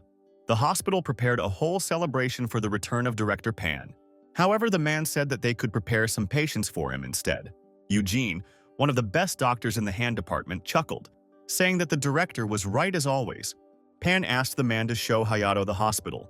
Eugene told the student that their department's operating room was one of the first-class operating rooms in Asia, and that Yunhua Hospital also had a floor where several departments shared operating rooms, and the wards were usually overcrowded. But that only showed how respected their hospital was. Pan explained that the recovery room is the most important component of the department. Suddenly, the man noticed that there were too many people in the room. Eugene explained that they were all from the emergency room. All of these patients were operated on by Lin Jiang some time ago. Pan said that he was quite good at handling the M-Tang equipment, but he was still an intern, only able to perform complex operations. Then he asked how many operations a day Lin performed. When he left, the number was 5 or so. However, Eugene said that things have changed now. Pan remembered that in the emergency room they were starting to anastomose the nerves, in which case Lin would easily die of exhaustion if he performed the flexor tendon anastomosis nerve. Then Eugene said that Lin now performs an average of 8 to 10 operations a day. Hayato couldn't believe his ears. No doctor can perform 10 operations without rest. Pan's face darkened. He decided that tomorrow he and Lin would definitely fight, and this guy would either have to cut down on the number of operations or fade into the background. Soon, Hayato and Pan organized a consultation. It lasted 10 minutes and cost 500 yen. People have commented that Director Pan and Dr. Ida are amazing, and the treatment is better than other hospitals. They are experts in their field. Pan asked Hayato if he was convinced of the effectiveness of joint consultation, but the student was dissatisfied. They would not be able to have so many patients. Pan thought that the student was going to perform about 200, 300 operations in China. But Hayato said that there would be inpatient consultations and meetings. If he went in that direction, he would be able to perform less than 150 operations, and his goal was to perform 600 operations in 3 years. The man frowned. 600 surgeries is not that big of a deal for China. They handpick patients and do the surgeries they like and leave the ones they don't like to Lena, because Pan wants to be known as a legend and then go to Beijing and Shanghai. And since he and Ida will be going hand in hand for these 3 years, he better do as many surgeries as possible if he wants the terms to remain in force. Hayato was very happy with this proposal and promised to begin the operation soon. Soon the guy arrived in the operating room. There were operations on the flexor tendon. At this level, for him it is rare serious operation. He has to take it very seriously. After some time the operation was completed, Hayato thanked everyone for their work. Pan was pleased. Ida used the M-Tang technique and the result was excellent. Dr. Sid sighed wearily. The operation was planned to be completed in 4 hours, but it was unexpectedly delayed by another half hour. Hayato then approached the man, asking if he could get an assistant for the next operation. Sid sighed resignedly, but still agreed. Ida was very happy and headed off to the next operation. Sid thought. He liked Lin John better. He could do 2 surgeries in an hour and also get big fees for 10 surgeries a day. Pan said they would work overtime until the patients ran out. Suddenly the man heard the nurses whispering among themselves. They were saying that performing operations every 4 hours was tiring. These surgeons were far from Lin. Pan and Hayato performed operations all night, and in the morning Eugene asked them how it went. The director couldn't guarantee anything, but he was confident in himself. Ida said that Director Pan did a good job. The guy was amazed at how quickly he put in the stitches. He did a very good job. Then Eugene whispered that Lin John had done more than the director. The thing is, he was still working and had no intention of stopping. Pan got angry and decided to pay him a visit. Meanwhile, Lin was in the midst of an operation. Larry asked him why they were doing this every day. The hero said that he would not be able to work when the number of patients was reduced. Larry was perplexed because the number of patients was actually increasing. The number of outpatients has increased. Yesterday, he received a call from the hand surgery department asking if they could accept a patient with a tendon injury and a torn nerve. Larry also heard that Director Pan doesn't do many surgeries. Lin asked why the number was increasing then. Larry explained that because of the reputation of Keio University Hospital, many patients from other provinces came here just to get diagnosed by a Japanese person. They don't have time to perform so many operations. Then, the hero said that he wanted to take all the patients that they did not have time to treat. At that moment, Pan and Hayato entered the operating room. Vanessa heard that Director Pan heard that Lin was still working, so he came to check out the situation. Pan thought that Lin looked like he was just starting out, and yet he was working with the M-Tang technique. The director thought about it. He remembered the times when Lin's stitches were much better than his. But this time, everything is different. The techniques he uses. Even the best doctors cannot achieve in a lifetime, it seems.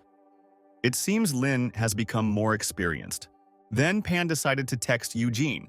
He asked how many transactions Lin had carried out in total. The answer shocked him to the core. In this short period of time, Lin John had performed 482 operations. Pan remembered Hayato's words about how he was going to perform 600 operations in 3 years, and now he couldn't understand how Lin was able to perform so many operations in that time. Through these operations, he acquired a great deal of knowledge about the anatomy of the hand. Soon, Lin reported that the perineural anastomosis was complete, and they needed to continue healing the flexor tendons of the middle finger. Pan asked Hayato what he thought of Lina. The guy replied that his skills were identical to those of the leading doctors in Asia. He was much better than Ida. Then Pan shouted, "Lin now prioritizes quality and beauty. Patients who come to the hospital with a hand injury will definitely prefer their department because they are professional orthopedists, and their experience plays a huge role. And surgeons like Lin Zhang, who are fixated on one thing, develop very slowly." Hayato squeezed the man's hand, saying that he agreed with him. The president of the hospital did exactly the same thing one day, and then the man realized that this was a sign of success. He would not let Lin surpass him. At that moment, Eugene ran up to the director and said that his sister had called. There was a fight at the construction site. They say that someone cut off the hand of Dr. Pan's son-in-law. His right hand is seriously injured, and he has almost reached their hospital. The man cursed. His son-in-law's small company had finally started making a profit after 10 years. Moreover, he was a designer. If his hand stopped functioning, he would not be able to work. He then ordered Eugene to think of a way to get Lin to operate on his son-in-law, but he must not mention the name to him. He must find a way to control the operation on his behalf. Eugene went to Chandler. He said that the patient was his relative. He started working at a construction site, and it so happened that a collector came there. Chandler said the patient was basically stable, had some minor blood loss. The main problem was a cut on his fingers. He asked if he should transfer the patient directly to the hand surgery unit. Eugene said he didn't mean it that way. He was hoping the patient, Justin, would transfer treatment to the ER. The surgery department is very busy today. There are two special patients waiting and it would be unethical to do so. But if they don't, the treatment will be delayed. The man replied that if he were sent to Director Pan, the treatment effect would definitely be better. But if he were left in the emergency room, Lin Zhan would be the only one who could operate on him. But it should be noted that he was still young, so he had little experience. Eugene said that he had already thought it all over. If Chandler would allow it, he would like to be present in the operating room. Soon the man arrived at the operating room. Director Pan often stayed with his son-in-law when his wife threw him out, so they had an exceptionally good relationship. He is afraid of his decision, which could negatively affect the operation, so he left it to Lin. The hero said that they would begin the operation any minute. Eugene noted that Lin's team works in a coordinated manner. He did not see any signs that they perform 10 operations a day. The chief surgeon is careful. Accuracy and caution are the foundations when performing complex operations. Suddenly, Eugene saw Lin just rip out a patient's tendon. He seemed to be pulling a piece of fatty meat out of a braised pork bun with chopsticks. However, Eugene should not be surprised by the tendon being torn out because it is later sutured. Soon, Lin announced that the first tendon was ready. It took him only 2 minutes. Usually it takes 20 minutes, but it took him only 2 minutes. Suddenly, the hero said that he could see almost nothing. He asked Marissa to wipe the sweat from his forehead. To everyone's surprise, Lin said that he wasn't feeling very well. Everyone present was stunned, especially Eugene. He was worried that something would happen to the doctor during the operation, and then it would be the end for Pan's son-in-law. Someone suggested that Lin had been poisoned by the pork trotters Larry had cooked, but the man replied that he personally bought them in the morning at the Donghu market, and no matter how tired he was, he always cleaned out everything inside to make the stew clean. Lin said that he had eaten little, and perhaps this led to a decrease in blood sugar, so Marissa suggested that the doctor drink dextrose. The operation continued. Lin asked to widen the surgical field, perform aspiration, and apply pressure on the gauze. Eugene cursed. It was a disgusting and irritating process, and they were all so calm. If the operation is going smoothly, the first and second assistants assist the chief surgeon. But when there are any difficulties, they become punching bags. After all, the punching bag plays an important role. It is the most important moment for maintaining safety in the operating room. Lin said there was something wrong with the needle and asked for a smaller thread.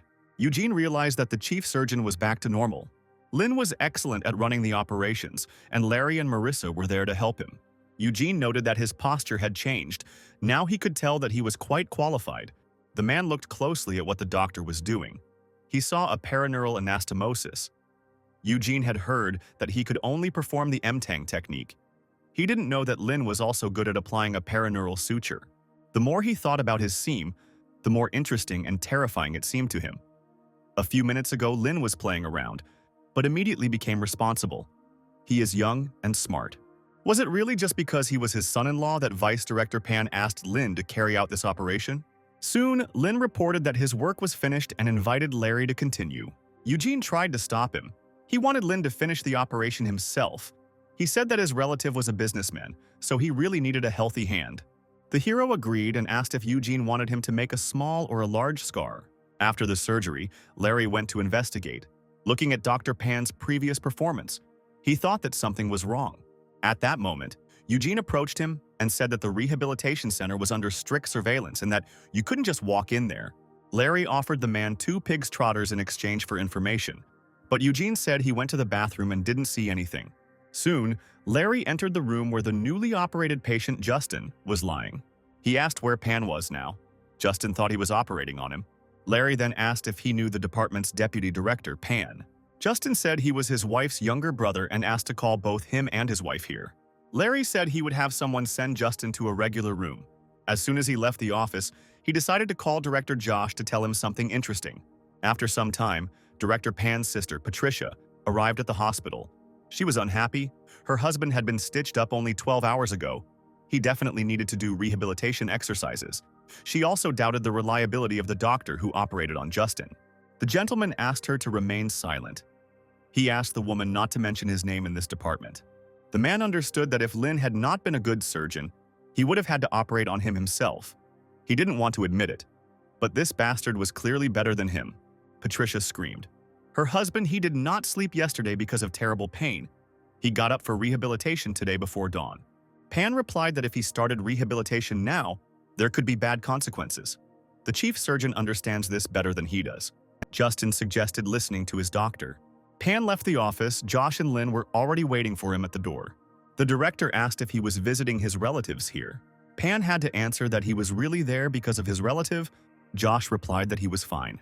He then called Lin to go with him to check on the patients. The hero went to Justin. Patricia began to bombard the guy with questions. She was interested in whether her husband would be able to function with his hand like a normal person. Lin replied that the problem of tendon fusion had been largely resolved, but that restoring full function to a seriously injured arm was quite difficult. Justin was confused because some patients had a similar situation, and everything was fine with them. The hero explained that getting an excellent grade is quite easy. Most of his patients get excellent grades after recovery, 98% in total. Under normal conditions, even if the patient received an excellent grade, this does not mean that his hand has recovered. It means that the patient is able to perform simple tasks and take care of himself. For example, he will not be able to move heavy objects. Tactility of the fingers may also not be restored. Justin then asked if he would be able to write, eat, shower, and use a computer. And Lin said that if rehabilitation was successful, the man would be able to do all of these things. Justin and Patricia were very happy with this answer and thanked the doctor for the operation. Soon, the system informed Lin that it had received another sincere thank you from a patient. There were 2 new skills in the chest: osteopathic manipulation and manipulation of the cervical spine. They were related to massage, and Lin really wanted to try it out. Osteopathic massage technique is the most commonly used non-surgical method of treating cervical spondylosis. Orthopedic manipulations of tendons are performed by pressing, rubbing, pressing, pulling, kneading, tapping, hitting, rolling, and pushing to relax the muscles. When combined with the technique of isometric relaxation from the sagittal plane, the clinical therapeutic effect will be so powerful that it will amount to more than 95%. Larry looked at Lin with bewilderment as he massaged his neck and shoulders. At that moment, Josh entered the office and said that he had wonderful news. He said they were running out of space in the recovery room. Tomorrow, there will be a group of sanitary inspections organized by the city administration personnel. Josh fought for a place for Lin. The hero became interested in what they would do. The director said that they were going to a sanatorium for veterans to conduct a medical examination for the elderly, and that they could have a good rest in a pleasant group. However, Lena was not particularly impressed by this prospect. Josh was really angry because he fought for a spot for him, so he had to go. The next day, Lin and Chandler went to the Central Beach Resort. The man said he was tired after the medical examination. The hero noted that the structure of Dr. Chandler's cervical vertebrae had changed and massage would not help him. The man saw Lin reaching out his hands to him and asked what he was doing. However, the hero did not notice anything. He simply decided to silently use his cervical manipulation skills. At first, Chandler screamed in surprise, and then he realized that it was very relaxing. This pain had been tormenting him for 2 months, but now it was gone. Lin explained that this was a masterful manipulation of the cervical spine. Chandler couldn't help but express his admiration. In his eyes, Lin was the best in MANHUA. At that moment, one of the nurses from the sanatorium came into the office. She said that her cervical vertebrae were not in order and asked Lin to look at them. The hero sat the girl down on a chair and began to massage her neck. The girl liked the massage so much that she couldn't hold back a satisfied sigh. The stiffness in her neck disappeared in an instant. After this, a whole line of visitors and employees of the sanatorium lined up to see Lin. Everyone wanted to get a magical massage. At that moment, the director of the sanatorium, Tony, entered the room. He was unhappy with what was happening here. One of the patients said that Master Lin gives a really cool massage. She suggested to the director to try it too. Tony was puzzled. The patients in their hospital were quite weak. The treatment was focused on rest, and this was an incomprehensible type of treatment. The man didn't want to hear anything. These people were breaking the rules in his sanatorium. Then Chandler and the nurse joined the conversation. They also offered Tony to get a massage from Lin, and the man agreed. As soon as Tony sat down on the chair, the hero's hand touched his neck, and then the man felt something strange. He felt like he was sitting with his family on a comfortable sofa. Tony could barely hold back his contented sighs. The sensations were so good. Soon Lin finished. He said that the director had hyperplasia of the bones on his vertebrae. That is, nothing unusual. Tony said that the hero really had good technique. He allowed him to massage patients if they did not make noise. All the visitors to the sanatorium immediately ran to see Dr. Lin, so Chandler was forced to make them stand in line. Among the visitors was a green-eyed girl. She thought about how she could finally find such a precious young man in such a place. She couldn't wait to get her hands on him. Soon it was time for the girls to go to Lin. Chandler pointed her in the direction, but she didn't even look at the man. Lin looked over his shoulder at the girl and asked her to sit down. The woman introduced herself as Lana, an agent for the Blue Star Entertainment Company, and asked if Lin had ever wanted to be famous. However, the hero ignored her. He gave the girl some ointment and asked her to apply it to her neck and shoulders. Lana wondered if he hadn't answered, relying on his handsome face, but she decided to sit down. She said that Lin looks great. With such skin, he doesn't need to use makeup, just a little foundation, blush, powder, highlighter, and eyeshadow, and he will look just perfect on stage. Chandler looked at the woman in bewilderment. She was clearly pulling the wool over the great doctor's eyes. Lana wanted to ask Lin about what programs he watches, but the hero answered in monosyllables and with disinterest. The girl realized that it would be difficult to persuade him, so she decided to move on to plan B. Lin noted that the girl was shaking as if her cervical vertebra was hurting. He then proceeded to massage using cervical spine manipulation techniques. The hero was sure that Lana suffered from spondylotic radiculopathy. She must be working in one position. Soon, Lana realized that Dr. Lin had created such a comfortable environment that she forgot about Plan B. Then she said that she had never seen anything like it. The doctor's technique was simply mesmerizing. Then Chandler intervened in the conversation. He said that this was an excellent reason for Lin to remain a doctor. Lana continued. She said that they had organized a concert tour for the day after tomorrow and gave Lin tickets for front row seats. She then left the office, asking Lin to be sure to attend the concert. Looking at the tickets, the hero noted that Mariabella was the star his mother used to listen to. 2 days later, Lin came to Manhwa Stadium with his mother. Tanya never thought that she would ever be able to attend Mariabella's live concert. The security guards at the entrance checked their tickets and let them inside, informing them that VIP guests had arrived.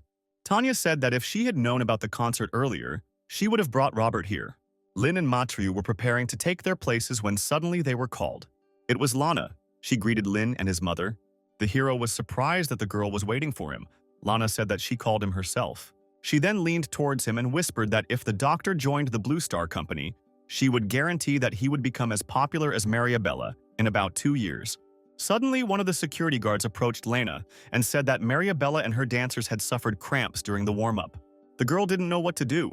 The concert was about to start any minute, and then an idea came into her head. She asked if Lin could use his massage technique during cramps, and the hero answered in the affirmative. Soon, Lana brought the doctor to the dressing room where the dancers were sitting. Mariabella and her dancer Sheila groaned in pain and rubbed their legs. Lin said he would have to massage his entire leg. Then Lana pulled the guy forward. First, it was necessary to cure Mariabella, and then to deal with the dancers. However, Lin did not go after the girl. He said that he would cure them all. It's not too difficult. It would be nice if Lana sat them together and let him massage them at the same time. Lana was not used to seeing this. Lin really did not divide people into celebrities and ordinary citizens.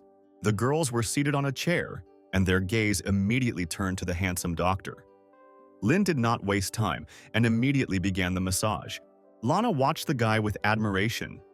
He had a look of high responsibility, love for his work, and a natural healer. It seems that no matter how much she tries to persuade him, she will not be able to make a star out of him, so she should give up this idea. Soon Lin finished. The girls thanked him for his help. The cramps passed. Their legs no longer hurt. Then Lana finally decided to give up on Lin and give him the opportunity to do what he liked. At that moment, the system gave the hero a new gift. Moreover, it itself opened the chest without Lin's permission. Inside was a reward for the finger replantation, which seemed very generous to Lin. At that moment, a man ran into the dressing room.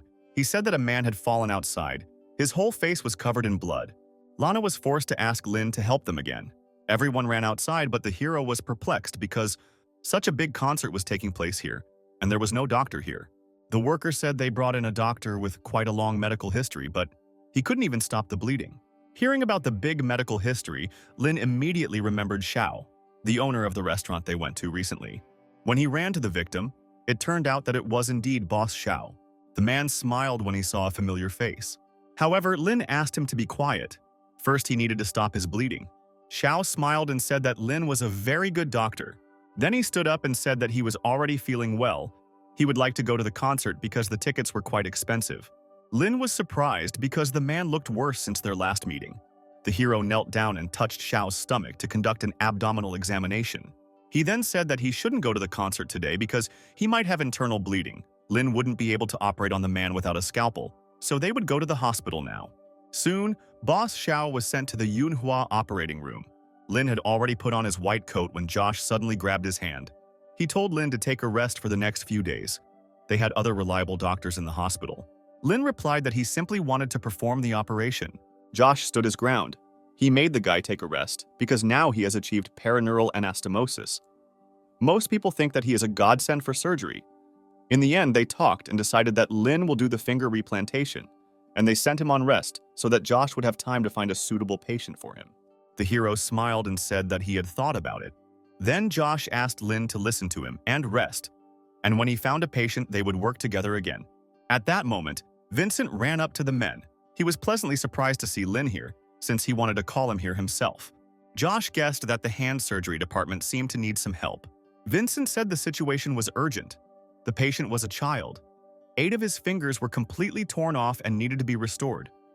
But the problem was that all the elite doctors were in the provinces or abroad.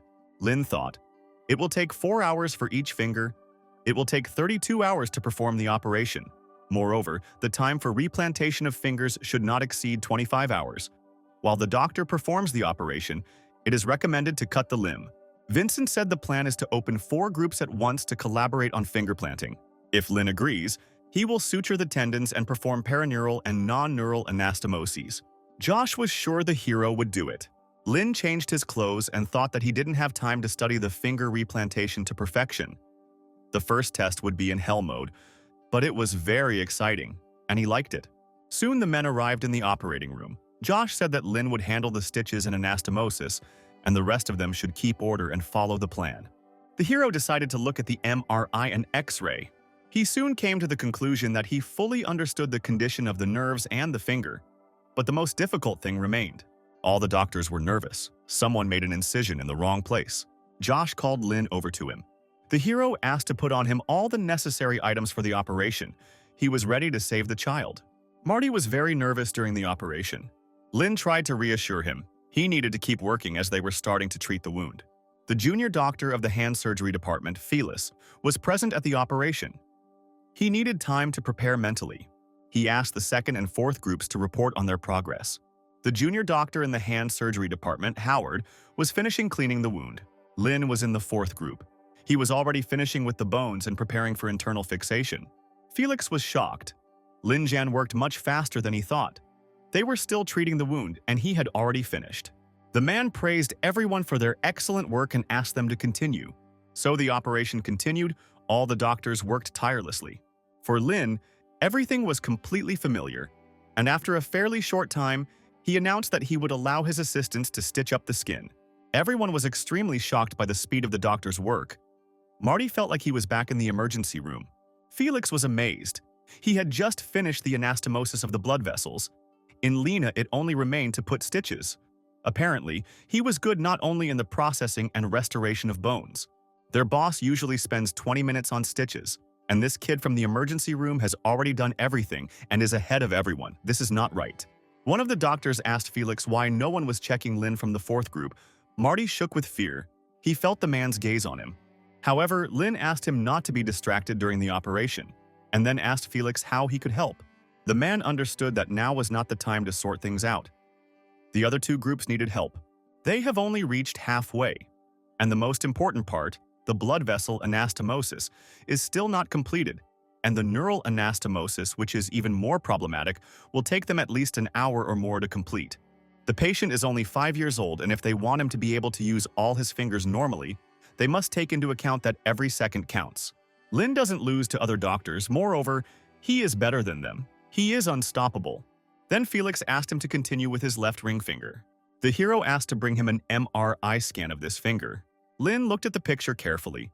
The stitches, blood vessels, and nerves match the last finger. But the fingers are broken in the middle. The bone should be shortened. The shortening of the finger bone will be about 0.5 centimeters shorter than usual. Marty soon reported that he had completed the suturing. Lin then asked him to perform surgical treatment on the ring finger of his left hand. The hero adjusted the position of the microscope and began further work. Soon they, together with Marty, announced their readiness. The ring finger was ready. Everyone present looked at the guy in amazement, not believing that he had already succeeded. Josh sighed and asked the men if they could continue. Lin said he was ready to work some more. Vincent said he would leave him the thumb on his left hand that was assigned to Dr. Felix. The man prayed to himself that speed meant nothing. Quality was the main thing. Lin thought, after the operation on 2 fingers, he adapted and now he can fully use his techniques. He asked Marty to finish treating the finger. The hero thought that he wouldn't be tired if he hadn't used the M-Tang technique 3 times. But today, he was a little tired. And the finger transplant was not finished yet. Marty noted that he had never seen Dr. Lin tired during surgery, but today seemed to be more difficult. The hero understood that the operation was important, and therefore decided to take the energy serum. Marty noticed that Lin's energy seemed to have been restored. It even seemed to him as if tongues of flame were swirling around him. Meanwhile, Felix had just started with the middle finger of his right hand. However, he was curious about what Lin Jian was doing. As expected, he couldn't see the details, but he saw his calm expression, his precise movements, and the absence of problems, which meant the operation was going well. The surgical process looks like an elegant dance. Soon, Lin announced that he was going to perform a neural anastomosis and also needed to do a skin graft. Felix asked the boy to come help him as soon as he finished his procedures. As the man returned to his work, he thought, "This operation seems easy because of Lin." Meanwhile, half an hour had passed. Felix felt that he had already lost his former strength, since he could not finish even 2 fingers. Then he asked Lin to go and stitch up the artery. The hero thought, he can analyze how much time he spent to try to increase the speed of the process. The replantation of the severed finger went perfectly, and soon the artery was ready. The whole team looked at the doctor with admiration. After some time, Lin announced the completion of the operation. The system opened up several new achievements for the hero. All of them were associated with praise from colleagues. Lin himself was very satisfied with this operation. When it was all over, the hero was walking through the hospital corridors and suddenly met Josh, who for some reason had not yet left. The man asked why Lin's mother didn't come home when the big star was waiting for him. The hero was surprised. He couldn't believe that his mother had been waiting for him all this time. Soon, Lin and Josh headed outside. As soon as the hero saw his mother, he asked why she waited in the office when she arrived. However, Tanya was too busy talking to some people. Lin looked at his mother in bewilderment. Apparently, she had arranged something for him, but without his permission. Tanya screamed in surprise. She didn't notice that her son had come here. Lana and Mariabella stood in front of Tanya. The girl asked why Lin never came to the concert. The hero said that he is a doctor, his patients are his priority, and he will not change his profession to that of an artist. Then Lana said that it was not she who wanted to find Lin. It was Mariabella's desire. The thing is that the girl wanted to ask for a repeat massage for her neck. Seeing the confusion on her son's face, Tanya pulled him towards her, smiling tensely. She asked to spend 20 minutes and help the girl with her neck. It was important. And then Lin agreed. He said goodbye to Josh. Tanya thanked the director for his hospitality and asked him to come visit them more often. Josh waved them off, thinking that he was glad he didn't get into any trouble with this big star in the end. Then the man thought that with such success, and even with successful operations, he could gain enormous popularity. The next morning, Lin went to meet Mariabella after returning to work in the middle of the night, having only slept a couple of hours. The nurses asked why Lin had come after such hard work, but the hero wanted to check on the patient. Then, one of the girls remembered that the head nurse had asked her to pass something on to the doctor.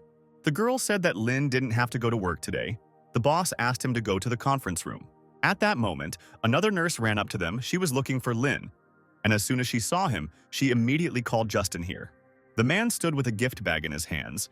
He said that he had been looking for a doctor all over the hospital for quite a long time. As it turned out, the MRI showed that the suture was only 0.1 millimeters, and Dr. Lin's suture turned out just fine. The hero did not understand why the man was holding a bag in his hands, and Justin explained that he had bought a gift for the doctor. The nurse then reminded Lin that the manager was waiting for him in the conference room right now. The hero headed there with Justin and Patricia. Inside, everyone was getting ready for filming. Willow, the reporter, noted that this all sounded like the beginning of a good story, and she thought Dr. Lin was complicated. The girl introduced herself to the doctor, saying that she had come here for an interview. At that moment, Vincent approached Lin and said that they wanted to make a report about the operation they had carried out the other day. Willow realized that Lin didn't have the interview skills, so she positioned the men in the right positions in front of the camera to make them look good. When everything looked great, The girl turned on the camera and got ready for the interview. The other doctors were a little jealous. They also wanted to get into the newspapers and interviews. Willow asked Justin to clean the gift crayfish and give them to Dr. Lin, so the theme of the relationship between the patient would be much more meaningful and realistic. The hero was perplexed. In his opinion, this was already too much. Vincent was a little indignant. Lin looked like he didn't want to take part in all this, but this was all for the hand surgery department, so they had to agree on cooperation. The man told the boy that all this was needed for their hospital. Meanwhile, Justin managed to take a crayfish from the bag, which he was very happy about. Willow was busy filming and really enjoyed the scene where the patient feeds the doctor. At that moment, a doctor burst into the office and said that things were bad. The old smoker, Peter, who had a transplanted finger, had a deterioration in his blood circulation. Vincent was already prepared for the amputation, but Lin said that there was no need to rush. They all needed to get to the operating room. Luckily for Willow, she had managed to get a good report, so she did not object to the doctors leaving. Instead, the girl followed them. Vincent asked her where she was going to film her material. Willow asked if she could go into the observation room. The doctor stated that outsiders were not allowed there. Then he added in a whisper that if the girl wanted to film Lin, she would have to ask permission from the nurse at the counter or find Dr. Larry. Willow headed straight for the reception area where Larry had just left. The reporter showed the nurse her ID and said she was there to get an exclusive story with Dr. Lin. The nurse said that she didn't know the doctor very well, but the girl could find his good friend Layla in the garage. Willow was interested in this girl. Could it be that Lin had a secret relationship with her? At this time, Layla was directing the ambulances in the parking lot. They needed to urgently prepare for the next car. At that moment, Willow approached her, showed her her ID, and said that she came here for an exclusive interview with Dr. Lin. She asked Layla how Dr. Lin, while remaining an intern, was able to become the iron core of the entire hospital. And in the girl's opinion, the answer was simple. This guy was a genius. Willow was surprised by such a short answer. Everyone here was somehow mysterious. Then, Layla put her arm around the reporter's shoulder and said that when she first met Lin, he was treating her brother. Sometime later, the girl told the story from beginning to end. Willow could not believe that the doctor had such a huge impact on this hospital, and did not think that this story was worth publishing. The reporter decided that she should find Dr. Larry after all and return to the hospital. The man was sitting in one of the offices. He asked what Willow would like to know about Lena. The girl asked him to tell her everything he knew about the doctor. Larry said that Dr. Lin from their department is the man who does what none of them can do. He works hard and spends so much time on surgeries that Larry once brought a diaper into the operating room to avoid going to the toilet. At that moment, one of the doctors entered the office and asked Larry to get ready. Dr. Lin was tired after the finger replantation surgery, and the doctor wanted Larry to perform similar surgeries with him. The man was puzzled, because usually Marty specializes in this and he works with emergency services. The doctor explained that Marty was now in the hand department, so Larry was the only one who could help Dr. Lin. As the man put on his clothes for the operation, Willow thought that she had found a material that she could sell, but she had to wait for Lin. Meanwhile, Vincent was talking to the patient's relatives. He suggested that they go into the room and take care of the patient. He told Lin that he could do without amputation, and he would call him when they had similar operations. Willow filmed everything that was happening. She was sure that Dr. Lin was the backbone of this hospital, and this was very valuable material. Larry soon arrived on the scene. Lin asked him if he was ready to perform the finger replantation with him. The man said that the M-Tang technique was very complicated.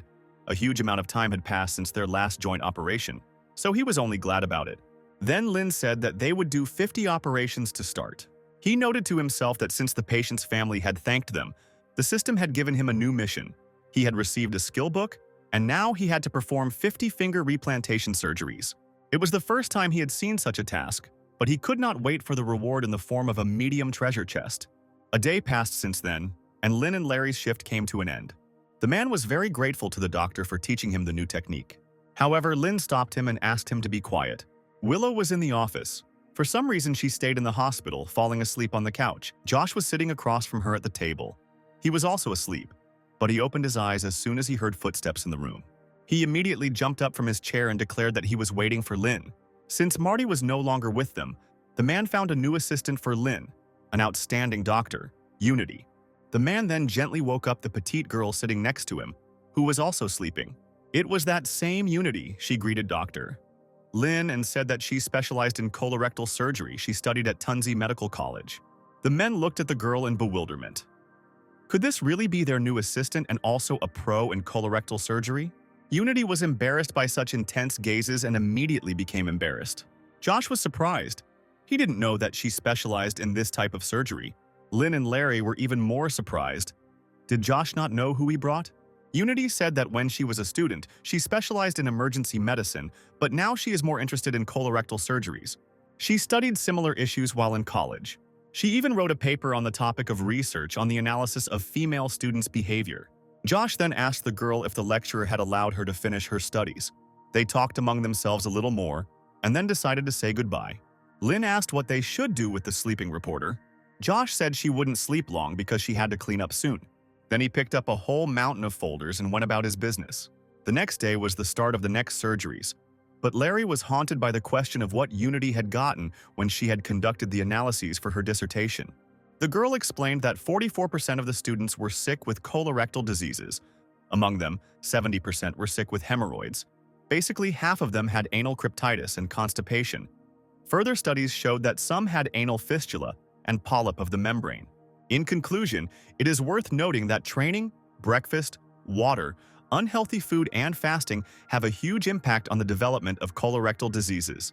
The university has toilets with showers, but unfortunately, female students are not used to washing their anuses after defecating. Soon, Lynn announced the start of the operation.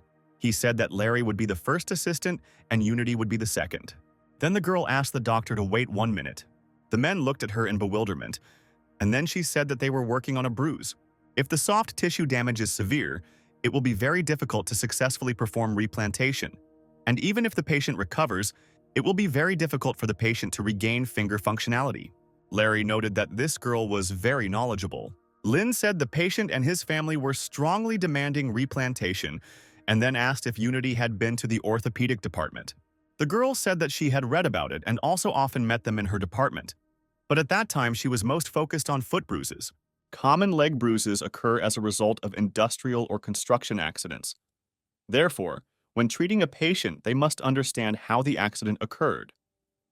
They will know the mechanism of injury by paying attention to the patient's condition, namely the area of injury. First, it is necessary to palpate the pulse of the main artery of the back of the leg.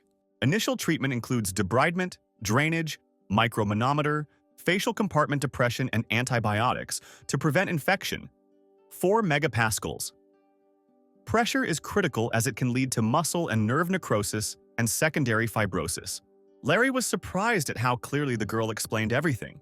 She's almost like Boss Lynn. She also doesn't show her weakness in front of others. The girl said that was all she knew. Lynn thought, even though he had an ideal level, even his knowledge was not comparable to Unity's knowledge. She's a quick learner, so it'll be pretty easy to cooperate with her. He then asked her if she had had a finger replantation performed before, but she replied in the negative. The hero said that she should take the tongs and begin. While the operation was going on, Unity said that Dr. Lin had loosened the tourniquet, which meant that he had sutured the arteries. But now it would be more logical to examine the veins. Lin noted that this girl was capable of many things and asked her to wet her hands. To prevent blood vessels from drying out due to prolonged exposure, they should be moistened with a heparin saline solution. However, Unity spilled the liquid past her hands, and Larry barely managed to close Lin's glasses. As soon as the girl saw the empty cup, tears appeared in her eyes. Larry was puzzled. Unity was acting like she was in some movie. The girl sobbed, asking her to forgive her for her clumsiness every now and then. Larry asked her to be a little more careful next time. Lin also asked Unity to pour some more liquid. The girl began to water the right place, but did not do it quickly enough, and then suddenly poured out the entire cup with all her might. She began to cry again, apologizing for her actions. Larry noted that this girl was not very good with her hands. Suddenly, Lin noticed that there was blood on her gloves. There are strict requirements, especially for details, and the main one is not to have blood on clothes, since it can easily stick to the thread.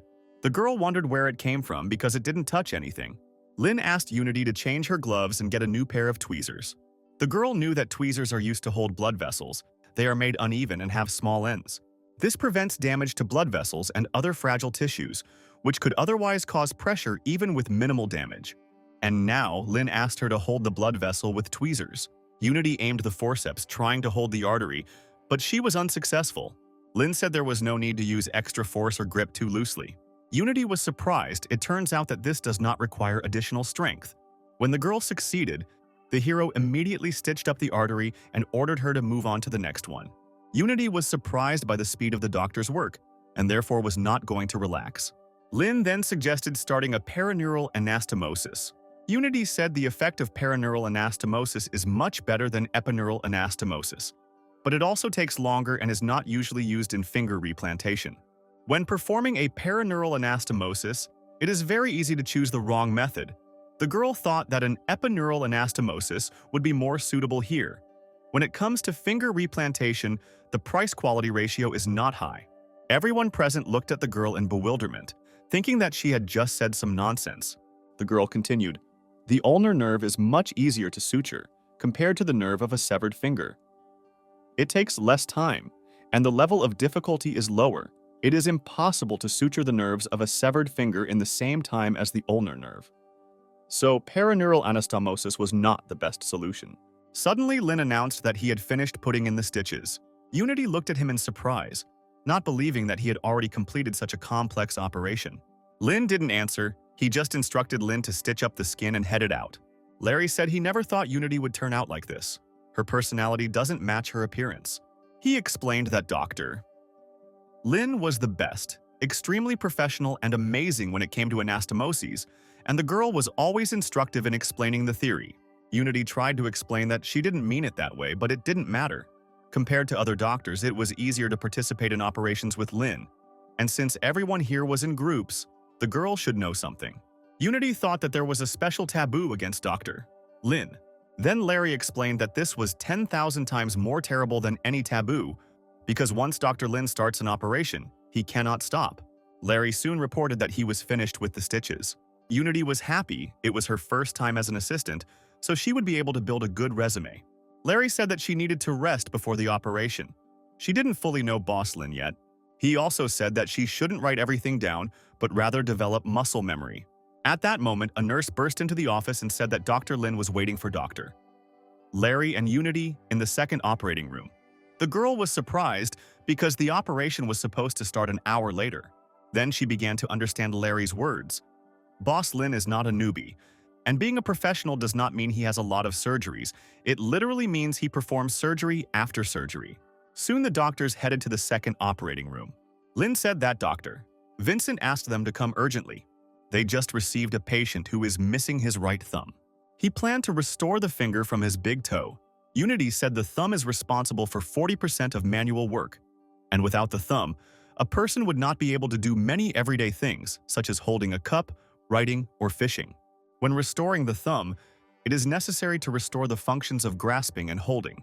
Restoring a finger is considered a brilliant operation, but is Dr. Lin capable of such a thing? The hero said that Dr. Vincent gave him important instructions for this operation, and Unity had to research something similar in medical college. Larry thought, theoretical operations can't do such a huge job. Besides, for Dr. Lin, it's also the first time. Unity said the second big toe was the best option for recovery. Lin added that the patient was a worker. His hands were bigger than those of ordinary people, but unexpectedly his feet were small, size 36 or 37. Thus, in the hero's opinion, the right toe was the most suitable, so the task was to amputate the right toe. He asked Larry and Unity to treat the patient, but the girl again missed the tweezers and did everything wrong. Lin asked the nurse to bring all the sizes of Kirschner needles and all the varieties of threads. Larry asked why the boss didn't let Unity do the treatment. Then the hero called the girl over, asked her to wash her hands and take care of the equipment. Larry soon concluded that the processing was complete. Lin then announced the start of the finger transplant operation. When the toe was severed, he asked Unity what she thought about the operation. The girl said that there is a deformation of the patient's big toe. Based on the MRI data, it would be better to perform arthrolysis and then osteotomy. Larry was unhappy. The boss keeps asking people who are bad at handling and suction, and even increase the complexity of the procedures. What does he think? Lin thought to himself, although the difficulty had increased, everything was fine, and then asked to loosen the soft tissue around his big toe. Soon the doctor finished the suturing and asked to prepare for connecting the blood vessels. Unity was delighted. Lin's operation did not match her knowledge from books.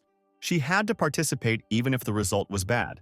An hour later, the restoration of the big toe of the right foot was complete. Unity asked what the doctor's next operation was. She wanted to follow him. The hero was surprised. This girl had a very strong desire to work. Unity said that she is well aware that her skills are very poor and that it reflects poorly on Dr. Lena. But even if she does nothing, she believes that she can figure out and write down surgical procedures. Lin replied that this was easier said than done. Brief reports usually required colorful description, extensive research, and careful discussions. Reports were not at all easy to write. He stated that the girl could write to him and teach him whenever she wanted, and could always join his operations. However, Larry needs to practice more with Dr. Unity and also spend time practicing his pig's leg suturing technique. After work, Larry practiced with Unity, and when new patients arrived, he returned to the operating room and worked on Lin's team.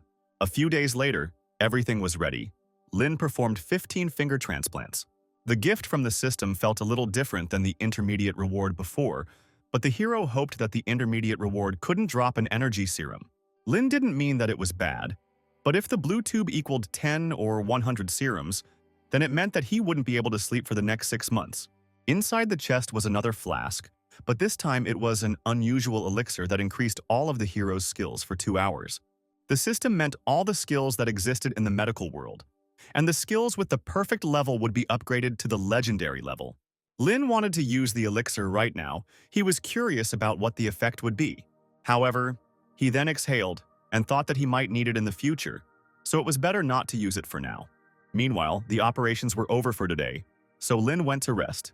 The next day, the hero went to the reception to ask if there were any operations for him today. The nurse informed him that Director Josh had cleared his schedule not only for today, but for the next few days as well. Lin objected.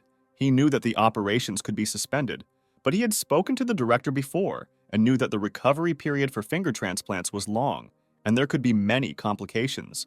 But the director had already submitted an application for new patients, and shouldn't it have been approved within 2 days? At that moment, Josh himself approached the reception desk. He was glad to see Lin, and then reported that there was a big difference between the supposed situation and the actual state of affairs. Seeing that there were already too many patients gathered in the corridor, he asked to give him a couple more days. He would do everything so that Lin could operate again. The nurses replied that Dr. Josh spoiled Lin so much and the boy deserved it. Larry heard that they had no operations for the next few days and suggested that they take a rest.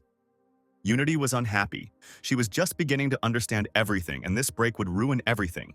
Lin then said that the assistants could rest, but they had to take daily tests. While Larry was happy, Unity was very sad. She was sure that all the results of her practice would simply evaporate. At that moment, Chandler entered the office and suggested that Lin have some fun since he had no operations. He asked how good the hero was at abdominal surgeries. Lin said she could do the stitches, but she knew nothing about special surgical techniques and didn't know how to use a laparoscope. Chandler chuckled. After all, he was able to find something that the guy didn't know. However, it was an opportunity for him to learn something new. The operation had not yet been scheduled, but there was always a patient in MANHUA, so the men headed to the reception desk. There they met a young boy with his mother. Chandler said that the boy was not doing well. The woman screamed her son was fine at home, but now he is in critical condition. Chandler said that nothing was clear yet and asked the resident to escort the patient to the doctor's office. He then called Lin along with him. Apparently, the patient was suffering from severe abdominal pain. Another woman was soon brought in by ambulance. Her daughter said that her mother had an appendicitis operation at Yunhua Hospital last week, but now she was feeling unwell. At first, she had regular bowel movements, but then she stopped. No one paid attention to it because she had mild constipation before. Chandler said that her abdominal sounds are hard to hear. The doctors will do a CT scan and see the results. After that, they will do a regular X-ray. They suspect a blockage in the intestines. It can lead to serious consequences, but first she needs to pass all the tests. It looks like an age-related bowel obstruction, so it may not be simple, but regardless of the situation, surgery is necessary. The man said that Lin could be the main assistant, and then the hero said that he had to call someone since it was a matter of intestinal obstruction. It was Unity, and upon hearing the diagnosis, she immediately ran to the men. She specialized in colorectal surgery, so Chandler was going to give her a chance to show off her skills. Lin was surprised. Hadn't the man seen her work before? Chandler growled sullenly that Lin had simply never seen a bowel operation before. It was soon decided that the patient should undergo stenting. The examination results showed that the woman had intestinal stenosis, a narrowing of the outlet of the stomach. as a result of which the normal movement of food from the stomach into the duodenum is disrupted. Chandler handed everyone masks. This was one of the most dangerous types of intestinal obstruction. Soon, everyone went to the operating room. Whether Unity will be the second assistant will be decided after the incision is made. It turned out that the patient had not had a bowel movement for several days. This woman is 64 years old. She managed to eat 2 large bowls in one sitting. Her family was very proud of her. When Chandler made the cut, it became clear to everyone why he asked everyone to wear masks. He said there were 2 pieces of news, good and bad. Lynn preferred to hear the good news first. Then Chandler said that the situation was actually very easy. But there was also bad news. If they did not get a consultation in the general surgery department, they would have to do it themselves. Unity didn't understand why this was bad news, so Lynn asked her if she knew what to do in such a situation. The girl replied that it was necessary to remove the excrement in the proximal part of the intestine. Chandler confirmed her words. The patient had not cleaned it for a week. There may even be previous feces that were not completely removed during defecation. Then Lynn understood what doctor Chandler was thinking when he invited Unity to the surgery. To everyone's surprise, the girl was only glad that she would have to undergo such a procedure. Chandler initially thought she didn't realize she was about to remove feces from a woman's intestines. However, Unity knew what she was in for. She had read a special research paper. When they remove the excrement, different areas become infected. So for this procedure, they use special plastic bags that are used to create surgical gloves. Then insert another plastic bag into the intestines before tying off the end of the intestines. So they push the material from the intestines into a plastic bag, and if there is too much space, they replace it with another one. Chandler then said that Unity should perform this procedure. The girl was very happy. She finally felt like a boss. Soon she began the procedure. More and more bags were dropped onto the nurse's tray. The girl was horrified by their number. Unity reported that these were only the overcooked portions, and that there would be more packets in the future. Soon the girl said that she was now in the lower part, and then she would move to the upper part and clean everything there. Time passed, and Unity was still going through this foul-smelling procedure, completely immersed in the process. Chandler was angry. The patient's stomach was open long enough. The girl should calm down after all. This is an operation, not research work. The man knew they needed a consultation with the general department, or they could simply be transferred to the department. If they were surgeons, they would be used for what was happening right in front of him. Soon, Unity finished the procedure and then the entire operation was completed. Everyone immediately hurried to leave the operating room and finally take a breath of fresh air. Chandler noted that the nurses and assistants were just a bunch of weaklings. They couldn't even resist Grandma. Lynn was surprised. He didn't understand what was good about this ability. The man thought, this child refuses to work with them. He remembered his school days. Every summer he went to the dissection room for self-development. There were a lot of corpses there, but they did not stop him. And now young people are too sensitive. Unity was surprised. Then the man said that in the past, many students used corpses to get rid of the heat in the classroom during the summer. Compared to what Unity just did, it was nothing.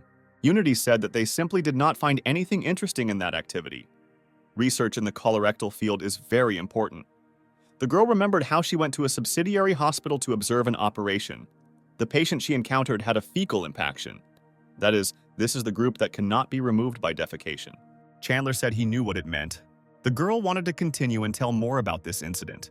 However, the man stopped her. He didn't want to talk about feces anymore. Unity apologized.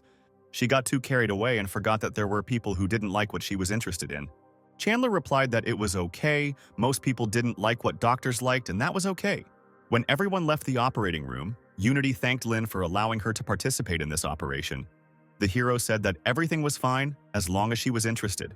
Then everyone decided to take a rest after a very exhausting operation. Unity decided to buy some pig's trotters for Dr. Chandler and eat them with him. When the man was sure that the girl had rinsed her hands before choosing food, he sat down and thanked her for the treat. He also invited Lynn to eat the trotters with them. The hero's face turned pale and he declared that he did not want to eat. He said he didn't like some of the ingredients. When everyone had finished eating, Chandler called Lynn along with him to wait for the next patient. The patient was said to have appendicitis, but the man knew that the guys had never removed an appendix before. The nurse brought the patient in on a gurney. Chandler immediately began examining. The pulse was not clear. The man suspected that it was the appendix. He said that he would do a scan. It was necessary to clearly diagnose the patient's condition. In any case, other symptoms would appear, and now they should go back and wait in the operating room. Soon, the scan results were ready and the nurse gave the folder to the doctor. Chandler examined the images but could not find the appendix. Lin noticed that the doctor was in a bad way and decided to help by using his MRI analysis skill. The system told the man that the patient had an intestinal obstruction and not an appendix at all. Unity came closer as soon as she heard the diagnosis. The men exchanged glances and then decided to suggest that the girl begin the operation. Unity was incredibly happy. She felt like God had blessed her today. After some time, the next day arrived. Charlie, Lin's classmate, was cleaning the hallways. New interns were coming soon, so he needed to work more and keep an eye on them as much as he could. He and Lin studied together. He and Charlie achieved nothing, but he became a professional. The guy decided to work harder so that he could catch up with him soon. Charlie was so deep in his thoughts that he didn't notice how he accidentally bumped into Larry. The guy quickly apologized, and the doctor immediately realized that he was an intern. Suddenly, Larry took Charlie by the hand and pulled him along, saying that now he would do everything as he said, and then they would do something else. As the doctor walked down the corridor, his patients came out to greet him and tell him how they were feeling. Charlie was pleasantly surprised. He never thought that this would happen to him. He finally met patients in real life, and it turned out to be much more interesting than described in textbooks. Larry soon became exhausted and found it very difficult to examine so many patients. But Larry was very happy. He had never seen patients, and when he met Larry, he finally met them. Larry realized that he couldn't miss this chance and led the guy further, saying that after the inspection they had some more things to do. Soon the doctor brought the boy into the office, where there were boxes of pork and chicken legs. He said Larry needed to wash them and brush them, and then trim their nails. The guy asked if they needed pork trotters and chicken legs for him. Larry said he would find out if he stayed in the hospital longer. He also asked the guy to take a microscope when he plucked and trimmed the claws. Charlie was immediately motivated. This was his first serious assignment at the hospital. 3 hours later, he had cleaned all the paws. Larry returned to the office and was pleased with the work done by the intern. While the doctor was thinking about how else he could use this boy, Charlie asked if he knew his classmate, Lin Jiang. Suddenly, Larry had the feeling that he was in trouble. He asked the intern in surprise if he knew Dr. Lin. Charlie said that they had known each other for a long time and that they had gotten along very well at university. Then Larry told him to stop cutting the chicken feet's nails. The intern was confused because he wasn't finished yet. He became upset, thinking that it was all because he was working too slowly. Larry was quick to justify himself. He said that he didn't want to force him to do this. He just had an important patient, but now he was free. Charlie didn't calm down. It seemed to him that the doctor didn't need him anymore. Many doctors don't like that interns are perceived as toys. The head doctors understood this even more. Interns can't even be allowed near them. This was the only way for interns to acquire at least some knowledge, working and developing their intellect. Charlie knew he couldn't live without the experience of a resident physician, so he couldn't let Dr. Larry drive him away. The boy started cleaning his paws again and said he wouldn't leave until he finished. Larry didn't know what to do, because this was Lin's friend. And what's more, he wasn't sure he had the right to use interns at all. He never imagined that his path would be to be a teacher for a trainee. He stopped Charlie again, saying that he didn't want anything more from him. But the guy didn't calm down. He asked Larry to take a walk while he finished his work. The doctor felt very awkward. He had never met such charming girls before. Larry let out a tired sigh and asked what Charlie most wanted to learn. The intern was delighted. He would finally experience the real life of an intern, and decided to take advantage of this chance. Then he said that he had never been in an operating room, but he really wanted to perform the operation. Larry thought that since he was the boss's friend, he should take care of him, but if he got into trouble, it would be bad for him. The doctor said that Charlie should start by treating the wounds, since he had never performed surgery before. Later, there will be trauma patients. The intern will take care of them, and Larry will ask for an isolation booth for him.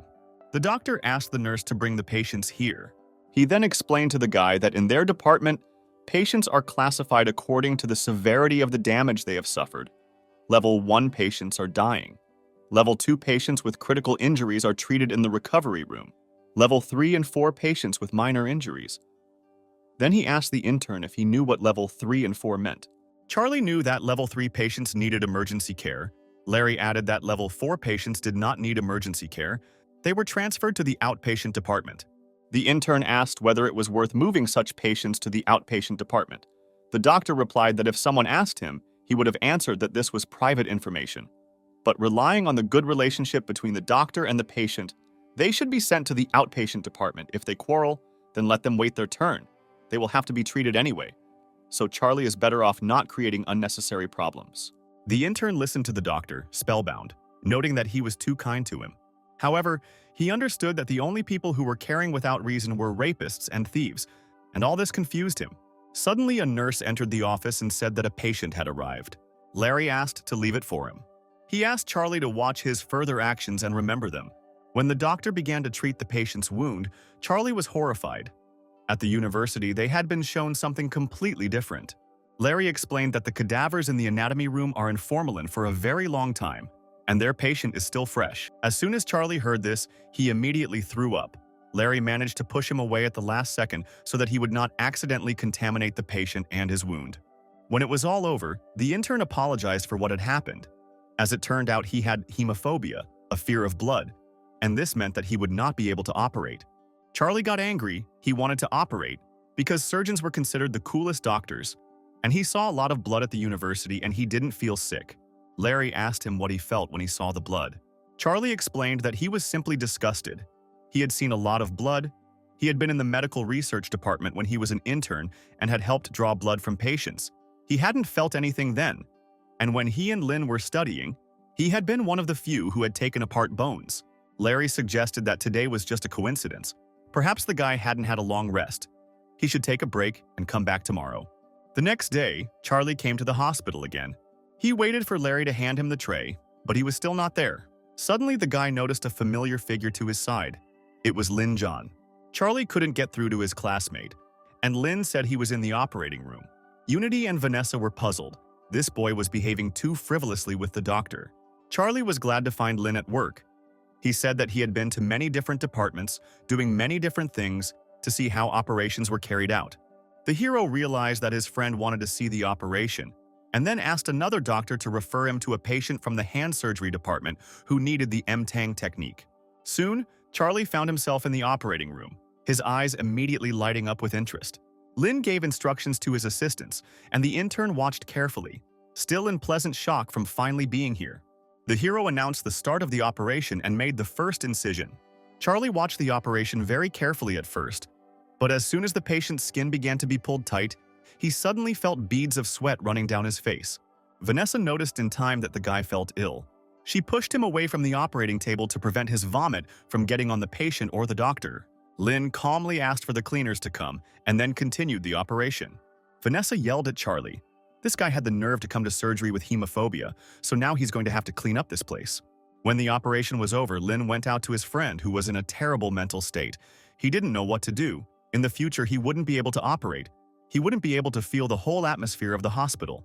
The hero said that Charlie threw up because he saw dry muscles and tendons. He needs to concentrate on the operation itself, and only then will he be able to get used to it. The guy didn't know if he could even close the wound. Lin offered him osteopathic massage. However, Charlie was not sure about that either. He was afraid that at this rate he would soon be kicked out of the hospital, and he wanted to be as happy as Lin. So the hero said that he would introduce his classmate to Dr. Unity. Soon the hero brought Charlie to the girl, explaining that he was in a slightly specific situation and asked Unity to take care of him. The girl was intrigued by this peculiar case. Her eyes lit up with interest.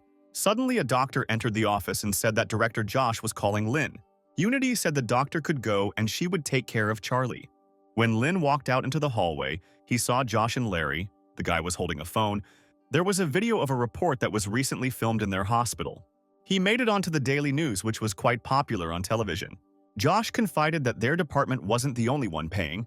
The hand surgery department also chipped in. He explained that these articles were intended for a large audience, so they were obliged to pay. Lin suggested making a new branch since they had so much money. Josh chuckled, thinking that this kid only thought about surgeries, and then said that they would be opening a new department very soon. He then entered the office where Vincent was waiting for him. The man noted that Josh seemed puzzled by something. The director asked to dispense with formalities, since Vincent was not really worried about him. Soon, Lin entered the office and asked if Dr. Vincent needed anything. The man replied that the guy had done a good job. His operation had been a huge success and had even been featured on the news, so he offered Lin to be his assistant in some things. Vincent decided to tell him in confidence that they were talking about freelance surgeons. Lin knew that they flew to other hospitals to perform surgeries. These doctors were renowned experts in their field and the best in their region. Logically, there are two reasons why a hospital would hire such a surgeon. Either the hospital wants to improve their skills with his help, or they simply need help due to the serious condition of the patient. But whatever the reason, it cannot be said that he was hired based on skills. If we take the first option, the hospital needs a surgeon with a high reputation. This can motivate other doctors or establish a long-term relationship between the hospital and the surgeon. And the second reason is that the patient will know who is treating him and will trust him completely. Lin said he knew Vincent wanted to help him, but in terms of market competitiveness, he was not yet someone outstanding. Compared to doctors in Beijing, Shanghai, and Guangzhou, Lin had no advantage at all. The director thought. Lin is not afraid of difficult tasks. He is afraid of the doctor who will work with him. Then everything will be simpler. The man said that the hospital actually invited him, and since he had been to several places, he was tired, so he and Lin could go together. The operation was not complicated, just two-finger replantation. The fee would be 10,000 yuan. He had already bought the tickets, so they could split the fee. Lin asked why they didn't call someone close to them since the operation was not complicated, and Vincent replied that the patient was sent to the Yiwan County Hospital, which was a 5-hour drive away. But if they took the high-speed rail, it would take less than 2 hours. They would go straight there and be back in time for dinner. The hero was worried that he didn't have a license to do such things, but the man said that the most important thing was to be polite to the other doctors. Soon the men arrived at the right place.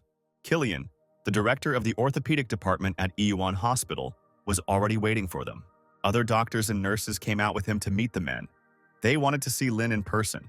He was so young and already a specialist, he looked great despite the fact that he worked tirelessly. Vincent said, "Doctor, Lin is a specialist in finger replantation, having performed over 100 operations as chief surgeon, with a total of 300 operations." The director explained to the hero that good doctors, and especially good surgeons, must be actors.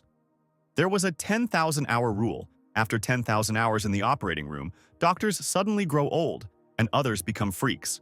Killian was surprised. Lin was so young and handsome with a good medical history. Vincent said that recently, Lin Zhan had performed 3 or 4 fingers at a time. The results were excellent. He had made a lot of effort to invite him here. Lin then asked if they needed to consult first. Then Killian smiled and led the men inside, and indeed, they had business matters to take care of first. The consultation soon began, and for half an hour Vincent explained the situation to the doctors at Yiwan Hospital. He said that lately he has felt like finger replantation surgeries are identical. The men smiled and agreed with the director. He then said that the plan remained the same.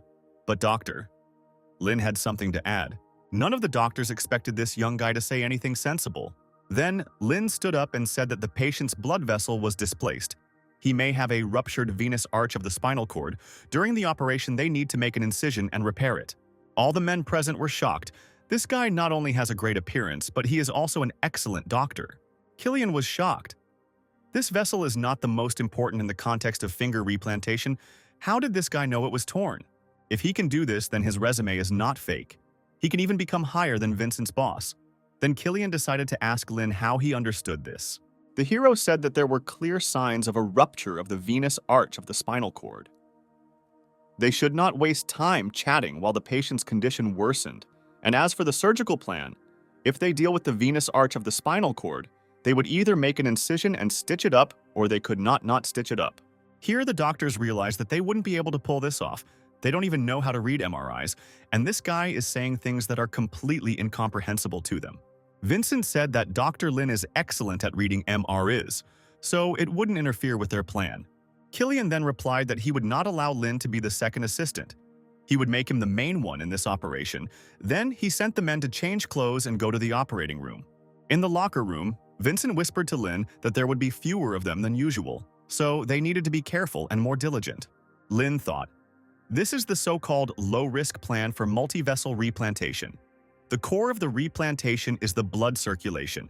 If the blood circulation worked normally, the other finger could be saved. Blood is the main energy supplier for muscles. Without it, muscles suffer from necrosis. However, connecting multiple vessels means that the surgeon must either extend the operating time or save it. Replantation of one finger is much easier, but when it comes to more than 2 fingers, the surgeon must calculate the time spent on connecting the other fingers. Everything is planned down to the smallest detail, even rest. Soon, all the doctors arrived in the operating room. Killian was ready to begin.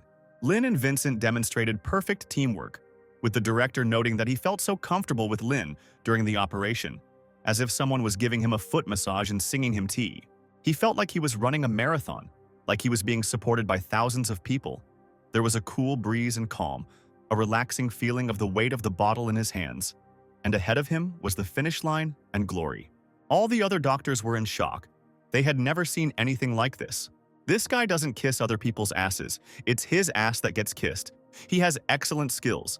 He's the only one in the world who can perform surgeries with such ease. After 2 hours, Vincent said he was tired and suggested that Lin switch positions. Killian was shocked. Could it be that the specialist had accepted his patronage? Dr. Lin will work in the place of Wang's boss. And if such a practice ends in failure, the hospital will be held responsible and they will have to pay financial compensation. Vincent shouldn't let Dean practice, but what purpose does he serve by giving his place to this guy? He decided that it was not worth asking the boss this question. He would rather ask Lin himself. He approached the guy and asked what he was going to do. Then the hero said that he had no strategy. Killian then asked what he knew about this patient, and instead Lin turned to the nurse and asked her to pour the heparin solution into the vessel. He then explained to Killian that the patient's vessels were now slightly fixed and he would carefully stitch him up. Killian thought that Vincent should have known that such vessels were difficult to stitch up, and yet he refused his position, which meant that he was not confident in himself and gave the job into Lin's hands. This means that Dr. Lin is much better and stronger than Vincent, and he is the real boss in their hospital. Killian was so shocked that he was speechless. Vincent knew he had called Lin here to test his abilities. He said the guy was stitching up arteries much faster, and then said he needed 4 more stitches. This patient has the blood vessels of a 70-year-old. If Vincent had to resuture the blood vessels, he would do a great job. But it would take quite a lot of time and effort. The operation could last an hour, or even more. If Lin accepts the challenge, he won't have to stitch up the old vessels. Killian watched Lin work in silence, as if the guy had grown extra arms. Soon the hero said that he had finished stitching up and could now stitch up the nerves. Vincent said he would leave it to him even if the outcome was not successful. Killian stood there in confusion, not fully understanding that the operation was already over. Then Lin asked him if he wanted to stitch up the skin. The man noted that Dr. Lin was a good team player, and since he couldn't understand what the men were talking about, he would have to lower himself so that he wouldn't get into trouble later. When Killian looked through the microscope, he was stunned with amazement. The blood vessel was in place. There was an excellent nerve anastomosis and an excellent position of the broken wrist. The operation was indeed over. All that was left was to stitch up the skin. Surgeons at large hospitals don't always have the opportunity to stitch up the skin, so the man agreed to do it. Soon the suturing was finished and the operation was completed. Killian quickly apologized to Chief Vincent and Dr. Lin for the inconvenience. When everyone left the operating room, he caught up with Vincent and invited him to eat together. The man thought, usually everyone leaves immediately after the operation. If they stayed, it means they will perform a second operation. Usually only the head doctors can perform 3 operations at once. The doctors from the hand surgery department were not able to do this, and he probably wants to detain him to ask questions. Vincent then suggested to Lin that they all eat together and then go home. When the men arrived in the dining room, Killian asked them if they thought the patient would get an A on the test. Vincent decided to ask Lin what he thought about this. The hero said that there is a chance of getting an excellent grade, but it is not high. You can count on a good grade, and there is also a chance of developing finger necrosis. Killian was in shock. He thought everything would be fine since Lin was such a good surgeon. He deceived Vincent by turning down the position of chief surgeon. Vincent asked Lin if it was because he didn't use the machine. The hero said that everything was fine, only the quality of the patient's vessels and nerves was very poor. They should check it based on an elderly patient after finger replantation. Vincent tensed. He didn't know that the patient had bad blood vessels. It would be problematic if the operation failed. While he was thinking about not finishing this operation, Killian decided that he would invite Vincent to take the place of chief surgeon. A few more seconds passed. Killian calmed down. This problem didn't seem so big anymore, and he decided to plan his next steps. He asked Lin what grade he thought the patient would receive, and he thought to himself that excellent and good grades were satisfactory results. If the score is lower, there will be many consequences. The functionality of this finger will be slightly better than amputation. We can say that the finger will not function at all. In other words, when the patient went to a famous doctor, it meant that the patient hoped to be cured. This is not just a passing level. If the surgeon does not reach, then the patient does not agree, and their hospital does not accept such. Killian also decided to ask what the chances of necrosis were, but Lin simply ate his food in silence. The man started to get angry. He wanted Lin to stop and answer his question. The operation could fail, and at this time he was eating calmly. Lin then said that the chance of getting an excellent grade was 90%. Killian was puzzled, because he had just said that the grade would be low, and necrosis could also develop. Lin explained that he didn't say exactly, but the probability of a good evaluation was relatively high. Besides, the probability of necrosis was almost always high.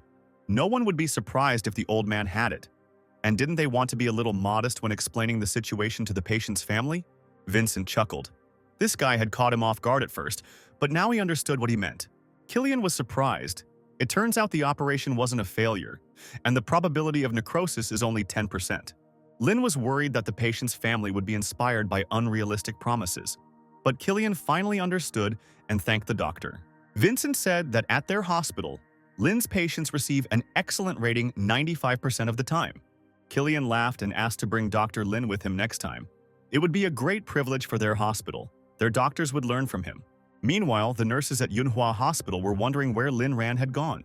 Someone said that the doctor went home and came back to perform the operation. Then, Vanessa said that she saw him in the same group with his classmate. It was Yiyuan Hospital, but the nurses were unhappy that Lin was in the background in this photo. They decided to take normal photos with him, so that the other nurses would admit defeat and stop bothering him. The next day, Lin returned to the hospital and was immediately greeted by a crowd of nurses. They asked Lin to take a photo with him, but the hero was not very interested in it, but still looked at the camera. He asked if there were any patients with missing fingers today.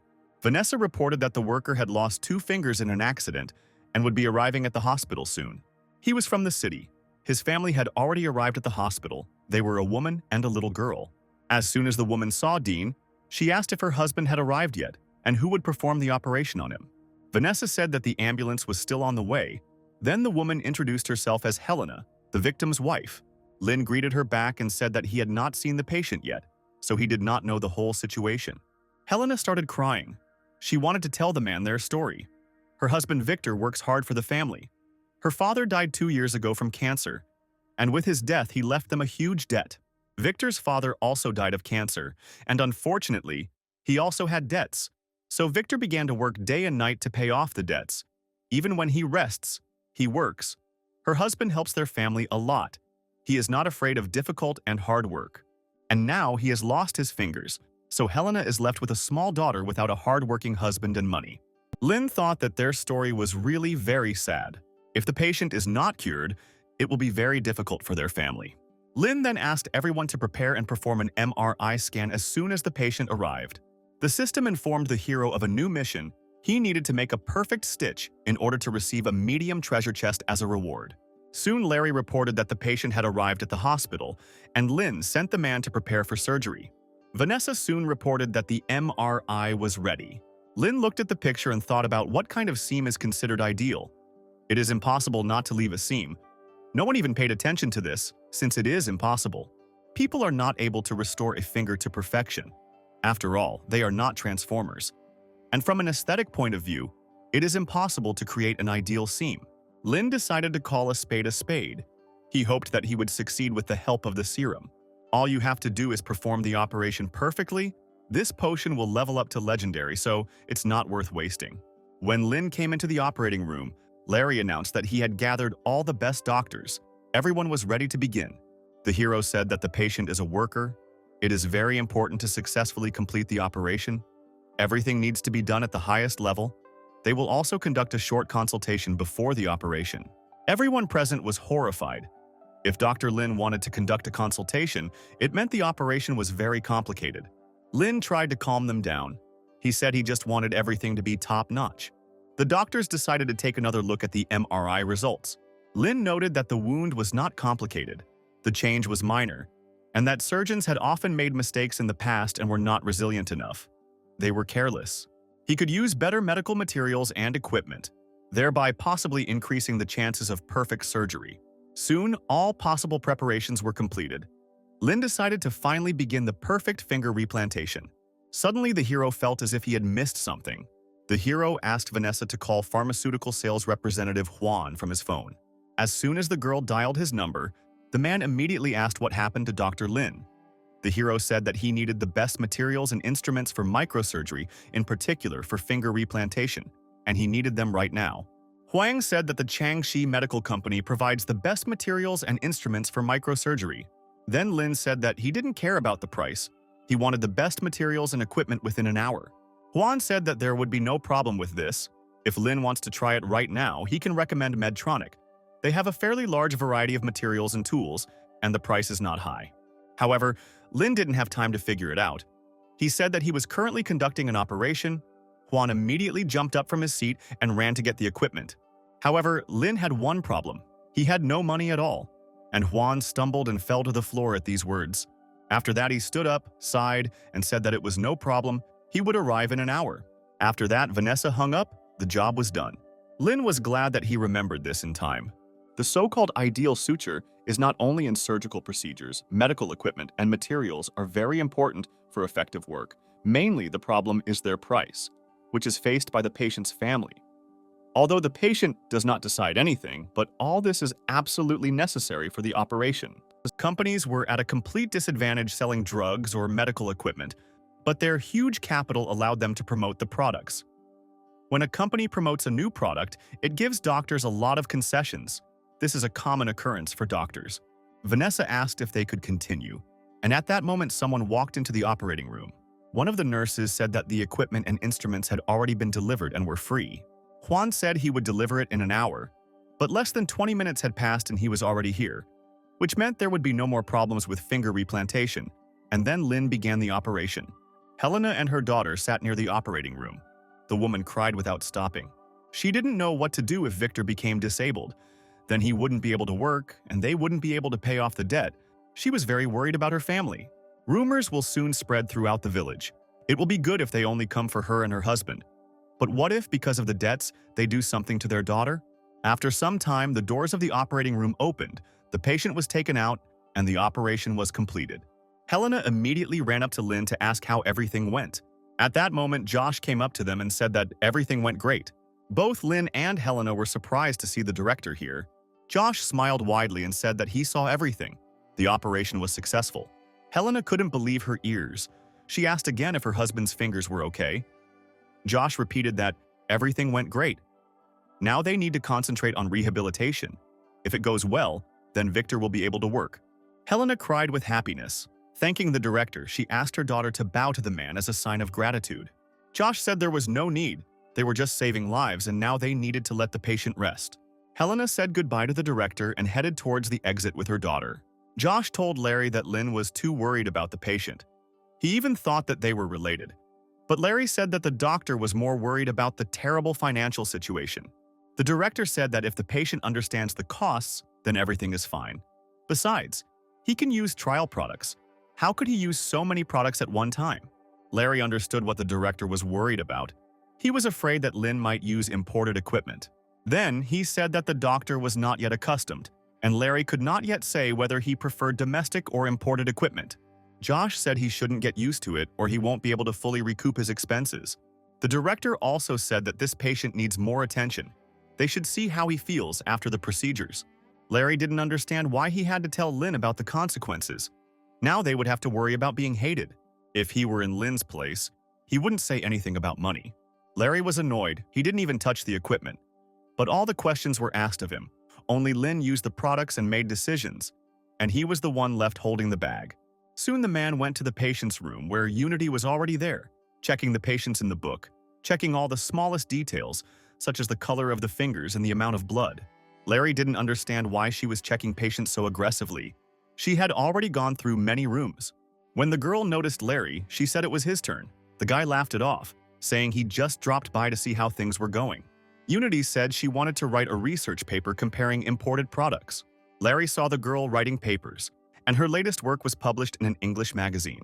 Unity said that she didn't need to publish in an English journal, a Chinese one would do. Then Larry realized that he was the only one who needed to write a research paper to become a physician, and he hadn't done anything yet. A week later, an announcement came from the emergency department that academician Tobias and his colleagues from the Chinese Academy of Engineering would be visiting Manhua Hospital. All the major departments suddenly took up this. Academician of the Chinese Academy of Engineering is the highest level a Chinese doctor can reach. Jacqueline spoke at the conference and she said that it was a very difficult goal to achieve, but they still hoped that the academician would help them improve the reputation of their hospital. Josh understood, simply put, anyone who showed up with this academician would become a popular doctor in the hospital.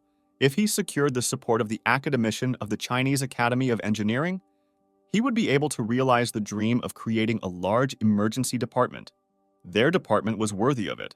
When the day of the academician's visit came, Clyde got up early in the morning to wash all the tables in the office. The academician arrived that morning and met with all the heads of departments, visited the hand surgery department, the oncology department, then the orthopedic department, the surgical department, and will soon visit them too. The man thought that he had to start performing operations at 9 o'clock. On the one hand, it was good. On the other hand, it was bad, because his lunch would be delayed, which meant that he would not have the opportunity to meet this gorgeous academician. Then Clyde decided to turn to Dr. Chandler for help. He asked if it was possible to split the operations between today and tomorrow. The man lied that he had back problems and was unable to perform 2 operations at once. Then Chandler said that in that case, Clyde would take 4 of his shifts tomorrow. Clyde asked to be allowed to meet with the academic since the doctor didn't want it. But Chandler asked him to stop bargaining. Some people agree even when he offers 5 shifts. As it turned out, only doctors and chief physicians were allowed to meet with the academician. Others were busy with other things. At that moment, Lynn was making rounds of patients. There was already a nurse inside the ward. She told the patient that keeping the finger comfortable is the most important thing. It is very important not to panic and not to smoke. When the girl saw Lynn, she said that he did a great job. Helena and her daughter thanked the doctor for saving Victor. Lynn said it was just his job and then decided to look at the patient's fingers. At that moment, a man approached him and said that the restoration was going very well. The man said it would be better if they showed him the material, so Lynn asked the nurse to bring it here. When the girl brought the pictures, the man began to examine them with surprise. He asked Lynn to tell how he carried out the operation as the chief surgeon. At that moment, Josh entered the office and asked why boss Tobias was still here. They had been waiting for him for a long time. The hero was surprised. Could this really be the same academician Tobias? The academic said he had heard that the emergency department had begun to practice finger replantation operations, and he would like to see it. Josh was glad that Tobias noticed them. But Clyde was unhappy. It seemed to him that the man was spending too much time in this department. Everyone around was saying that Lynn's progress in finger replantation operations was simply excellent. Clyde chuckled in displeasure. He was sure that there were simply no suitable patients today. In fact, he was also not bad at orthopedic operations. When everyone gathered in the conference room, Tobias was shown the materials on the operations. The man noted that the operation performed 7 days ago looked great. The patient's fingers were recovering quite well. He would like to hear how it all happened. Josh asked Lynn to tell him how it all happened. The hero said that he spent more time than usual. The patient had severe vascular thrombosis. Josh noted that this kid doesn't know most of the surgical techniques, but he has a lot of great professionals around him. If he makes a mistake, he will immediately get advice, and everything will be fine. Lin Jiang talked with academician Tobias for more than 10 minutes, and the man found out that it was a routine finger replantation operation. So, thanks to his capable hands and excellent skills, the hero did a quality job. Josh thought to himself that Lin was just an angel. He would go far. Then he looked at Tobias. He looked incredibly pleased. Then Josh said that Lin Jiang is the backbone of their hospital. Of course, his skills are top-notch. Tobias said his skills were too good. Then he asked if it was true that they had so many patients in the department. Josh said that's true. There are more and more patients, so they are planning to expand.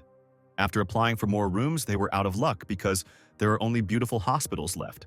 The project has just started, and based on their statistics, patients stay between 40 and 50 days. Tobias thought that these patients needed a long period of time for rehabilitation, but basically all the big hospitals wanted success and popularity. He said these guys had an advantage because the emergency room is the only place where patients have to stay for a long time. And with those skills and advantages, they can solve problems for free.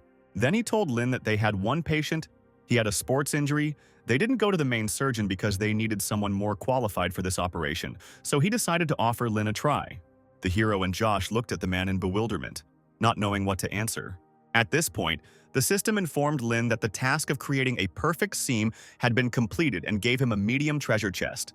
Josh thought it was best to ask questions like these as clearly as possible. Then he asked Tobias to tell him more about the operation. The man said that the operation plan was almost ready.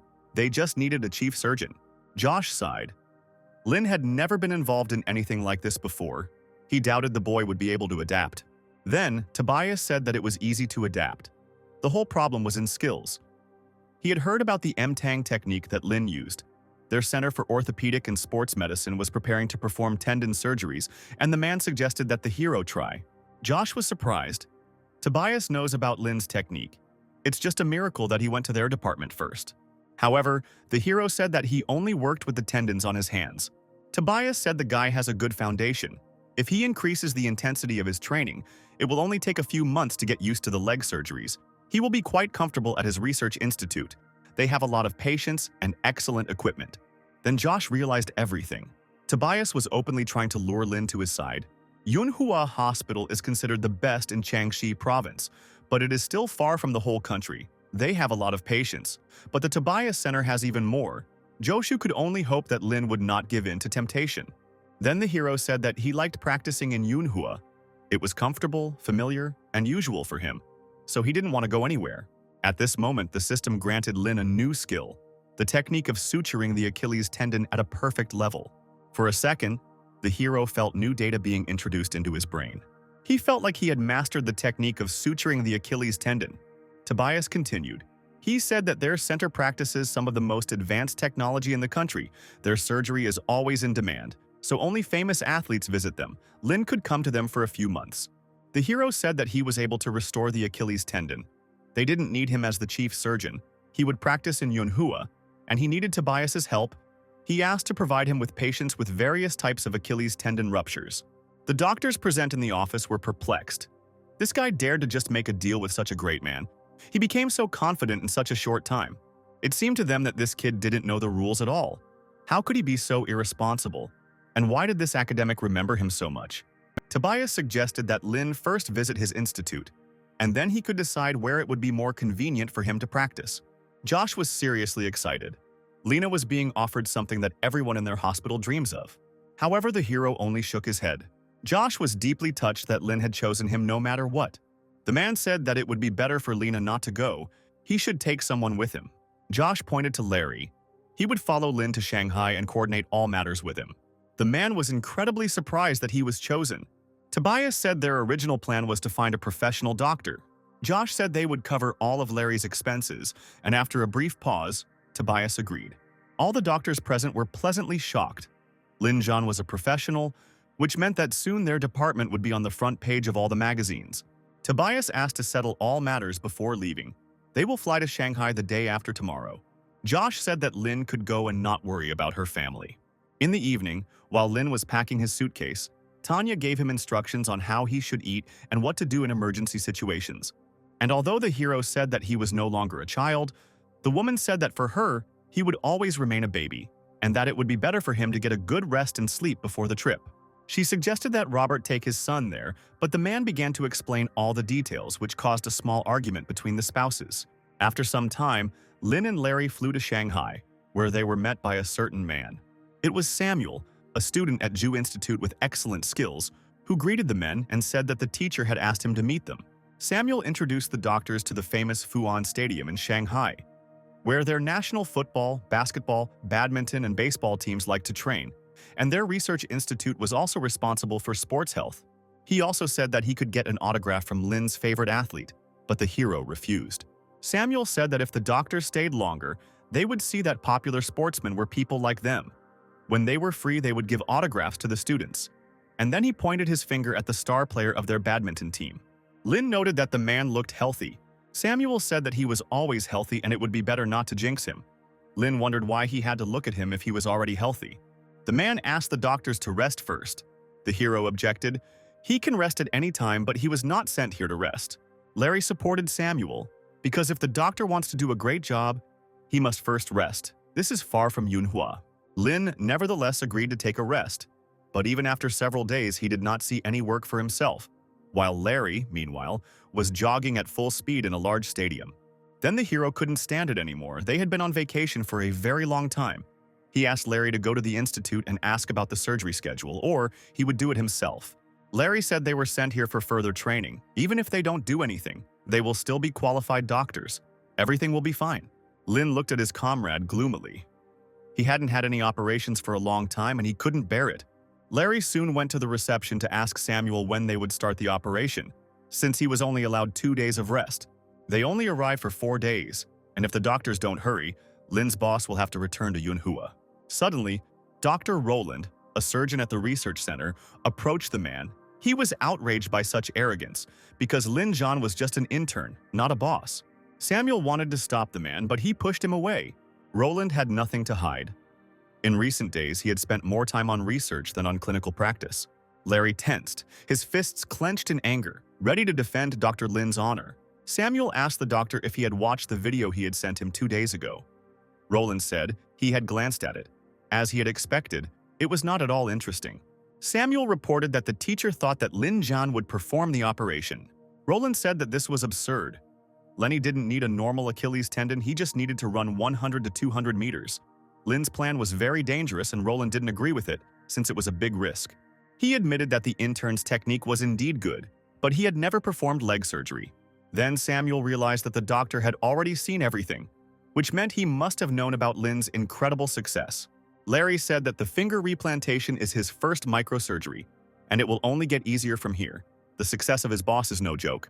Samuel added that Lin was assigned as a teacher, and they can't guarantee when he will come back, doctor. Roland should just tell Lin about the operations. The man had no choice but to agree. Soon Lin arrived at the building and asked where the operating room was.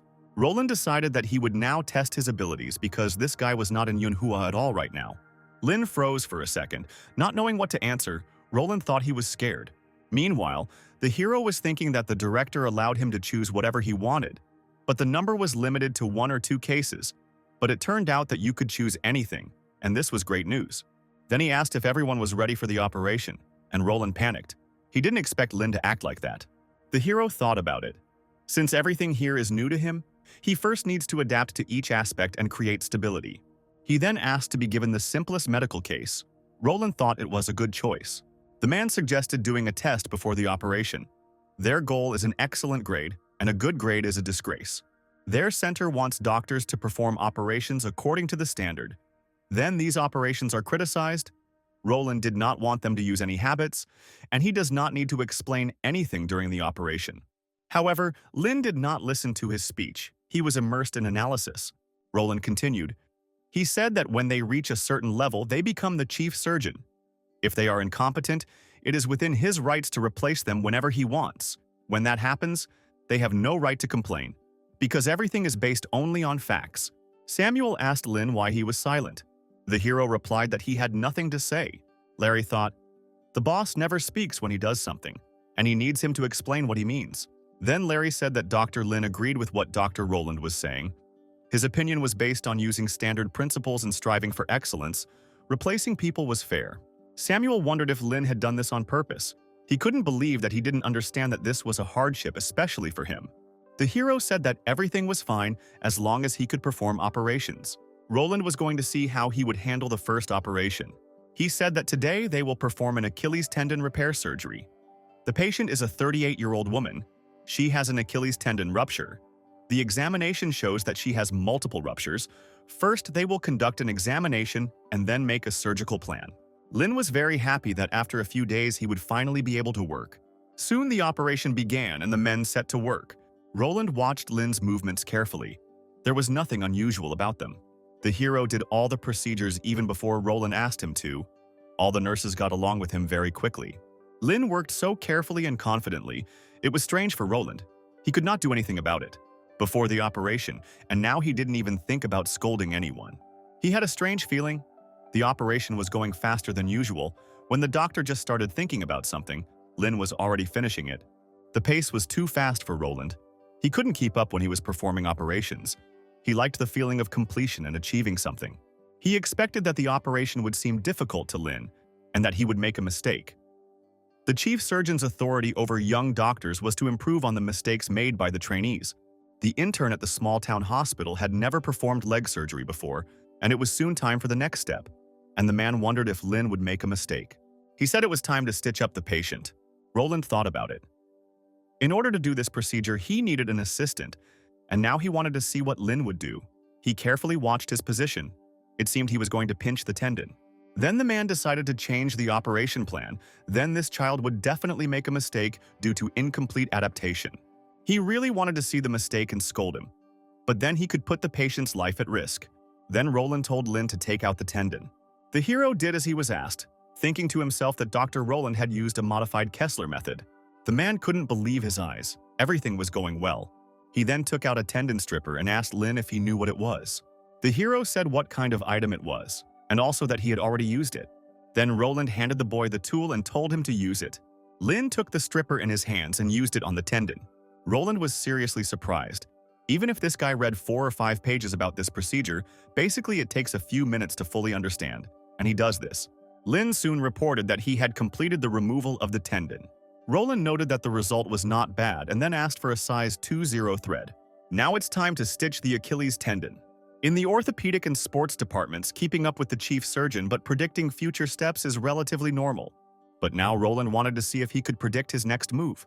It feels like he's in a marathon. No matter how hard he tries, he'll always be running behind, and Lin will be bringing him bread. It feels like he's never had such a stable operation before. Roland couldn't believe it. Would he really not be able to break Lin? The man continued. He deliberately made the operation more difficult for the guy, but he was the only one who eventually got tired. When they were preparing and discussing every step of the chief surgeon, he must always be ahead and pay attention to details. Any chief surgeon will fall in love with this feeling. Soon the operation was completed. Roland noted that Lin's stitches were perfect, much better than those the man himself had applied. It looks like all his hard work at this center is going down the drain right now. But it was very good work. Then the man suddenly realized that this was all a lie. The operation was so successful only because of their excellent cooperation. Soon, Roland announced the end of the operation and left the office, colliding with Samuel at the door. The guy said that the operation was recorded on video. He will send copies of it to Lin and academician Tobias. In the evening, Lin went to the training ground to get some fresh air. It was his first operation to put stitches on his Achilles tendon. As it turned out, the technique can be applied the same. Compared to the simple tendon, the Achilles tendon is much thicker. The Achilles tendon can be sutured without the aid of a microscope, with the naked eye.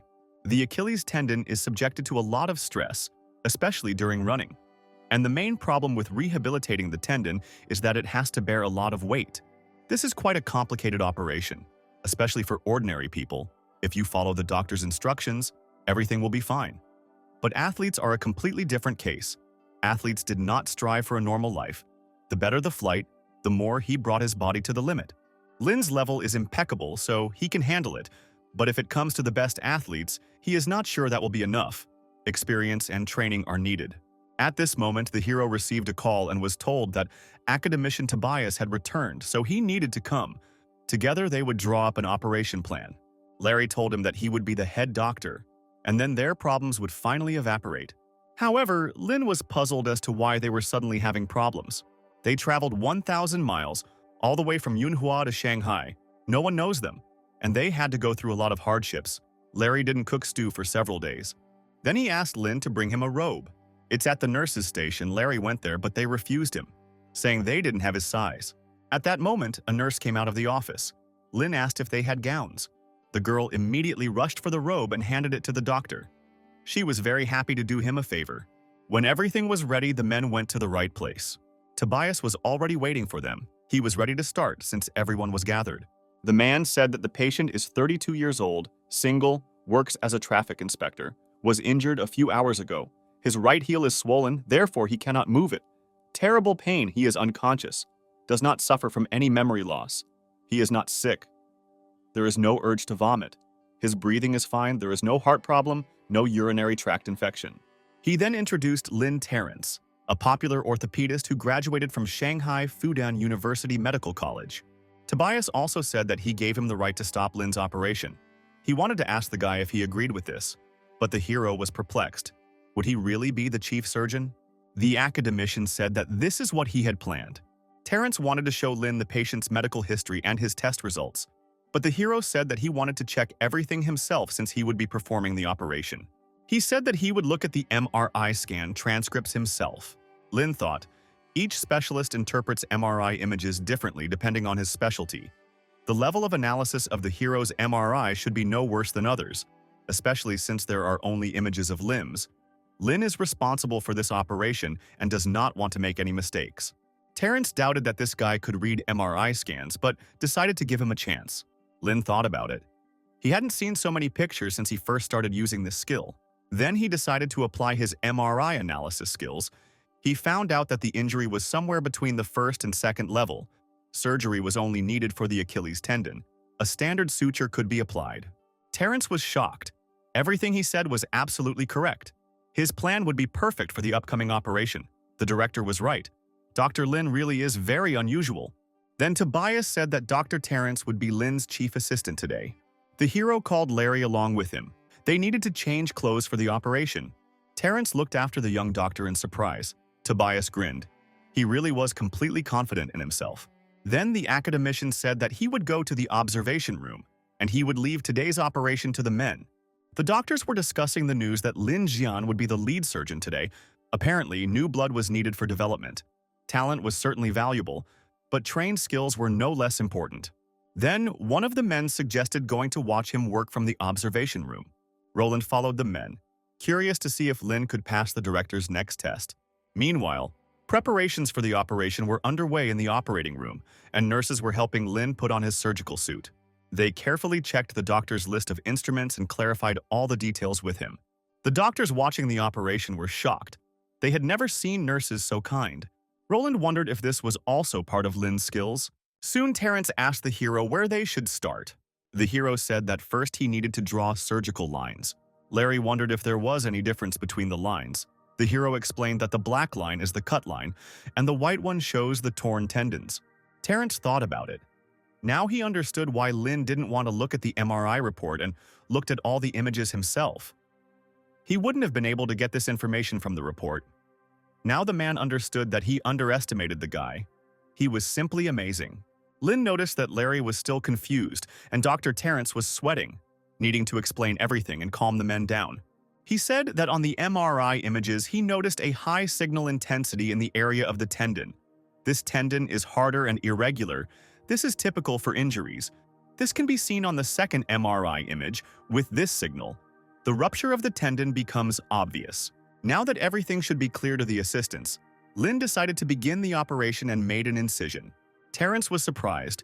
The cut was made too quickly, and in the meantime, the hero began his first major case. It took Terrence a few more seconds to even register that the surgery had begun. Larry knew the doctor wasn't used to this pace. The boss was a typical solo surgeon. Usually, he already had a detailed plan for all his operations. Sometimes when the assistants failed or were distracted, the boss did not say a word and did all the work himself. Of course, Larry was the second assistant. He was better suited to Lin's style. Then, the hero said that it was necessary to put a through suture. This is a modified Kessler method, recently used by Dr. Terrence for quickly suturing a wound. The man understood that he had to read the MRI report. Then, he would be able to assess the correctness of the placement. Now, he would not be able to follow all of Lin's actions. He couldn't disgrace himself. He needed to work with Dr. Lin. It all started with the simplest seam, a through one. The doctors were watching the operation closely from the observation room and thought their screen had frozen. But Roland knew it wasn't a hang-up. It was exactly what made Lena so terrifying. The man even used this modified Kessler method to scare Lin, but he never expected that he would be able to repeat it. Soon the hero asked to prepare 10 surgical silk threads. Terrence was scared. These surgical threads, although considered thick, are still 3 times thinner than the 4 threads that Lin had not used before. But why did he decide to use them now? Lin explained that the rupture areas are not smooth enough. If they use 4 thread, then after the stitches are removed, there will be defects. If all the thin threads are used on only one of the segments, then a lot of stress will be applied to it, however. If they scatter the threads over the entire area, then the stress will be distributed much better. Although all tendons are elastic, it is the Achilles tendon that is the most flexible. This flexibility is very annoying during surgery when the surgeon tries to suture, and the Achilles tendon just gives in and stretches. But when the surgery is over, this tendon will be able to return to its previous elasticity, and at the same time it will begin to pull the sutures even more. But there is a fairly simple solution. The threads of different thicknesses should complement the strength of the tendon. This way you can ensure that the tendon will be strained evenly. Such a detailed and ingenious explanation shocked everyone. At that moment, Tobias entered the observation room and asked what was going on here. The men began to say that they had all seen those jagged ends on the patient's wound. There was so much blood, you couldn't even see the cut site. You could only see the ends of the hair on the skin, but that was the most. Tobias suggested that the doctor is completely guided by the MRI images. If you look at the location of the vessels, then this is possible, but then everything is much more complicated. Roland clicked his tongue in displeasure. This was already something out of the ordinary. He meant that Lin had done it all very quickly. His view simply couldn't be better than theirs. But even if he could see the uneven ends, how could he know what threads he would need to use? Tobias said that if they didn't fully understand his actions, they should just ask him. For educational purposes, of course. The man then turned on the microphone and asked Lin how he had determined the structure of the ends of the tear and what kind of threads he would need. The hero replied that he simply felt it when he took out the tendon. Tobias chuckled. Did this guy rely on his feelings during the operation? Lin then said that he was constantly massaging people's tendons, fascia, and muscles. He could roughly estimate the muscle tension using his hands. It shouldn't be much different. Terrence thought the guy was joking, but Lin was serious. The man understood that if this was true, then it was simply incredible. Then Lin asked to serve him the 3-0 thread. Terrence had been worried when he had performed his own Achilles tendon surgeries, and he had also relied on his own feelings. And now, as he watched Dr. Lin work, it seemed to him that he was doing everything correctly. Suddenly, Roland grabbed the microphone and shouted that Lin had to remember his duties, so he had to stop the operation right now. Then Terrence approached the man and told him to just watch and learn. Roland was furious at such an impudent answer, and meanwhile the operation continued. Terrence realized that without their influence, he would not have seen Lin's real talent. This man was simply amazing. Suddenly the man was interested in something. The suture on the tendon sheath is so flat and does not bleed.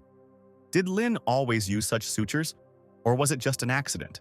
The hero thought that even though he was a master at the technique of applying sutures, apposition sutures were not the best option. But when it came to the Achilles tendon, he had a head start, so he replied that he always did that. The doctor thought that Dr. Lin was very straightforward. Terrence then decided to be honest with the man and asked him how he practiced to learn it. Lin replied that he practiced on bananas. Terrence couldn't believe his ears. Was this really true? Larry thought that Lin was difficult to understand, but he had more outstanding skills. Soon, Lin reported that all the stitches were in. He asked his assistants to prepare the plaster.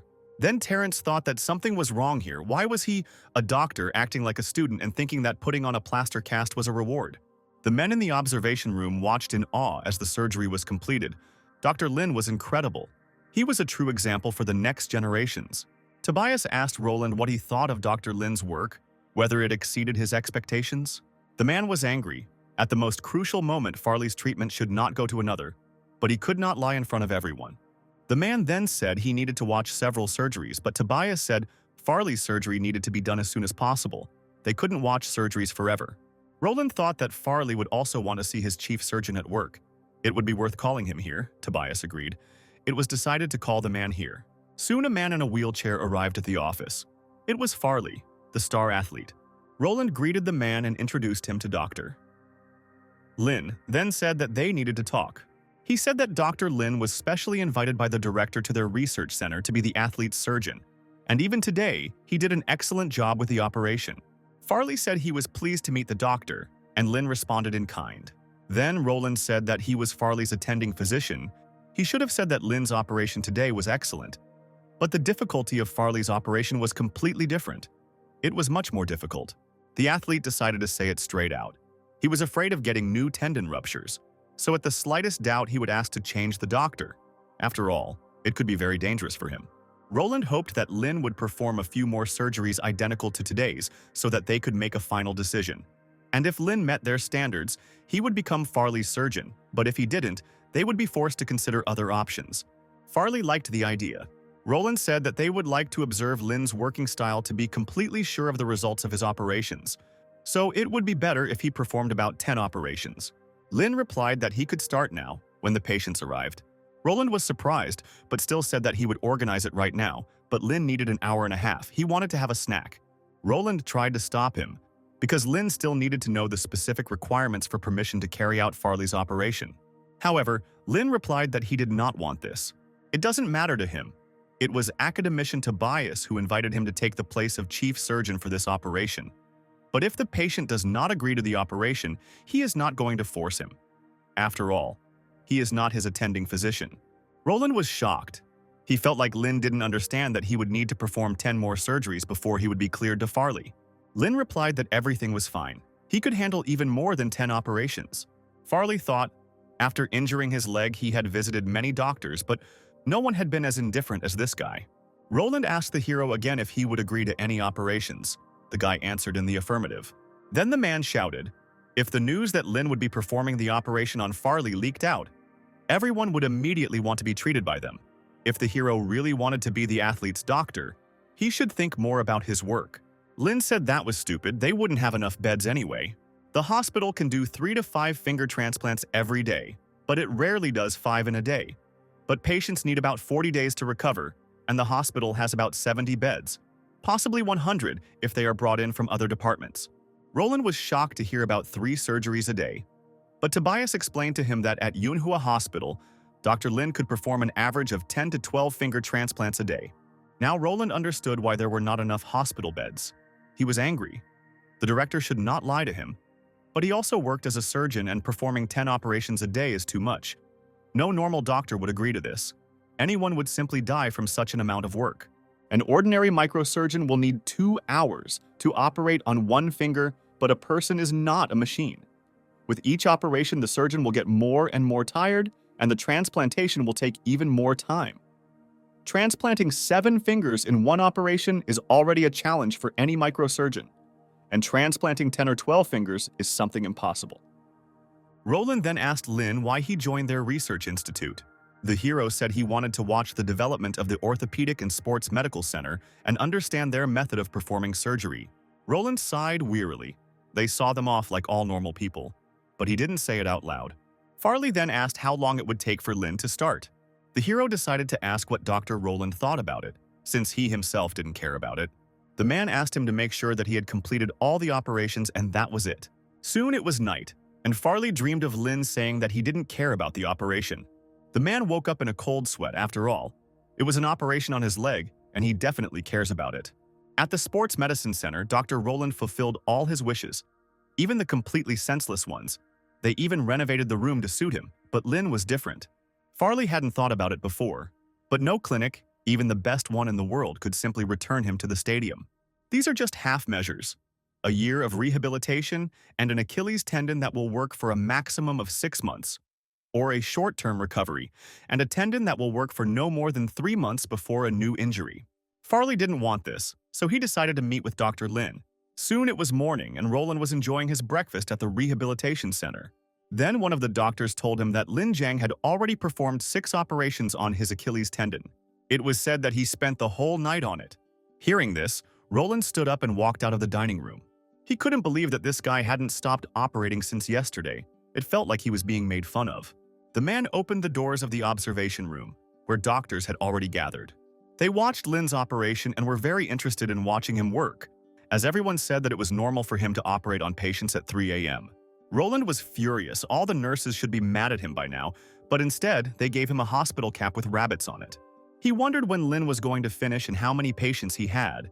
His colleagues explained to him that he put all incoming patients on a waiting list. Apparently, he was going to operate on them all. Roland was shocked. He asked him to do 10 surgeries, and this guy was going to do them all in one go. Doctors reported that Lin's assistant was so tired that he simply could not move, so other workers decided to help him. Meanwhile, Lin worked tirelessly on the patients. He thought that before he came to Shanghai, he could only do 1 to 2 operations a day.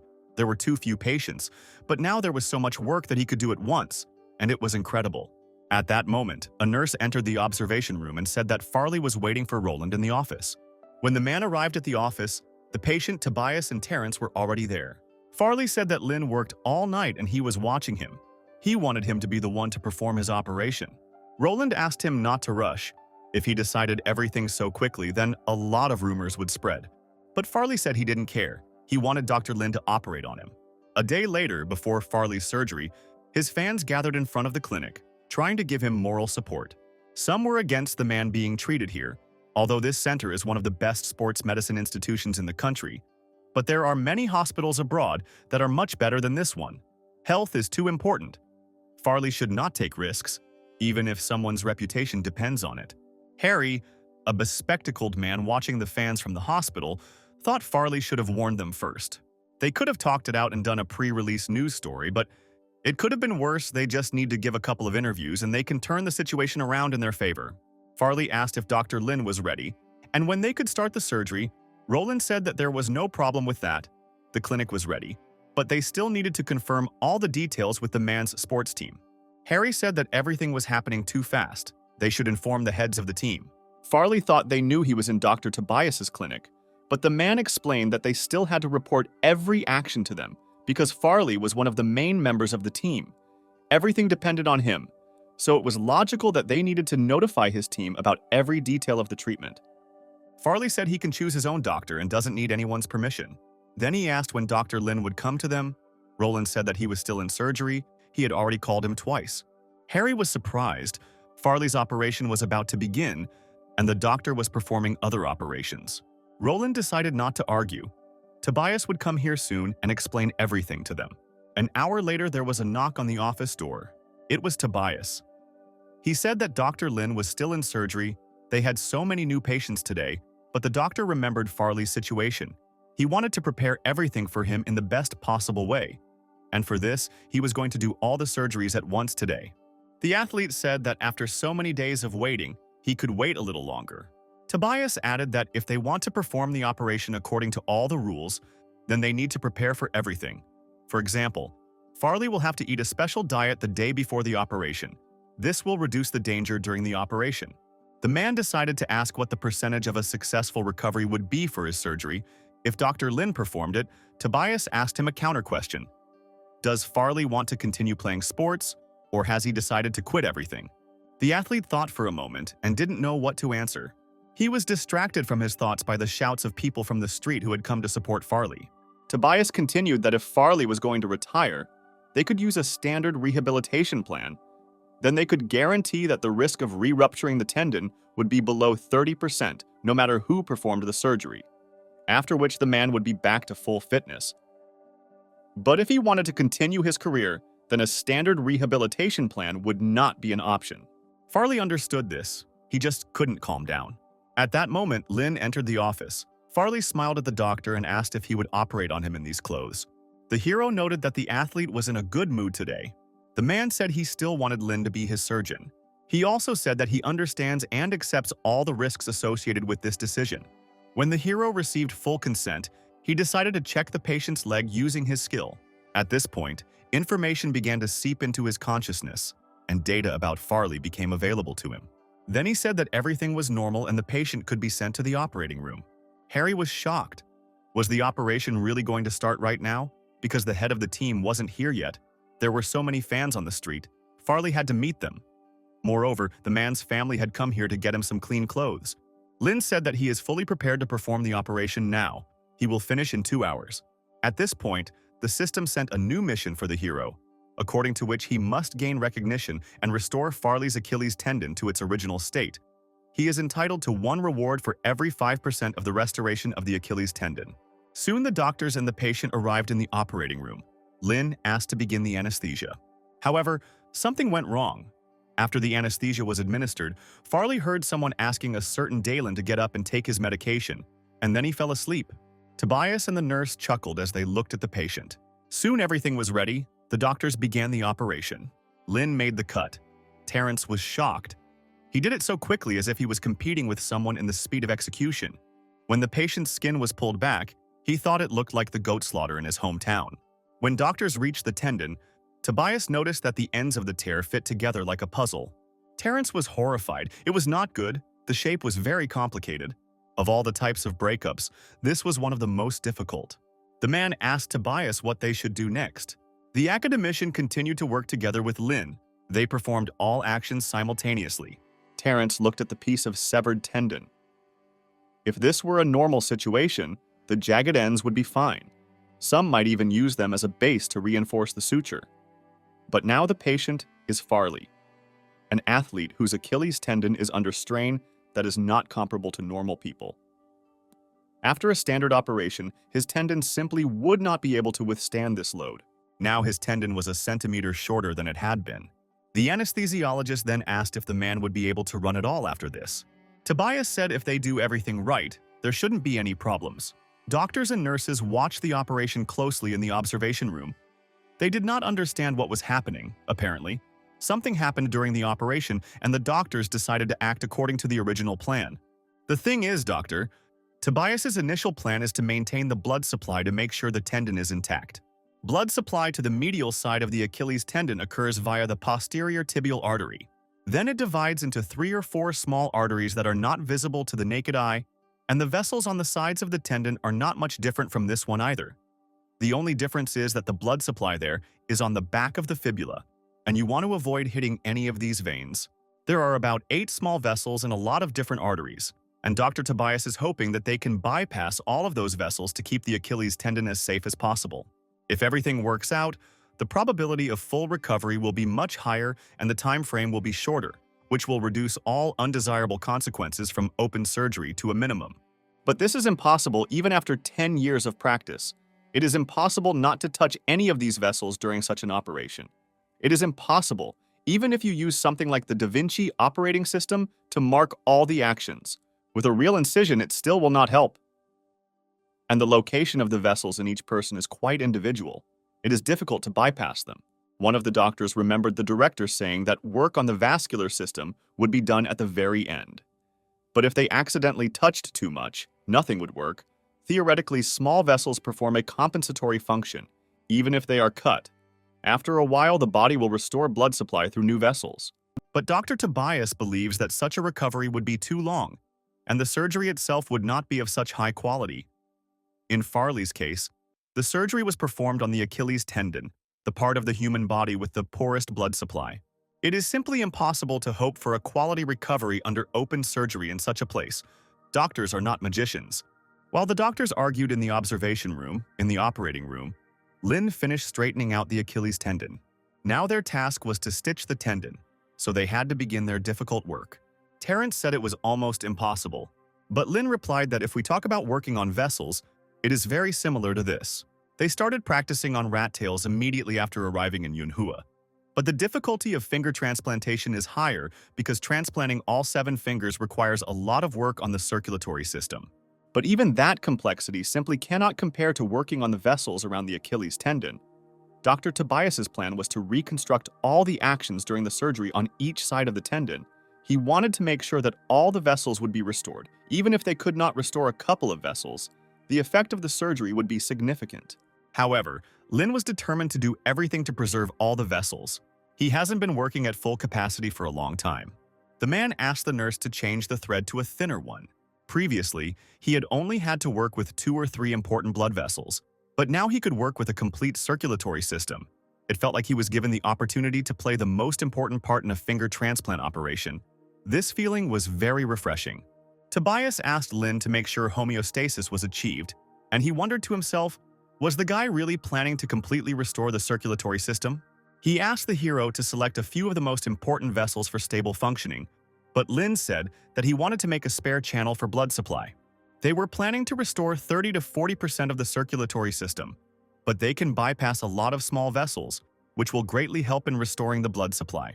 Tobias was surprised this kid wasn't even trying to follow the plan. Apparently, he is trying to improve it. It's good that he's so confident, but he shouldn't go too far. Then the man gave the go-ahead, but Lynn had to make sure of the quality of his work. The probability of vascular spasm was still too high, and the only useful vessel was a working vessel. Lynn thought, the reason why patients who had minimally invasive Achilles tendon repair recovered and were discharged faster is because the vascular system around the Achilles tendon is preserved. As long as the Achilles tendon is sutured and the adhesion works well, it can recover to its original state. In fact, the plan was to turn the Farley Achilles tendon repair into an operation to repair the Achilles tendon and the blood vessels around it. But it is 10 times more difficult. Tobias was confident in Lena, but still very worried. Roland was dissatisfied. In his opinion, the director did not have much faith in this plan. No doctor would believe in it. An argument broke out between the doctors again. Some agreed with the man, while others thought he was just making a mountain out of a molehill. One of the doctors said that this operation was not planned by Lin. He was just an executor, nothing more. One of the doctors was extremely surprised by such a statement. Lin's skills were incredible and his talent was simply unmatched. He was a first-class surgeon, and the man wanted to try to reach his level as soon as possible. However, no one could argue that the doctor worked very quickly. Terrence thought, this plan included maintaining the functioning of the vascular network and at the same time reducing the time of the operation itself, which meant the chief surgeon had to work not only with high speed, but also with high precision. Before that, he flew around the world to find the right surgeon. Operations of this level are fast and precise. They cannot be performed by ordinary 30-year-old doctors from some local clinic. They have too little experience for this. It turned out that doctors all over the world are about the same, perhaps only a little better. Terrence managed to meet with many famous surgeons, but they refused the operation which was planned by another doctor, especially since they had enough of their own work, and they did not need money. The director really made the right choice in choosing Dr. Lin. The hero said that if they finished this part, the vascular system would be ready. He has made the first of 2 vascular channels, and he only needs to make the second one. Suddenly, Lin felt a strange feeling. He asked Terrence to check the vessels while he changed his gloves and washed his hands. The doctor watched Lin leave, noting to himself that he paid so much attention to detail. The hero thought he had only recently read the research and therefore understood how much attention this operation required. The feeling he got when he touched the forceps indicates that the gloves are worn out. Studies show that when heart surgery takes less than 3 hours, gloves tear 30% of the time, and during 5-hour operations they tear 65% of the time. Also, if you do not wash your hands during this time, a huge amount of bacteria will accumulate on your hands, which can lead to undesirable consequences if the gloves are torn. Many hospitals want their surgeons and assistants to change gloves every 4 hours. But there are those clinics that require changing gloves every hour and a half, and they must avoid all possible risks. Soon, Lin returned. Terrence reported that he checked everything. The vessels were working fine apparently. Everything went quite well. Then Lin decided to remove the clamp and take a look at them. He saw that the blood was flowing well and the stitches were holding up well. Larry, along with the other doctors, were quick to praise Lin for a job well done. The system reported an increase in the level. The tendon can recover by about 75%. For an operation of such complexity, this is very good. And if the recovery and all procedures are carried out correctly, then this percentage will be even higher. But for Farley's level of stress, even this may not be enough. Then Lin said they needed to make another vascular channel. Everyone present was in shock. Terrence tried to stop him. The work done was enough, they could finish the operation earlier. It would be even better for Farley's body. He understood that if the operation was completed so early, it could be said to have been successful. But if he continued and made another vascular channel, the result could be disastrous. Lin wasn't sure if this was enough. The capacity of these vessels could be compared to the blood circulation in 2 fingers. Tobias wondered, in theory, if they continued to increase the strength of the tendon, it might impact how they deal with problems with the bones and muscles around them. It was like an army. A standard amount of supplies could ensure survival, but only an excess amount would give the ability to attack. Lin said they need to make sure there is enough blood flow. That's their top priority. So if doctors are worried about complications, they can worry about that later. At first, all the doctors were shocked by this statement, but Tobias announced that the operation was continuing. When the hero received consent, he immediately began to carry out his plan. Lin asked to wipe his sweat, but the nurse noticed that he wasn't even sweating. However, she realized that it was Lin's hair that had escaped from under his cap and was tickling his face. All the observing doctors were amazed. They didn't think that Dr. Lin was so stubborn. He even argued with Tobias. He had no doubts about himself at all. Then one of the doctors said that Lin was currently installing a second vascular channel. The men thought to themselves that they would have been sitting over this procedure until the next day, but Lin handled everything so quickly. Something was bothering the hero. Sweat kept appearing on his forehead. This had never happened before. Suddenly, the system alerted him to an alarm. The mission completion rate was falling percentage by percentage.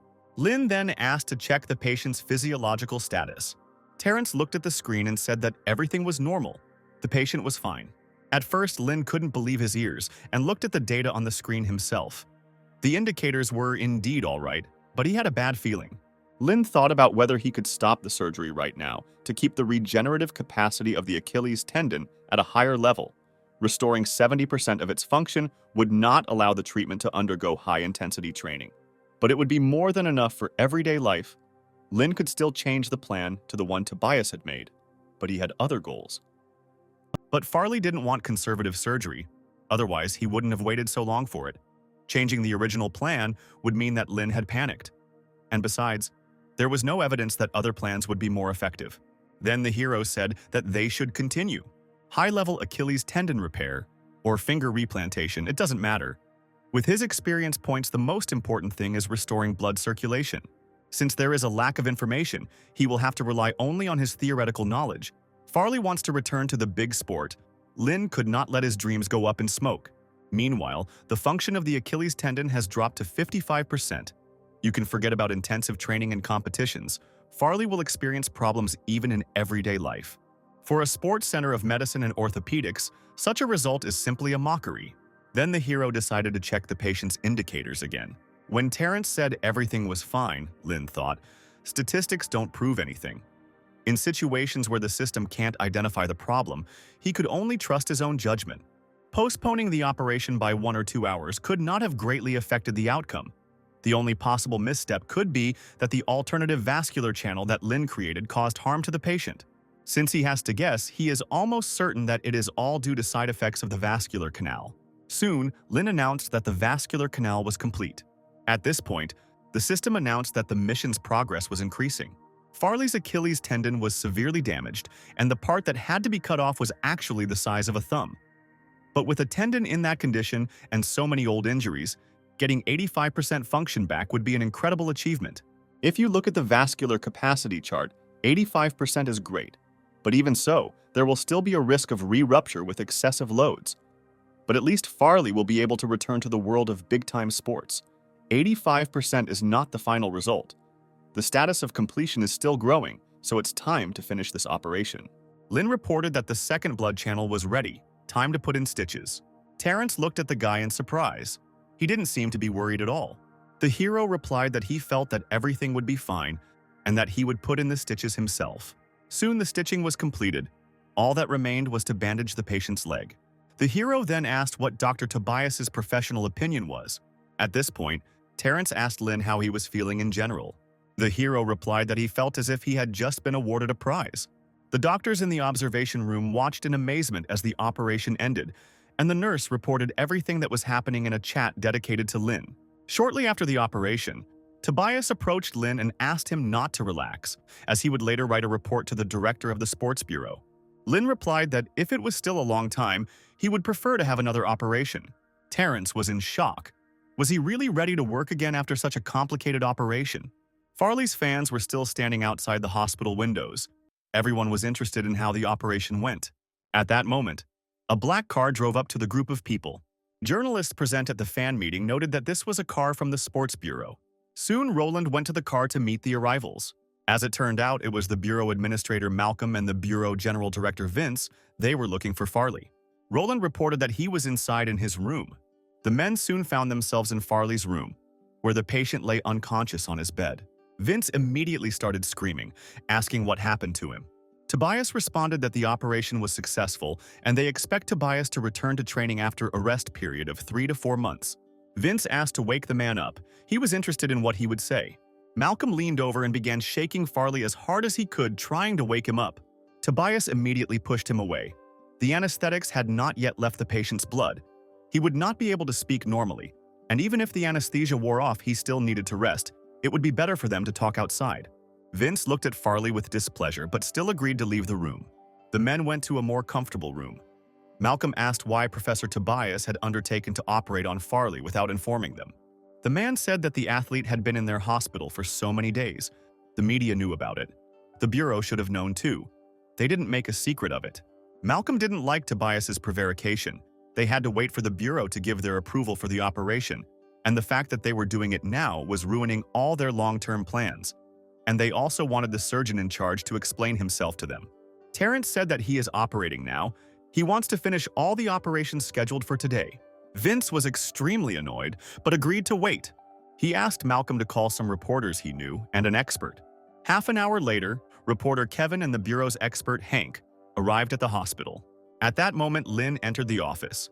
As soon as Kevin saw the surgeon, his eyes immediately lit up. He saw the perfect model in this guy and immediately began to photograph him. But Hank was less positive. He didn't like the fact that the surgeon was such a young guy. In their business, everyone who wants to be called an expert and climb the career ladder must look down on others. So the man approached Lin and asked if he had operated on Farley.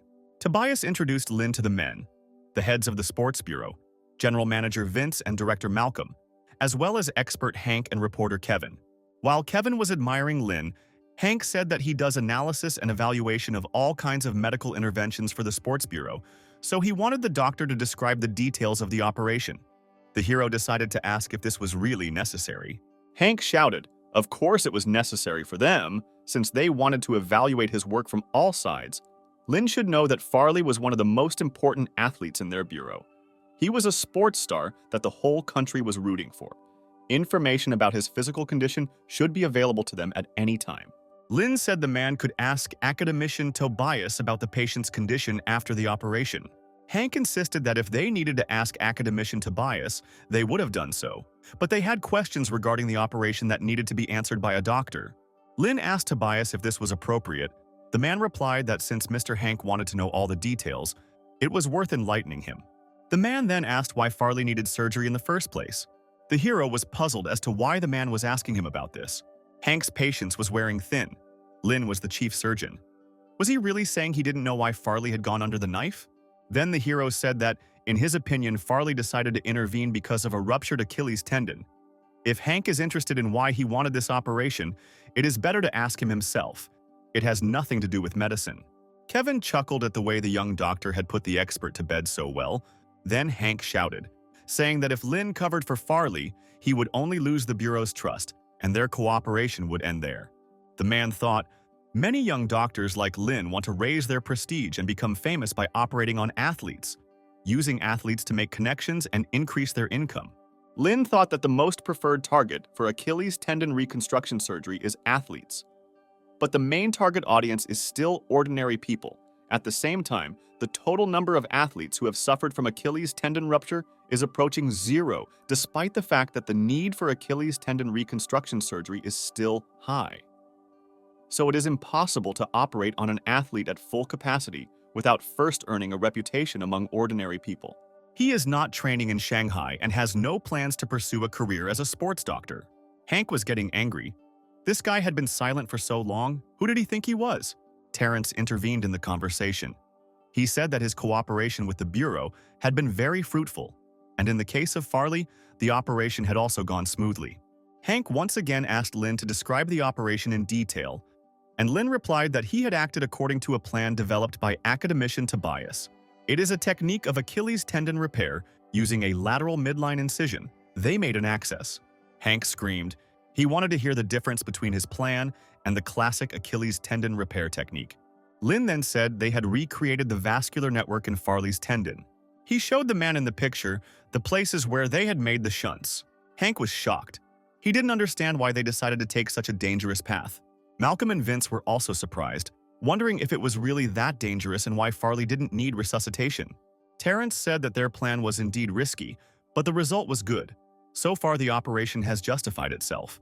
Hank replied that even if it was so, no doctor could guarantee that Farley would get better after the intervention. Obviously, he believed that doctors should not have used such dangerous methods.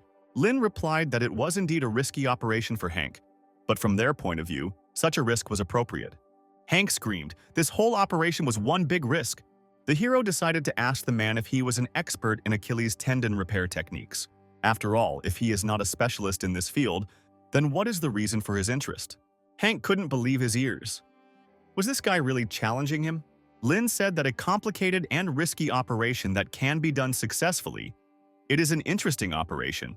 Its algorithm seems risky to Hank because he does not know how to perform it. That is why it seems to him that success is impossible. It is absolutely normal to have such thoughts. Then Hank screamed. He's been a consultant to the Sports Bureau for 10 years. He doesn't need to be an expert to be privy to the operation plans.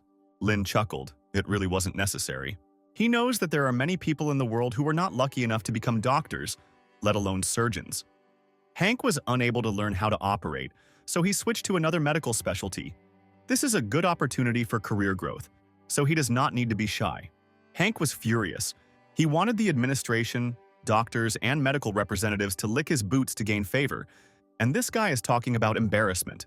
Lin explained that becoming a good surgeon requires a lot of luck, and even some famous scientists, having realized their inability to operate or having difficulty developing their skills, have changed professions to forensic scientists, therapists, researchers, or rehabilitation specialists, and have achieved success in this field.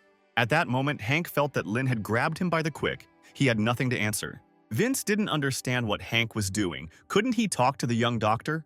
Then he decided to ask Tobias himself. He was interested in when Farley would recover and to what extent he would recover. Tobias said the surgery went very well and the chances of recovery are very high. But Vince was interested in the exact level of his recovery. The man knew that local competitions meant nothing, but Farley would only be able to compete in international races if he could train again. Tobias decided to find out what Lin thought about it. The system informed the hero that the mission's progress was 91%. Then he said that one could hope for a good result, but he could not confirm anything. Vince said his words meant nothing and that Hank needed to be given a full examination. However, Tobias objected. Even if they examined him now, they would not be able to draw any conclusions. While the men exchanged angry glances, Lin said that he had 2 more operations scheduled, so he wanted to go and get some work done. Hank wouldn't let up. He kept insisting that they needed to find out what was going on with Farley before they left. Lin then suggested showing the men a video recording of the operation. Soon a projector was brought into the room and the men were able to follow the progress of the operation. Hank asked why the cut was C-shaped. Tobias said it was necessary to speed up healing. The next shot left Hank furious as he saw doctors cutting out a huge chunk of Farley's tendon. Tobias said the torn fragments had become too thin to be used, as it would only delay healing, not to mention possible inflammation. He also reported that suturing the vessels took a long time. They were very thin. An 8-fold resolution was used on the microscope. Suddenly, Hank noticed that the shunt was made very carefully. Lin's posture during the operation was confident and his movements were fast. For such a surgeon, such a plan was really not bad. Then he asked if the continuous blood supply method really worked. Terrence said Farley's blood supply was now excellent, and his temperature and other parameters were normal. Hank could only admit that this was a very good thing. Apparently, Farley had a chance to become completely healthy. Lin then asked if he could go to his surgeries already. Tobias smiled and put the young doctor down. Kevin watched him go. Did this guy really enjoy operating that much? When the hero left, Tobias asked if the gentleman reporters would like to gather material for an interview and take a look at the demonstration room to see Dr. Lin in action. Soon the men came into the observation room to watch Lin at work. He performed the operation as gracefully as if he were playing the piano. Tobias said that if Hank had any questions for Dr. Lin, he could press the red button and ask them.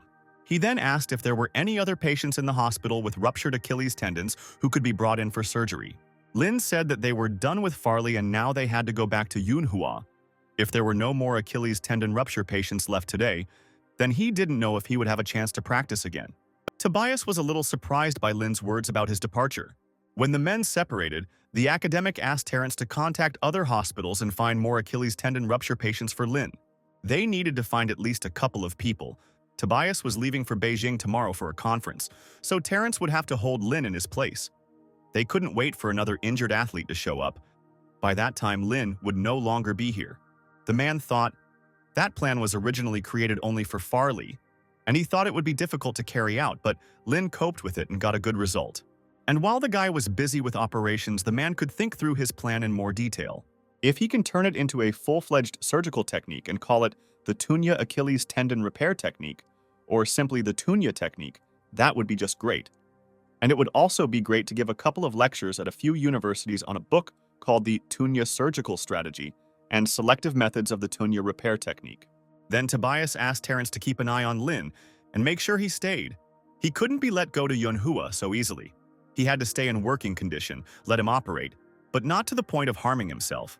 Terrence said that Lin wanted to have finger replantation surgery. However, Tobias said to only deal with Achilles tendon tears, he doesn't need all those fingers. If the plan can be proven to be effective in treating athletes, Lin could make a ton of money. There are still reporters here wanting to interview him. Lin doesn't want to talk to them anymore. Terrence needs to find a way to get him a meeting. He needs to tell him that this will get them more of the patients he needs. Terrence liked this plan. It was sure to work. The next day, Lin came to Terrence's office. He asked how many patients he would get in exchange for one interview. The man said that he would have to give 5 interviews. For each of them, he would give Lin 5 patients. The fee for them would be charged to the head surgeon, so he would get the same amount of money as he would have gotten in MANHUA. The hero said that he would allow them to take one more additional interview, and after each one, he would go and operate at least 4 times. Terrence said that in that case, he would go and arrange the first 2 meetings so that Lin would have time to prepare. The hero said there would be 8 surgeries, then they would need a break in the middle. He would need 1 anesthesiologist for each surgery, but at some point he would need to be replaced. They would need at least 2 teams of nurses or 5 nurses rotating. When the doctors and nurses heard the number of surgeries they would have to perform today, they immediately felt sick. Larry's eyes were already watering from fatigue and the desire to sleep. He told Lin that they hadn't had such intense shifts for a long time. He wasn't used to it. He wanted to eat. The hero let him go. He himself was going to perform one more operation, and then he and Larry would meet in the cafeteria. All the doctors and nurses who had been on the long shift were very happy to finally have something to eat. Terrence and Lin soon arrived in the dining room. Larry was busy preparing his favorite dish, stew. Terrence didn't understand what was going on, so Lin explained to him that Larry was making the stew he was used to eating in MANHUA.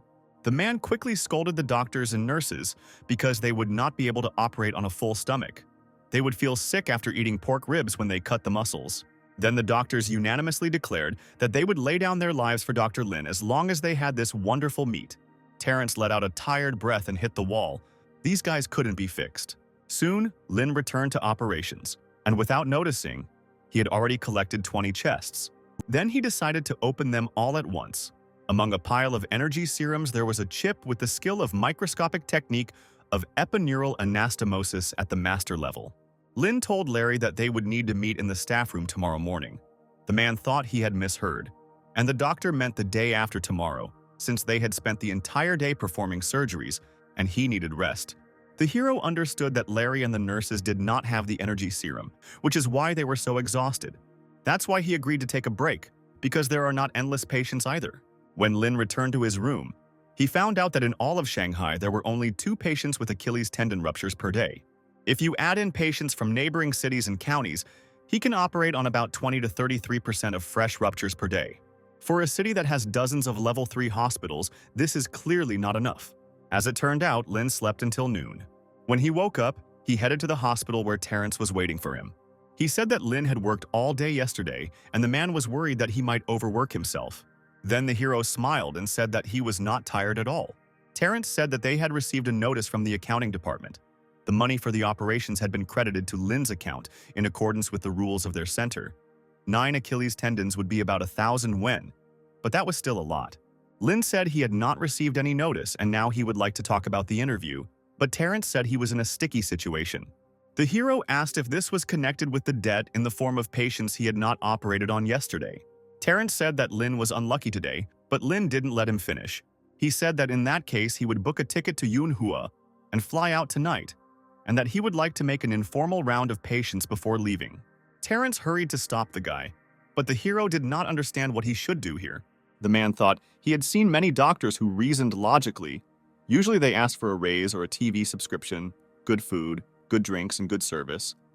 Some even demanded awards and publications, and usually they all left with nothing. But he had never met a doctor like this. He didn't just ask, he demanded more patients, but his threats were meaningless. The man stood up from his chair and said that today he could give Lin 5 new cases of Achilles tendon rupture. That was the limit of his capabilities. Lin agreed, saying that if there are no more Achilles tendon patients left, a man could look for those with finger or flexor tendon injuries and not necessarily limit himself to that. Terrence promised to make the calls, and so the work in the operating room was in full swing from morning until night. Lin said another operation had been completed. Larry asked why he had so little energy compared to him. Lin chuckled and said that there were no more patients left, so they needed to go on rounds. The men went up to the 15th floor, and suddenly Larry heard strange sounds. They came from the ward. He told Lin that it was suspicious because there was no one in that room. When the men opened the door, they saw a bunch of people in the room, drinking and having fun. Farley was behind them, with Harry standing next to him. Lin said that they showed up for a round. Farley said that his friends had come to visit him. They had been fooling around all this time. That's why they were late. All because they hadn't seen each other for a long time. The system informed Lin that the mission was 91% complete. The hero was surprised. Could it really be that in a few days the progress of recovery had only increased by 1%? It seemed that neither the operation nor the care could affect this. The hero said that an MRI was needed to clarify Farley's condition. The man became worried because Dr. Terrence said that his recovery was going smoothly, so why did he need an MRI? Lin said the man was recovering faster than usual, and if things continue as usual, he should be able to return to high-intensity training soon. However, Harry shouted that this was not an answer. Lin then said he expected the recovery rate to be higher, so he wanted to get an MRI to know what was going on. Farley screamed because Dr. Lin had just told him that he was recovering faster than usual. The hero replied that the recovery progress was good, but he expected more. It should be excellent. Farley let out a sigh, apparently due to the fact that he hadn't been resting properly for the last couple of days. The athlete's guests immediately became tense. It seemed to them that the man did not want to celebrate with them at all. Lin replied that they, as doctors, just want to provide qualified medical care and peace to the patient. First, they will do an MRI and then draw conclusions. Farley then shouted at his friends to listen to the doctor and turn off the music. Soon, when the rounds were completed, Lin was about to head to Terrence to beg for more patients. Soon, the men came to the room of one of the patients. She soon had to go to surgery, but she decided to eat. Larry hastened to say that you can't eat before surgery. The patient was a discus thrower from the Beijing City team. Her name was Susan. She said she was just enjoying the aroma of the fruit, and she also asked Dr. Lin to examine her for other injuries. She said she constantly feels discomfort in her neck, and the doctor says it's all cervical spondylosis. Then the hero offered to stretch the woman's neck. He understood that Susan had to use her cervical spine a lot to throw the discus. After 3 minutes, the girl felt that her neck was completely fine, and now she was absolutely sure that Dr. Lin could handle her tendon. She said she needs to be as fit as a fiddle by the National Games next year, and if she doesn't win any awards, she'll have to quit the sport. But she didn't want to leave. She can't return to her hometown. She's already old and won't be able to get married. Susan even suggested simply cutting off her leg so that she could at least get to the Paralympic Games. Lin said the woman's Achilles tendon was only torn, so the damage was not too serious, and thanks to their strategy, she would only need 4 months to recover. If there are no problems, they will perform the operation tomorrow morning. The next day, Susan was taken into surgery where Terrence felt Lin had made the opening incision too long.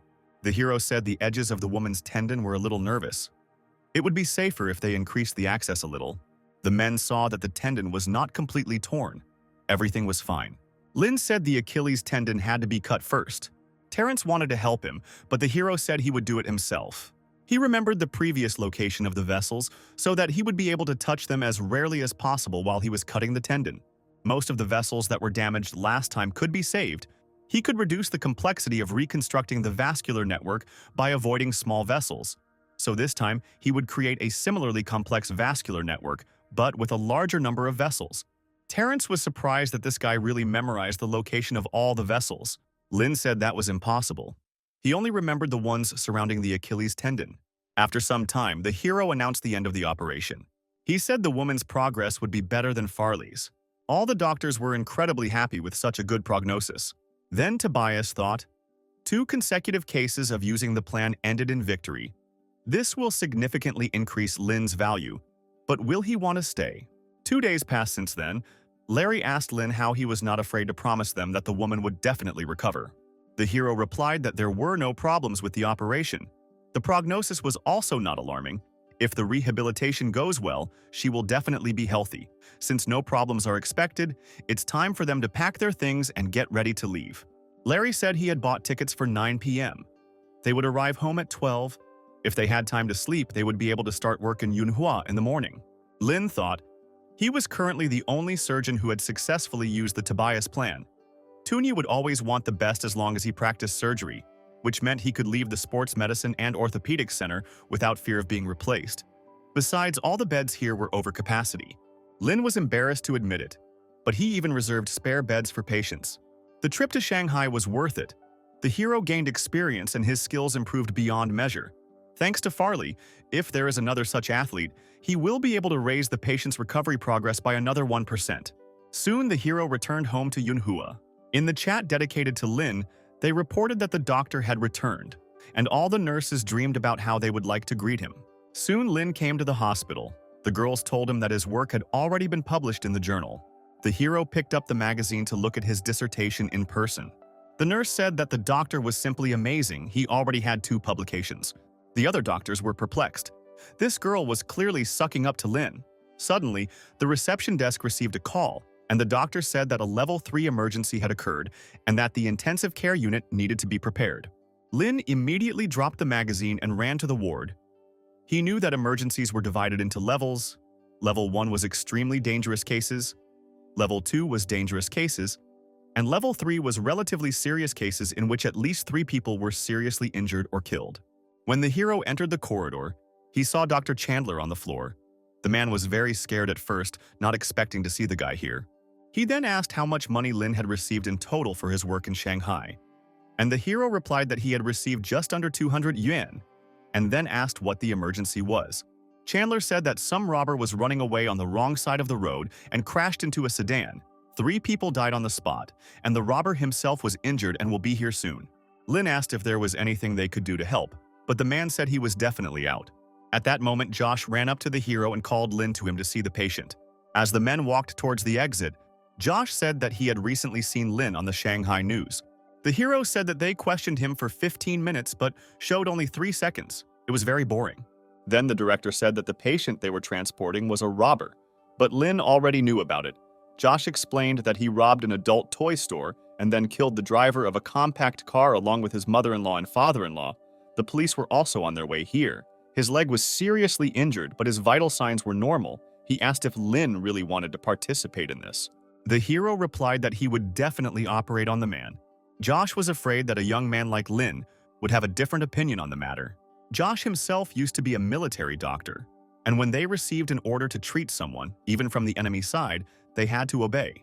Then one doctor said that treating enemies at least creates a good image in public, and it is better to shoot criminals on the spot and not waste medical resources on them. Josh chuckled. They wasted half their lives in universities to treat people, and if they wanted to judge someone, they could have gone into law. Soon an ambulance brought the man. Josh said they should all work together.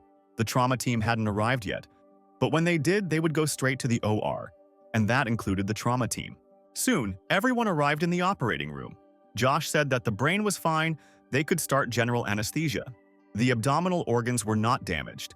It was necessary to make external fixation of the left arm and use a plaster cast, but the left leg will have to be amputated. The damage is too extensive, trying to save it is pointless.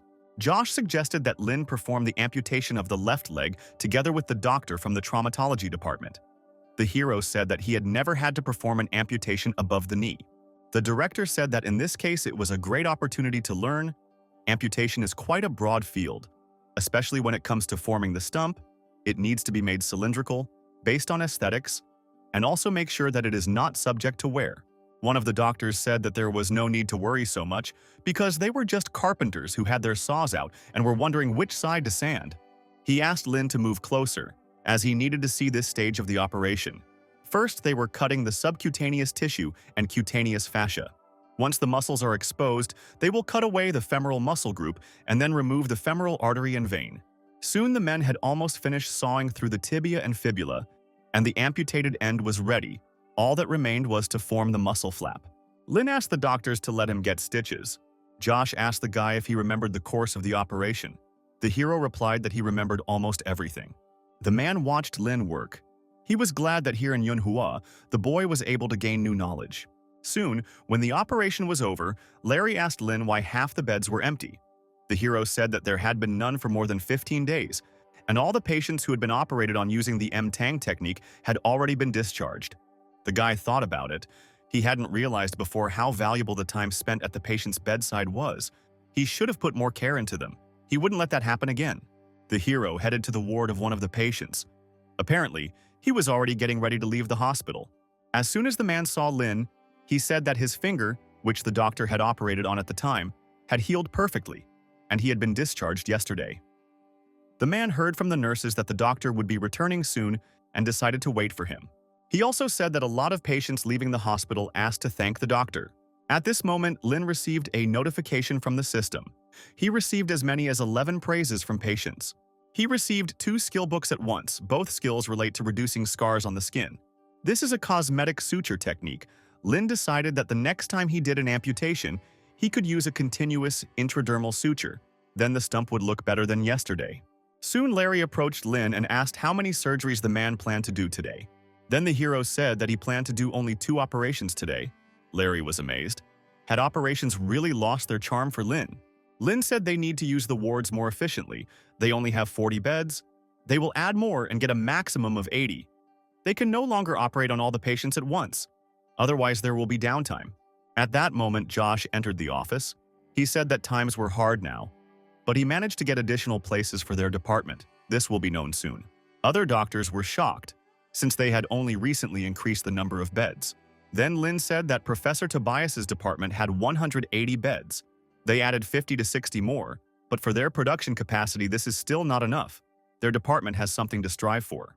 The doctors were unhappy. If this Lin John wants more beds, then let him work as a farm laborer himself if he likes it so much.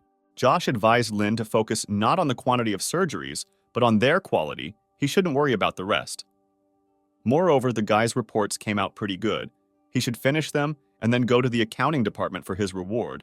And there were no interesting surgeries left for today, so he could safely go home and rest. Lin obediently rose from his chair and headed towards the exit of the office. One of the doctors was puzzled as to why Josh was giving him an unlimited number of beds, since no one else in their department had had such a privilege before. Then Josh smiled and said that Lin had called this department his own, and this meant that he considered it his home and was proud to be one of them. The doctor chuckled, but he knew that if Lin went into surgery mode again, there wouldn't be enough beds in the entire hospital. But Josh said that they should solve problems as they came up, because the hospital should be interested in hiring experienced doctors to perform more surgeries. After all, they could find their niche in the medical world and increase their influence. They shouldn't be afraid to take on more patients if they have such a talented surgeon. When Lin came home, the first thing he noticed was the smell coming from the kitchen. As it turned out, the parents were cooking meat today. Lin was surprised because his family only eats meat if something significant happened. And then Robert said that their clinic was opening its own acupuncture business in the beauty industry, all thanks to Dr. Marvin. The doctor said that it was all thanks to Lin's good friend who provided them with patients. As it turns out, even now they still have patients. Robert said that Lin could go and serve them right away, but Tanya silenced him. Her son needed to eat first. The man urged Lin to hurry because people needed him, and he needed money. Tanya yelled at her husband, saying that her son would eat slowly. Then Robert finally calmed down. Soon Lin finished eating, then put on his white coat and went to meet the patients. Camilla, Ashton's friend, came to the clinic. The girl was not very happy that she was brought to such a small clinic, since she was not sure that her wound could be cured here. But the guy hastened to assure her otherwise, saying that the doctor here was just a miracle. He said the girl could call him Dr. Lin. Ashton left Camilla with Lin and decided to leave the premises. Then the hero took the girl by the head, intending to conduct an examination. Marvin was watching all this, and as expected, as soon as Lin touched the wound, it immediately healed. Lin said that for a full examination, the girl needs to remove all her makeup. Marvin noted that the choice of ligature thread was ideal. And although the cosmetic suture technique is not particularly complicated, it still takes about 3 years to learn how to sew correctly. Suddenly, he noticed that Lin had already started stitching the wound without discussing it with the client or asking Marvin if the thread would suit her. Then Marvin was even more surprised. As it turned out, Lin finished the subcutaneous stitches in just 3 seconds. The hero decided to choose a different thread, since a thinner thread is needed for an intradermal suture. Marvin noted that now he works very smoothly, but at first he acted lightning fast. Everything was stitched without a hint of a scar. Robert walked into the room, proud of how well his son was doing. Marvin agreed. The work was indeed excellent, Doctor. Lin truly came from a family of doctors. Robert said that Dr. Marvin had been working so hard lately, so it was decided to call Lin to stitch up some of the man's patients when he was home, and Marvin would be able to go home early and get some proper rest. The man thought Lin's skills had long since gone beyond the ordinary, if only he could learn his technique. Then he said that he would stay here in case his help was needed, since he was not eager to go home early. He was not that tired, and extra shifts were not a problem for him. Robert was very happy with this answer, realizing that Marwan was willing to work overtime. Lin told the patient that she might feel tightness on her face. He had to create it to firmly match the edges of the wound. In this case, the scar would be smaller, but the girl still needed to be more careful when caring for her skin. Marvin added that Dr. Lin had just used a very special and extremely complex technique, and there was no doctor in Manhua who could do something like that. Lin wondered if he had done everything correctly. The skin surface would heal better under the mechanical scar. The variation in recovery progress could be about 31%. Marvin continued, saying that the method Lin used to hide the loss of the skin area seemed to be better than a transplant. Lin asked Camilla not to wet or touch the wound and to remove the threads in time. He then asked Edith to put a bandage on the girl. Once everything was ready, Camilla asked the doctor to add her as a friend on one social network so that they could more easily contact each other if something happened to the wound. However, Lin said he does not add regular patients as friends. The girl was offended, considering it discrimination, but Lin explained that there was no reason why ordinary patients should contact him. If he had transplanted 3 fingers to the girl, it would have been a different matter. The next day, Lin returned to the hospital. Larry and Unity prepared for him the duty reports and assignments for the last couple of days. Sitting down at the computer, Lin noted that Unity had very detailed reports. The girl said that while she was busy with reports, Larry was busy cooking. At that moment, Josh entered the office and said that an important patient was flying to them by helicopter and that it was time for them to go see him. The hero then got up from the table and headed towards the landing pad. Soon, Clyde also arrived there and asked which insurance company sent a helicopter to them this time. But Josh doubted it was the insurance company. Clyde said that such a pleasure costs from $30,000 to $40,000 per trip. Moreover, rich people always take insurance with full coverage of all expenses. But he was interested in what happened to the patient. Then Josh said that she had abdominal pain, as well as external injuries. Clyde wondered if it would be funny if it turned out to be just food poisoning or her period, but it was better than a volvulus or appendicitis, because the more advanced the case, the more dangerous. For those who can afford to arrive by helicopter, a misdiagnosis can be a great excuse to create a national scandal. But if it is just a fly blown out of proportion, the doctor can become a laughingstock in the eyes of management and senior colleagues. Soon a helicopter appeared over the men's heads, landed on the platform, and soon a patient emerged from there. It was Valerie, a young girl and the 7th daughter of a wealthy second-generation family. Her assistant, Ollie, immediately helped the girl onto the gurney. Clyde noted that the girl was dressed very richly. Her entire image consisted of things from famous expensive brands. The girl herself looks quite refined thanks to her facial features. Josh heard the man's words and ordered him to watch his language. He was extremely infuriated by such a dismissive attitude towards the patient. He spoke of her as if she were a commodity. Then Clyde hurried to approach Valerie, since he was her attending physician. He asked where exactly the girl was having pain. Valerie said that she had a severe stomach ache and that she had also injured her arm. Clyde chuckled, assuming that the girl had simply been cutting fruit with a knife and had hurt herself. Valerie replied that it was not a knife but a screwdriver. Then the man said that he would scan the wound a little later, and now he asked the girl to describe her stomach pain. She said that she felt bloated. She told me that I ate oysters in Paris. Then there were meat dumplings, red wine, dessert, more Italian cheese and fish. In Turkey, she ate meatballs with vegetable broth.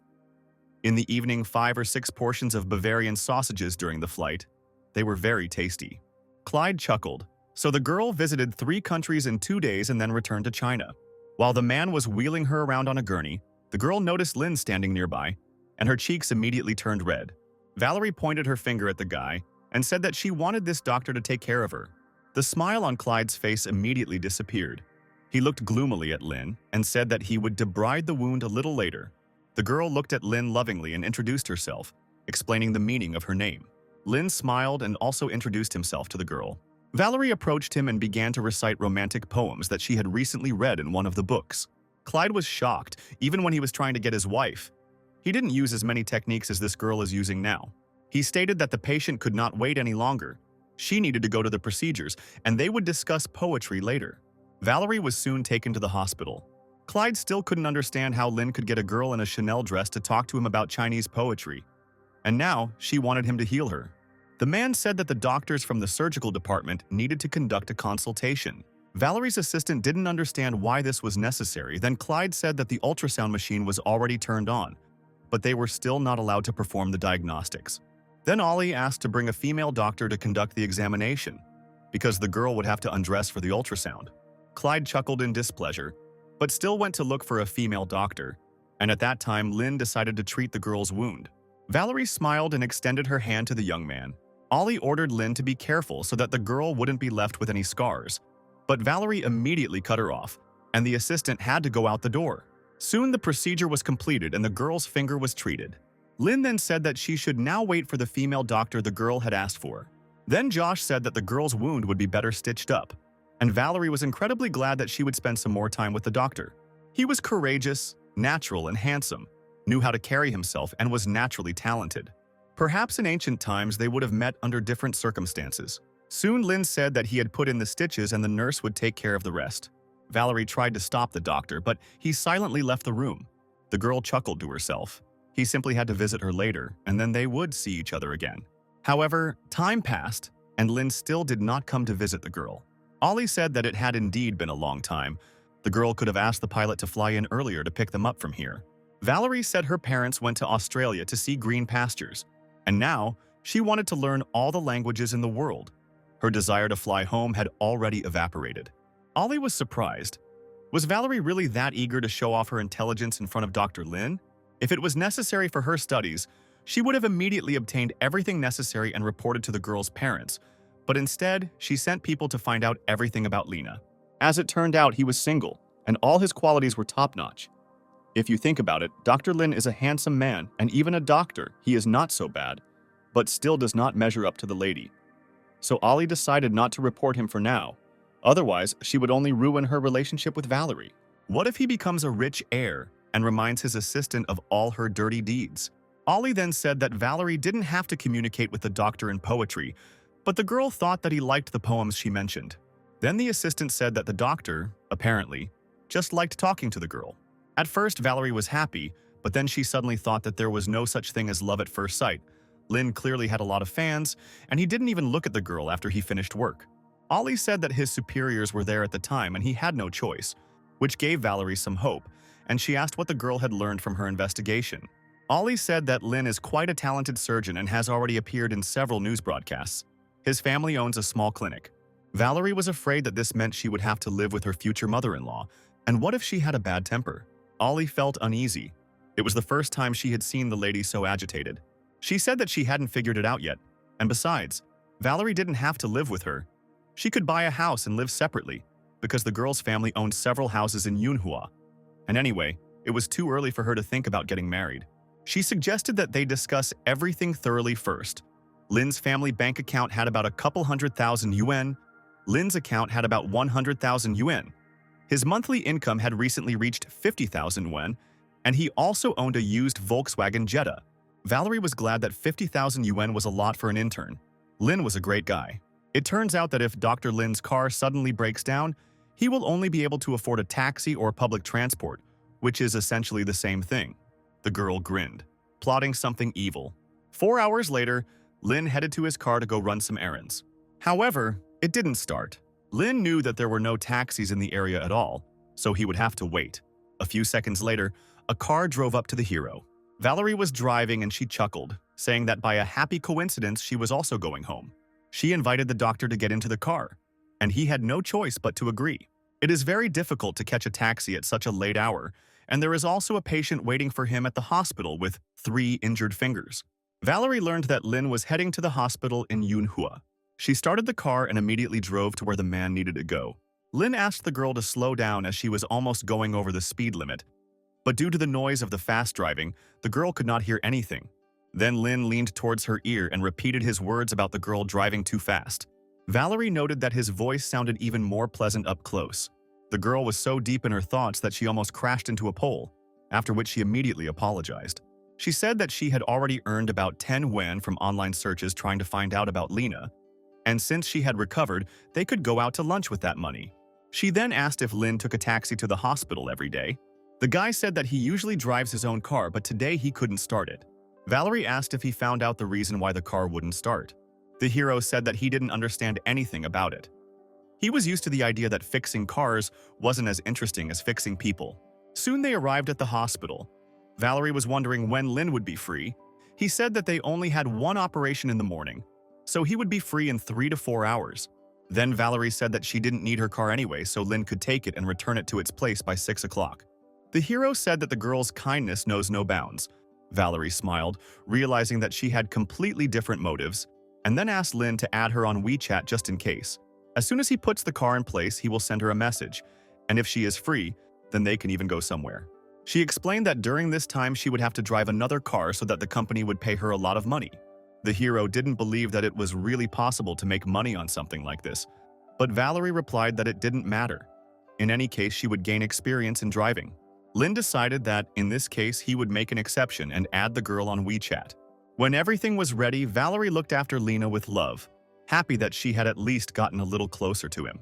Soon, Lin arrived for the operation, assisted by Larry and Unity. 3 hours later, the operation was completed. The girl could not even imagine that one day she would participate in a finger transplant operation. However, the principle behind finger replantation, vessel suturing, and intestinal suturing was the same.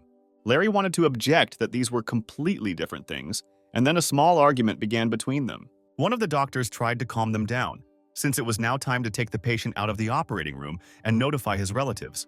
He then asked Lin if he was going to stay late at the hospital today, but the hero replied that there were no more free beds, and if they continued operating, they would have nowhere to put the patients. Then everyone involved in the operation decided to go somewhere to eat barbecue after work. Larry suggested going to Xiao's restaurant, maybe even invite other doctors along. Lin asked how many people and vehicles they would have. The doctor said that if there were less than 10 people, he and Lin would be driving. But the hero said that his car had broken down, so he would call a taxi. Lin wrote Valerie a message that he was not going home yet. Instead, he was going to lunch with his colleagues, so he did not need a car, in response to which the girl asked him to wait for the driver. When everyone came out to the parking lot, an expensive car was already pulling in. Doctors were perplexed. Do taxi drivers really drive such beautiful cars now? When the car pulled up to the doctors, everyone saw that there was a girl sitting behind the wheel. It was Valerie. She asked everyone to get into the car. Lin was surprised. Could it really be her again? Valerie said she happened to be driving past the hospital, so she decided to stop by and take the boys to dinner. Suddenly, one of the doctors remembered that this girl had been taken to the hospital by helicopter yesterday. After some deliberation, it was decided that Dr. Lin would sit in the front and everyone else would sit in the back. The hero was wondering where the Rolls-Royce that the girl had driven in the morning had gone. Suddenly, Unity asked what this story was about the Rolls-Royce. Valerie chuckled and said it didn't matter at all. She then asked Lin if they were going to the barbecue restaurant because it was so popular. At that moment, Lin received a call from Dr. Chandler, who asked everyone to return to the hospital immediately. As it turned out, a public incident occurred, and there could be a big resonance. Valerie hurried to turn the car around and headed towards the hospital. She asked if she could join in and watch the operation, but Lin couldn't promise that. Then Valerie said it didn't matter. She just wanted to be close to Lin. She didn't need special treatment. She suggested just imagining that she went into the hospital to get a bandage. Soon, everyone returned to the hospital. The doctors hurried to put on their white coats, and Lin immediately asked Chandler what had happened this time. The man chuckled when he saw that the lovely Lady Lena, who had arrived by helicopter, could not bear the separation and came with him. He then said that there had been an attempted hijacking. There were casualties, the city's attention was now focused on the incident, and they could only wait for an ambulance and guess at the details. According to the latest news updates, at least one person was killed and 4 were injured. An ambulance from the district hospital has already arrived at the scene. They will provide first aid, but it will take a long time before the helicopter arrives. There are patients with serious bleeding. The head of the department hopes that Lin will take care of this. The hero asked if they had enough blood for transfusions. It will be able to limit blood loss, but patients with severe bleeding will still need transfusions if even 2 victims have the same blood type, and MANHUA may not have enough supplies for everyone. Chandler said they don't know the details of the hijacking, but the world around us is very dangerous. Anything can happen. Valerie understood this perfectly well. Her family holds anti-kidnapping training for her once every 6 months. If she doesn't pass it, she loses the right to walk alone. At that moment, Josh entered the office. He said that they had learned that among the victims, there was a seriously injured police officer and 3 carjackers.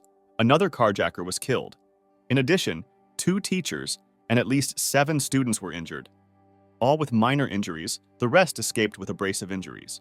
The criminals were sent to the People's Liberation Army Hospital, but the injured policeman occupies a central position in the Drug Enforcement Agency, so the leadership asks them to do everything possible to save him.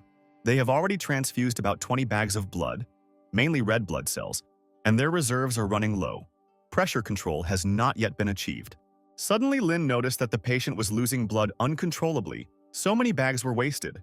Seeing this, Josh immediately called Lin over to the gurney. The hero immediately jumped on the patient's chest to perform emergency resuscitation. He asked to prepare a diagnostic laparotomy. Soon everyone arrived at the operating room, where real chaos was taking place. It was necessary to do a blood gas analysis, monitor blood pressure and pulse, and also get a report from a CT scan. All the doctors worked hard to save the patient. Josh said that the lucid interval had long since passed and hemostasis was still far from ideal. Lin needed to try to stop the bleeding manually. He had to examine his lungs with his fingers to see if there was a rupture. And if there wasn't one, they would inflate the lungs with a ventilator and sew up the diaphragm. Lin soon reported that no breaks were found. Josh instructed the emergency room staff to intubate and inflate the lungs. The 9th and 10th ribs needed to be aligned. A drain needed to be placed in the closed chest cavity, and Lin needed to examine the abdominal cavity. Lin reported that the incision here is 1 centimeter. Josh said to backstitch. Then he asked how things were going with the bleeding. The anesthesiologist shook his head sadly. Josh said there was another source of bleeding and we need to keep looking. Lin reported that there was a hole in the right iliac region, but it was unlikely to be the source. It was not that kind of wound. The director said that they would sew up what Lin had just found. Then they needed to pass it on to the radiologist so that he could work with the images faster. They needed to find this source. Lin asked to give him a little more time. 2 hours later, the source of the bleeding had still not been found, but there was no time to waste. Now it was a matter of life and death. Lin needed to use the blue serum. He drank it, and all his skills were increased by 1 for 2 hours. Lin also obtained 3 legendary skills: stopping bleeding with bare hands, finger replantation, and Achilles tendon restoration. If the legendary level of stopping bleeding helps him accurately determine the source of blood loss in the abdominal cavity without using tools, then this technique is much more useful than he thought. The system then informed him that he was ranked 2nd in bleeding control, behind only Adam Lewis Davis. Lin then set about determining the source of the bleeding. Josh ordered the other doctors to clean out the abdominal cavity while Lin John worked. Soon, the hero announced that he had found the source of the bleeding. The wound was very small, so he would need a 7-0 thread. Doctors said the bleeding was still severe. Lin thought that if he couldn't eliminate the source in the area he had discovered, then he had to start working on the places he hadn't yet felt, such as the areas under the organs. He said he would check the area under the liver. Clyde was surprised. There were so many hidden spaces there. Lin had to be extremely careful while he was digging there. The hero said that the right lobe is fine, the left one needs to be examined. Clyde was indignant. The left side had just been stitched up. It could have been left alone. The man ran up and took Lin by the hand. He turned to Josh to help him leave the guy. However, the director gave Lin the go-ahead, asking him to be more careful. Then the hero began to check the left side, and soon the doctor saw that the blood loss had decreased. The source of the bleeding was found. Clyde was shocked. Was he really under the left lobe?